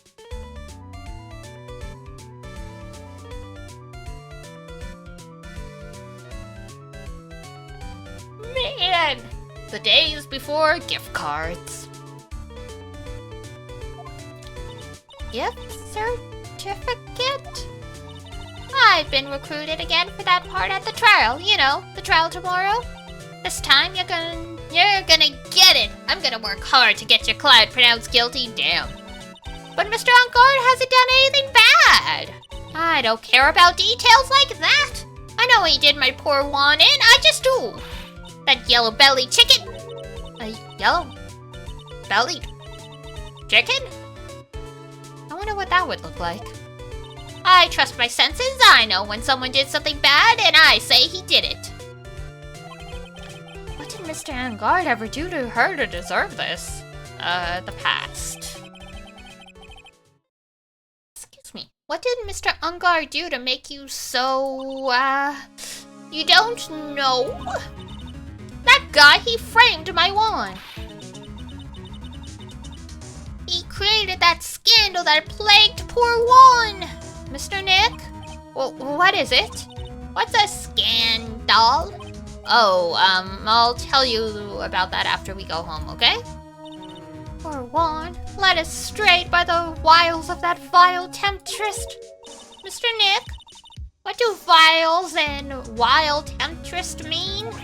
How about we just listen to what Miss Olbeg has to say for now, okay, Burls? Miss Olbeg? Who is that woman you talked about? I never noticed she has a wedding ring. I wonder how her husband feels about Mr. Edgeworth. Adrian Andrews, of course, who else? That guy, he shoved the girl onto Juan on purpose. His own manager? But why? I thought lawyers were smart. It was to create a scandal to make Juan lose face. I wonder how her husband, period. Well, apparently she was quite pretty back in the day, but yeah. She's married, apparently. Unless she's just wearing that ring for shits and giggles, like she's that Delulu, but... That girl drove Juan into a scandal that dragged his reputation through the mud. Cause I mean, being into movie stars or like idols is one thing, you know? Like, that's a hobby that your significant other should have no problem supporting you on.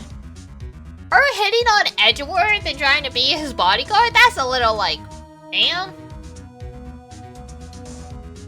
I don't, she's acting out her dream wedding with Edgy. I was gonna say, I don't know if people who are widowed still wear their wedding rings at all. I think they might if they're still super sentimental, but if that's the case, I don't think she would go after Edgeworth. I don't know. She's not just a fan? Yeah, she's a stan.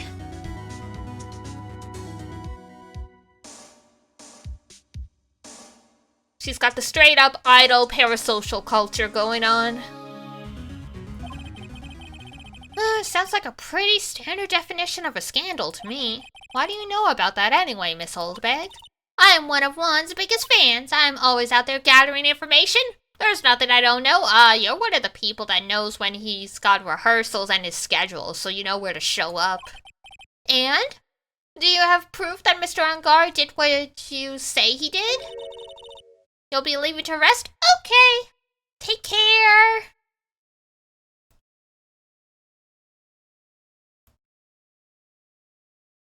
Half the people who play the game feel pretty much the same about Edgeworth. That's true.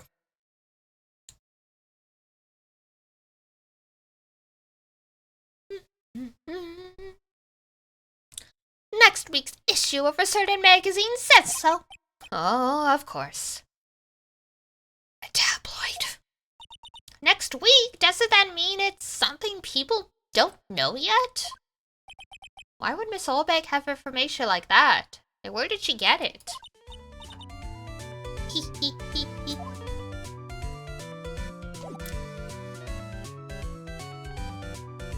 Well, ma'am, we don't like ya. And she's clamming up again. Alright.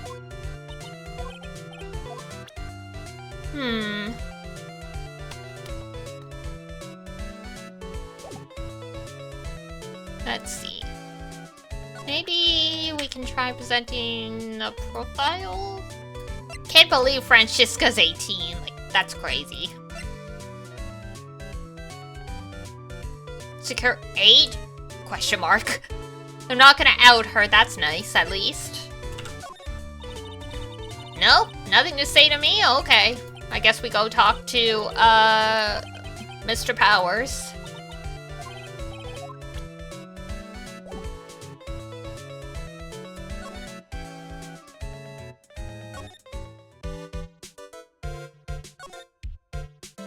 The Nickel Samurai.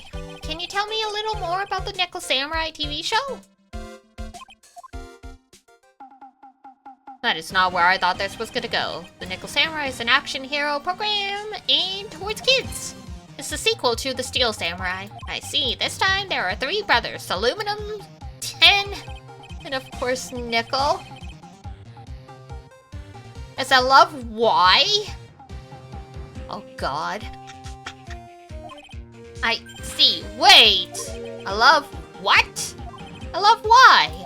This girl, Sayo, works at a tea shop and all 3 guys fall for her at the same time. Oh. I guess the Y shape is like the 3 brothers colliding over this one girl? Anyway, Sayo is actually the daughter of the evil Strawberry Clan's leader. Strawberry Clan? Who's got issues with strawberries? Sounds like an unusual situation, like Romeo and Juliet. ×3. Yeah. The strange thing is, this sort of forbidden love story is really big with the office ladies. Not that unusual, but I understand. Yes, Pearl? What happens next? I want to know! Miss Sayo, does Miss Sayo fall in love? She does, doesn't she? Every Sunday at 8 a.m. 8 a.m.? Who puts kids shows on at 8 a.m.? I mean, I know kids are usually up earlier because they go to bed earlier, but damn, 8 a.m.? I'm going to stop watching Kids Masterpiece Theater. I can't believe she's really considering it. Jammin' Ninja? So, what's the Jammin' Ninja TV show like? It started from a remake of an old movie, to tell you the truth. The Jammin' Ninja, like that samurai shows, is geared towards kids. It's the story of a ninja who can't scale a wall, but becomes a big pop star anyway. Wow. What? He was a really lousy ninja, absolutely couldn't do any ninja things right at all. When I was a kid, I woke up around 5? What?!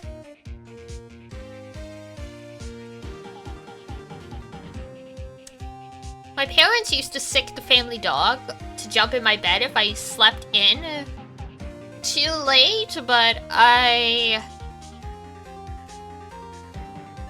think 6 to 7 was normal for me.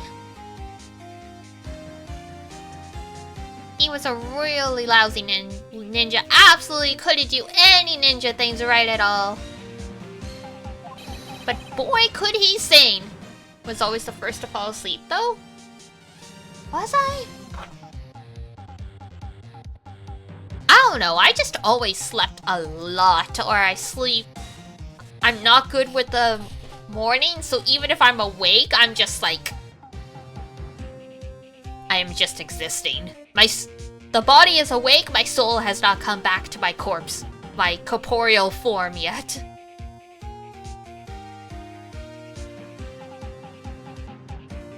Oh, that's cute! Adorable.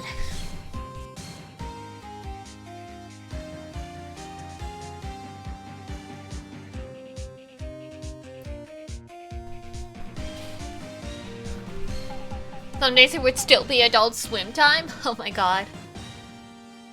That's crazy!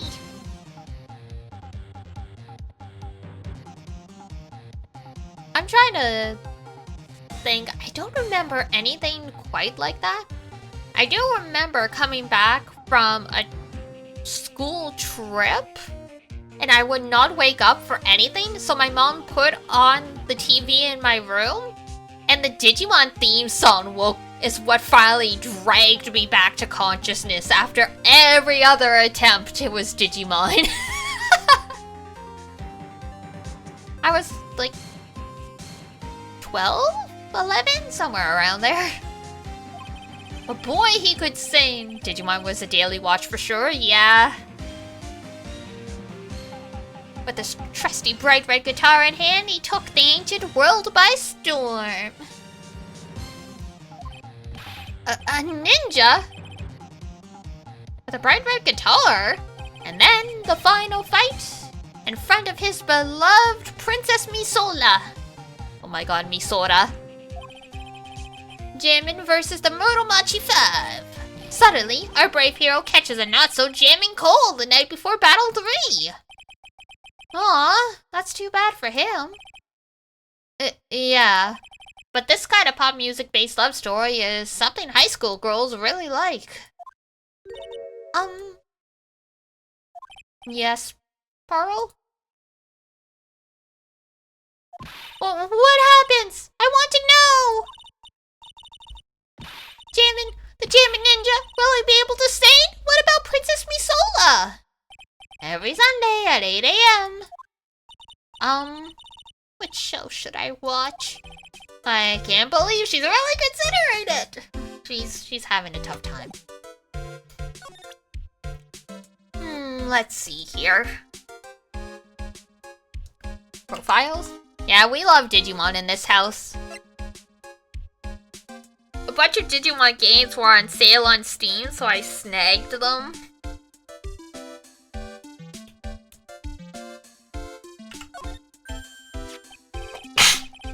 Excuse me.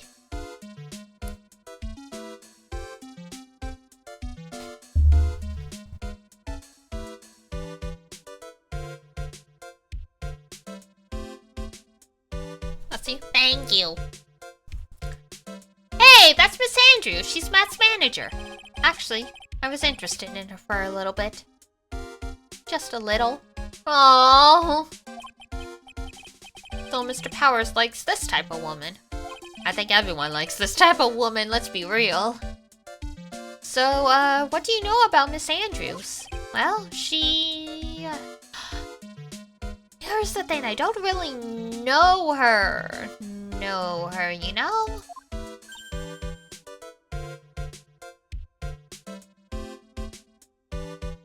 Digimon Survive Cyber Sleuth seems like a bigger investment. I believe you are correct. But yeah, I'm glad I finally snagged some at least. I've always meant to, and just the timing just was bad. There's sort of a small rumor going around about her right now. A rumor? Ah, if you're interested, I'll be glad to share what I know. He's so happy. puppy. Looks like a lion that just found his next meal. Oh boy. The gossip. Would you mind telling me about this gossip?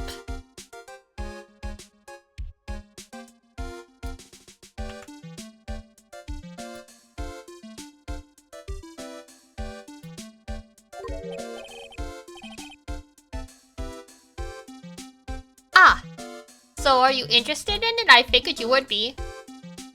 Semi-unpopular opinion, Digimon games are hidden gems? I think that's at least a very popular opinion inside the Digimon fandom, but not a lot of people are into the games anymore.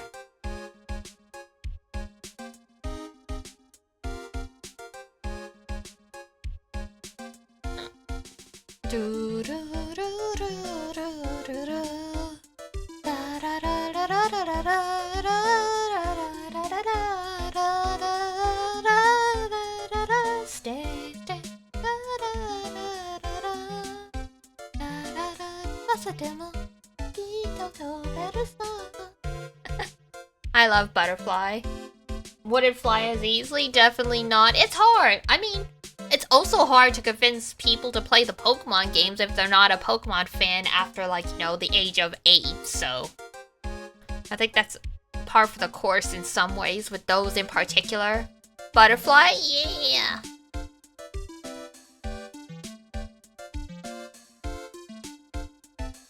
Very nice. That's a pretty solid review.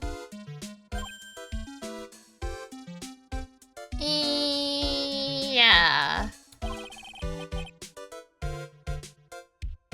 I have such a weakness for celebrity gossip too. Hey, hello. Oh, really? You too, huh? Yeah, so take a look at this.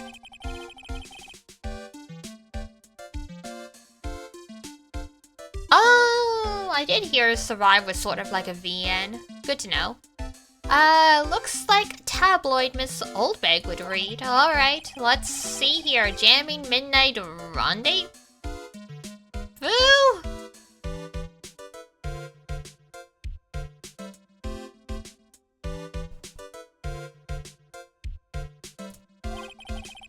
To the mysterious yet beautiful manager to the stars, Miss AA.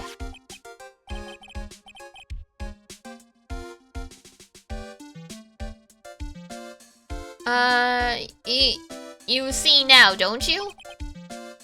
What? You can stop pretending to be in the dark, Mr. Right? Juan Kurita didn't have a manager of his own. Which means if we're talking about a certain manager with the initials AA... Adrian Andrews? Yes, exactly! This is big news!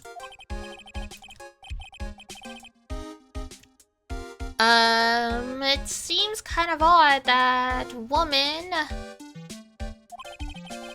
together with the biggest rival of her client? It's that wonderful thing that can only happen between two people. Backstabbing? Mr. Powers looks so happy! Pearls is just following along, not having any idea as to why he's smiling. We love Pearls. Well, like the saying goes, one man's garbage is another man's treasure.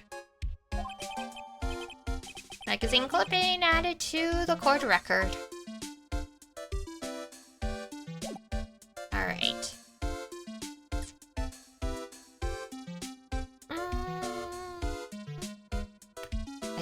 I think we can go talk to Lotta now. Whoops, that is the wrong one. Wrong button. Oh, wait.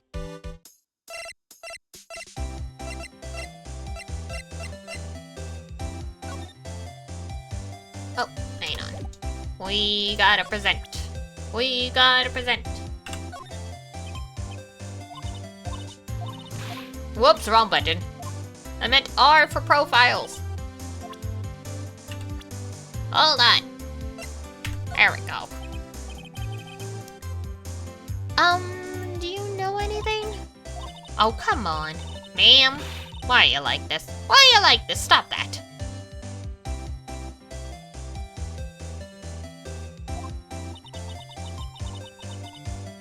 Alright, fine. Maybe we just need to do... Just needs to do the Magadama. Fine. Fine!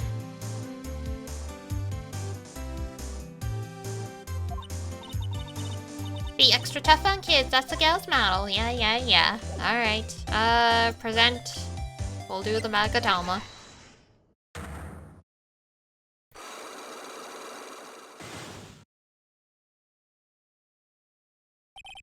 Big scoop. We getting those scoops? Lotta, will you please answer my questions? On the night of the murder, were you loitering around the victim's room? I told you, didn't I? For my scoop! The big scoops! What I want to know about are the details of this scoop. That's not something I can tell ya. I mean, that's my bread and butter right there.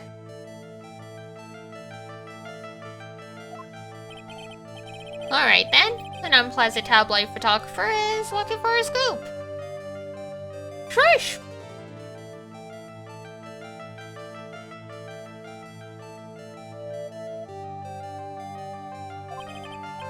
I'm gonna say that you were looking into a scandal.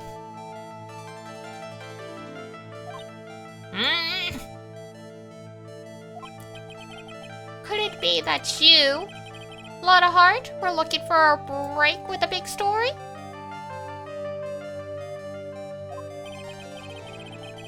Perhaps an unfolding scandal between Juan Kurita and this person? Profiles? There we go. This woman!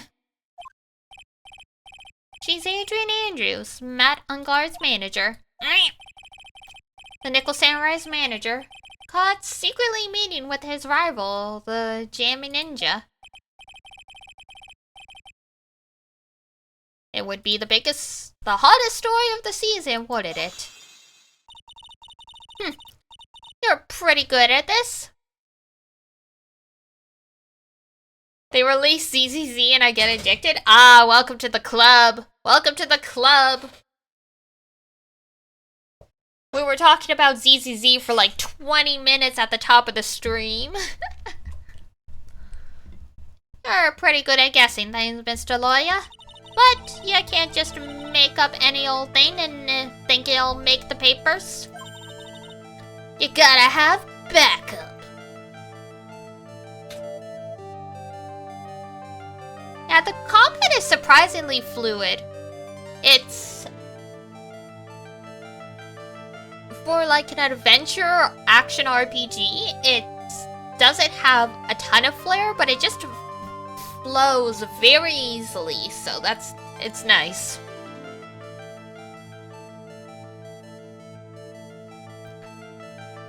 You gotta have backup. Backup? Yeah, you gotta have, what's that? What's it called? New sauce?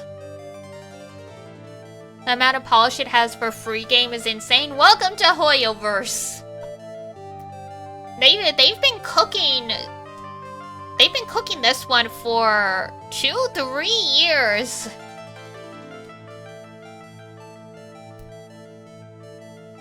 Back in your day? Yeah, well, I mean, we pay for it in the gacha rolls and everything else. You mean news source? Oh! Yeah, I just got that earlier. Was probably the worst 10 pull I've ever gotten in the game thus far, but it puts me one step closer to the guaranteed, S rank on Ellen's banner. I think I'm 50 rolls away from like the guaranteed 50-50. So I guess we'll see what happens. I already have Grace, and I already have Wolf Guy. Please, please. Please don't give me another... Please don't give me a standard. Still no limited care. Oh, man. You gotta put a lot of time and energy into these things, I hear ya. That's it. So, show me. Okay, you want your evidence? Sure.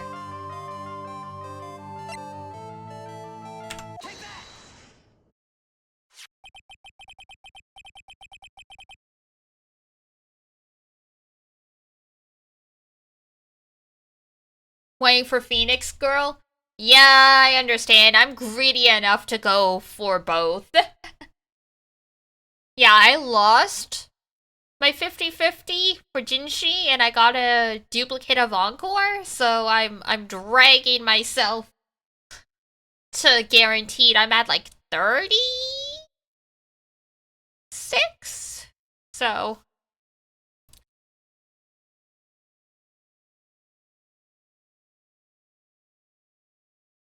Lots to earn from gameplay? Very nice, yeah. There's a lot there.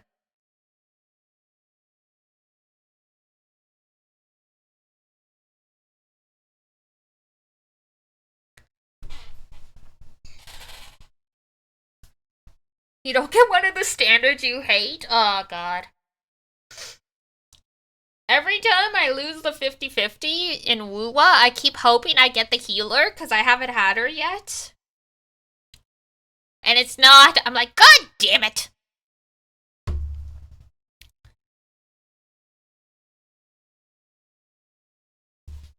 Because it's early game struggle.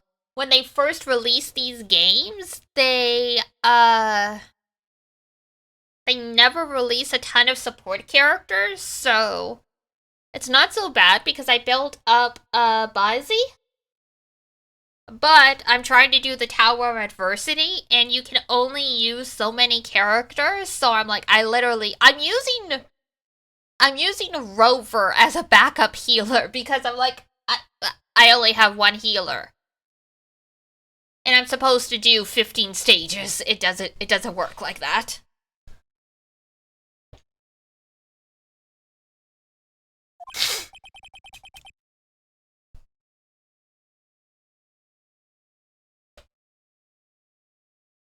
Jam and Midnight Rendezvous? To the mysterious yet beautiful manager to the stars, Miss AA. I do have her as well. It's like, yeah. We gotta do what we must. It's like I'm trying to save the healer for like the more difficult stages in the tower, so it's like you gotta try to make do with shields and stuff in the early stages. Mr. Kurita did have a manager of his own.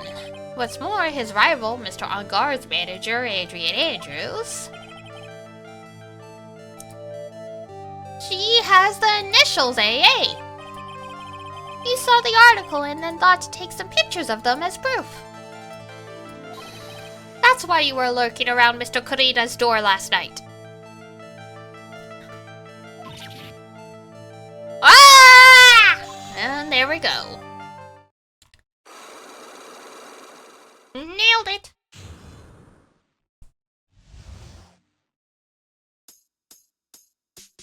Perfect. Okay. I actually think this is probably a good place to stop. I feel my throat's starting to get a little sore, so I think it's time to give it a rest. I didn't warm up quite as much as I should have earlier, but that's okay. Tomorrow we've got more ZZZ, and that game actually has voice acting for most of it, so don't push then. Yep. No. I can't lose my voice. Even though this isn't my full-time job, nice, I'll try to be there this time. Excellent. Yeah, we'll be doing more Zero Escape, so yay. Yay. Alright.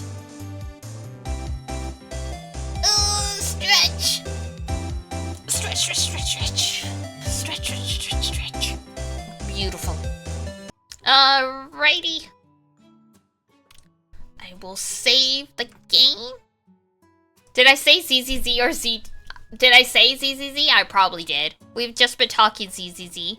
It's supposed to be Zero Time Dilemma, yes.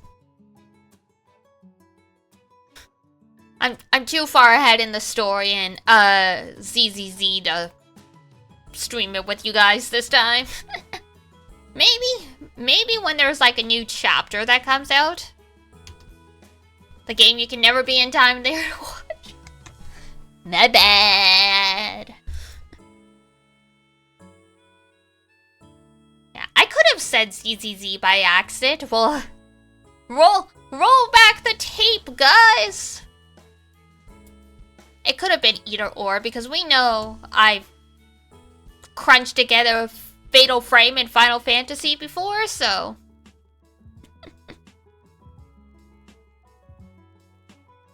Someone who's a little slower, you appreciate that? Yeah, that's the thing, right? Sometimes I'm like, do I want to play this gacha game only on stream? But then I'm like, I would have to stream it every single day. Because I don't think it's like, I don't want to wait like a week kind of thing.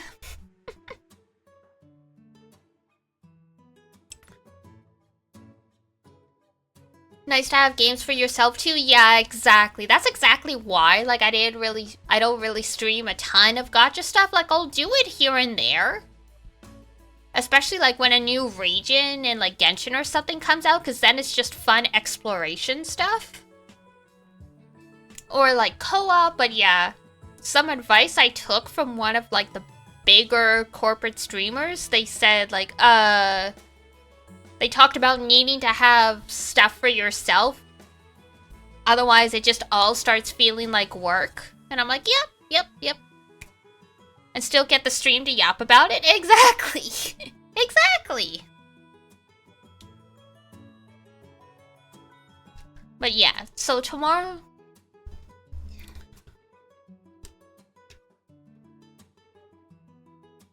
Ina's saying that about FF14. Gotcha. Streamers should do the opposite? Yeah. The way I kind of see it is like... How do I put it? Gacha games are boring to stream, to me. Because, like, yeah, there's story content, and then there's farming content.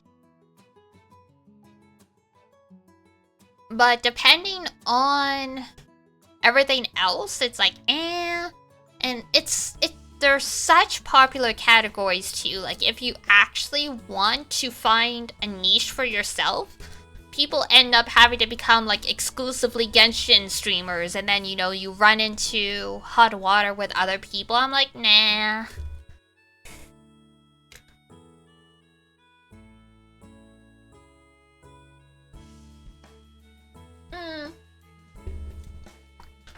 That's true. I mean, I do stream them periodically, it's just, yeah.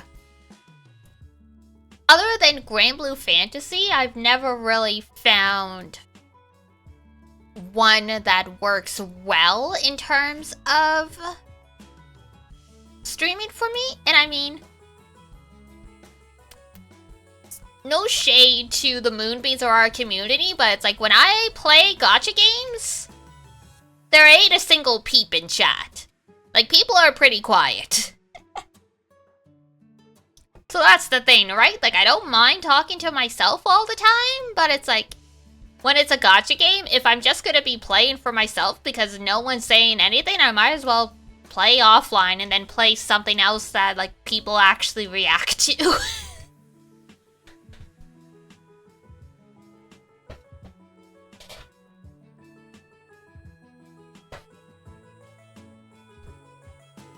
So it's like, yeah. Because, like, yeah, when I play, like, Grand Blue Fantasy during United Fight, the chat's hopping, so I guess it depends on each community, for sure. I think if you are primarily a gacha streamer and you play almost nothing but gacha games, you will get those people that pop up. I dabbled in gacha a little bit, but my community has slowly started to warp towards people who are really into niche games. So, like, it's definitely shifted in that way. So it's like, I have fun trying out the new games with everyone. And then just playing whatever else. Because it's like, yeah, some of the strong people have said some of my strong suits are, I just play whatever I want and they get a lot of joy of watching me play something they've either A, never heard of, B, had a lot of fun. Like, visual novels are definitely not a popular thing to stream at all, but I have so much fun doing the voices, so it's like, you will pry them away from, like, my cold, dead fingers. Like, God, there are people, who comment on, like, my YouTube VOD saying it's like, I recommend these really popular games. I'm like, thanks. Out of those, I might touch Elden Ring? Maybe? That's a big maybe.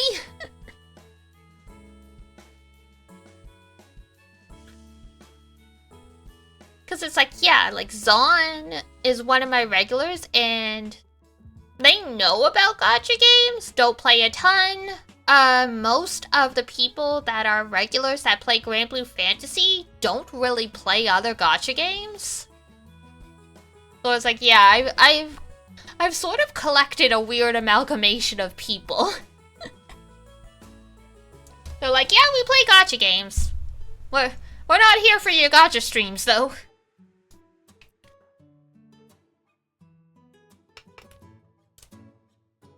But it is weird how it works because I got a huge boost in followers when I first started because I played Grand Blue, which, like, I was surprised by how low views were at first, and then, like, I suddenly exploded from it because not a lot of new people play Grand Blue, and the way it was described to me is it's more interesting to see someone who is new and struggling in the game than the late game content, because then it's boring.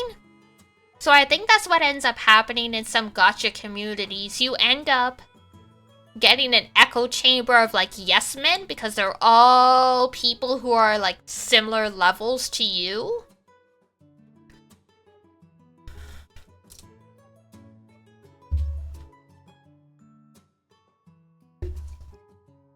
Most of the games I've played on stream are ones you've never played. That's exactly it. I am here to spread the love and joy of things I love and the things I'm interested in.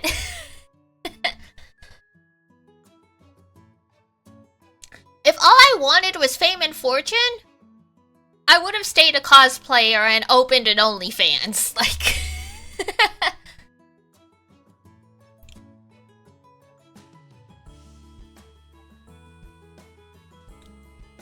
Gacha GBF has been in a good position? For sure. And I mean, because of how United Fight is, people are always looking for people to keep them company when you're, like, grinding, so. You do it well, maybe buy little Goitushes, and in the near future, probably Paper Mario. Yeah, excellent!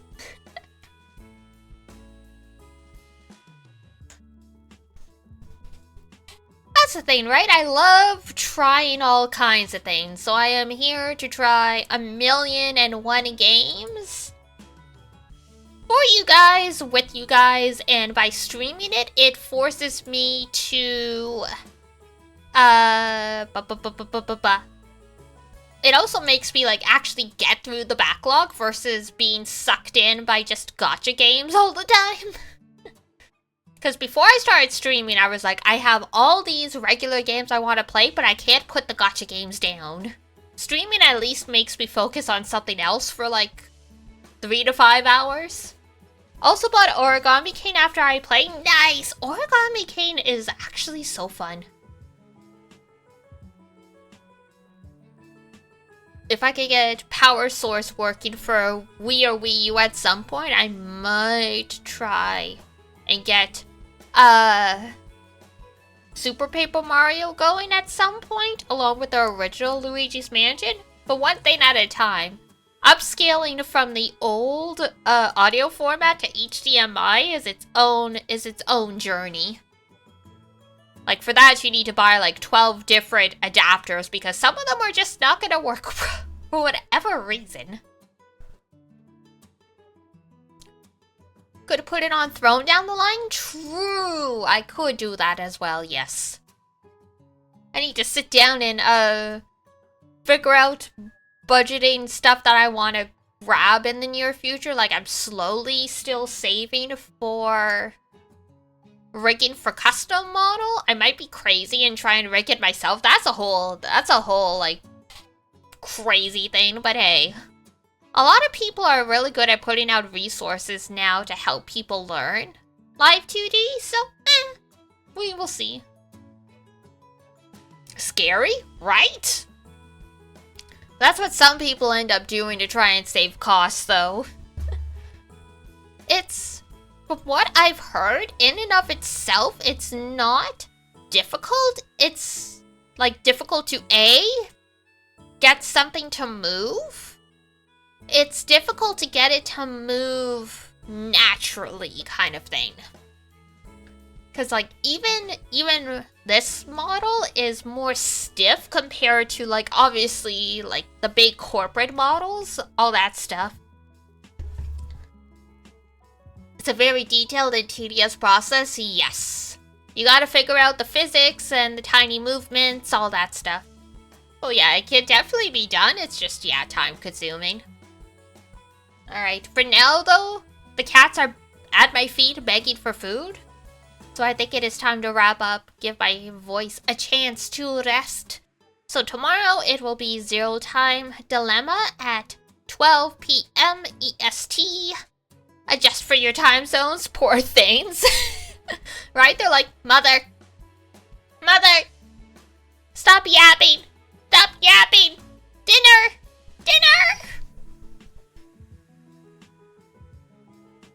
It does look good in motion for the Darky streams. Nice. Enjoy the stream. Take care. Thank you. I'll try to be there unless we go out with the GF. Understandable. GF real life responsibilities come first. Alrighty. That is it for me.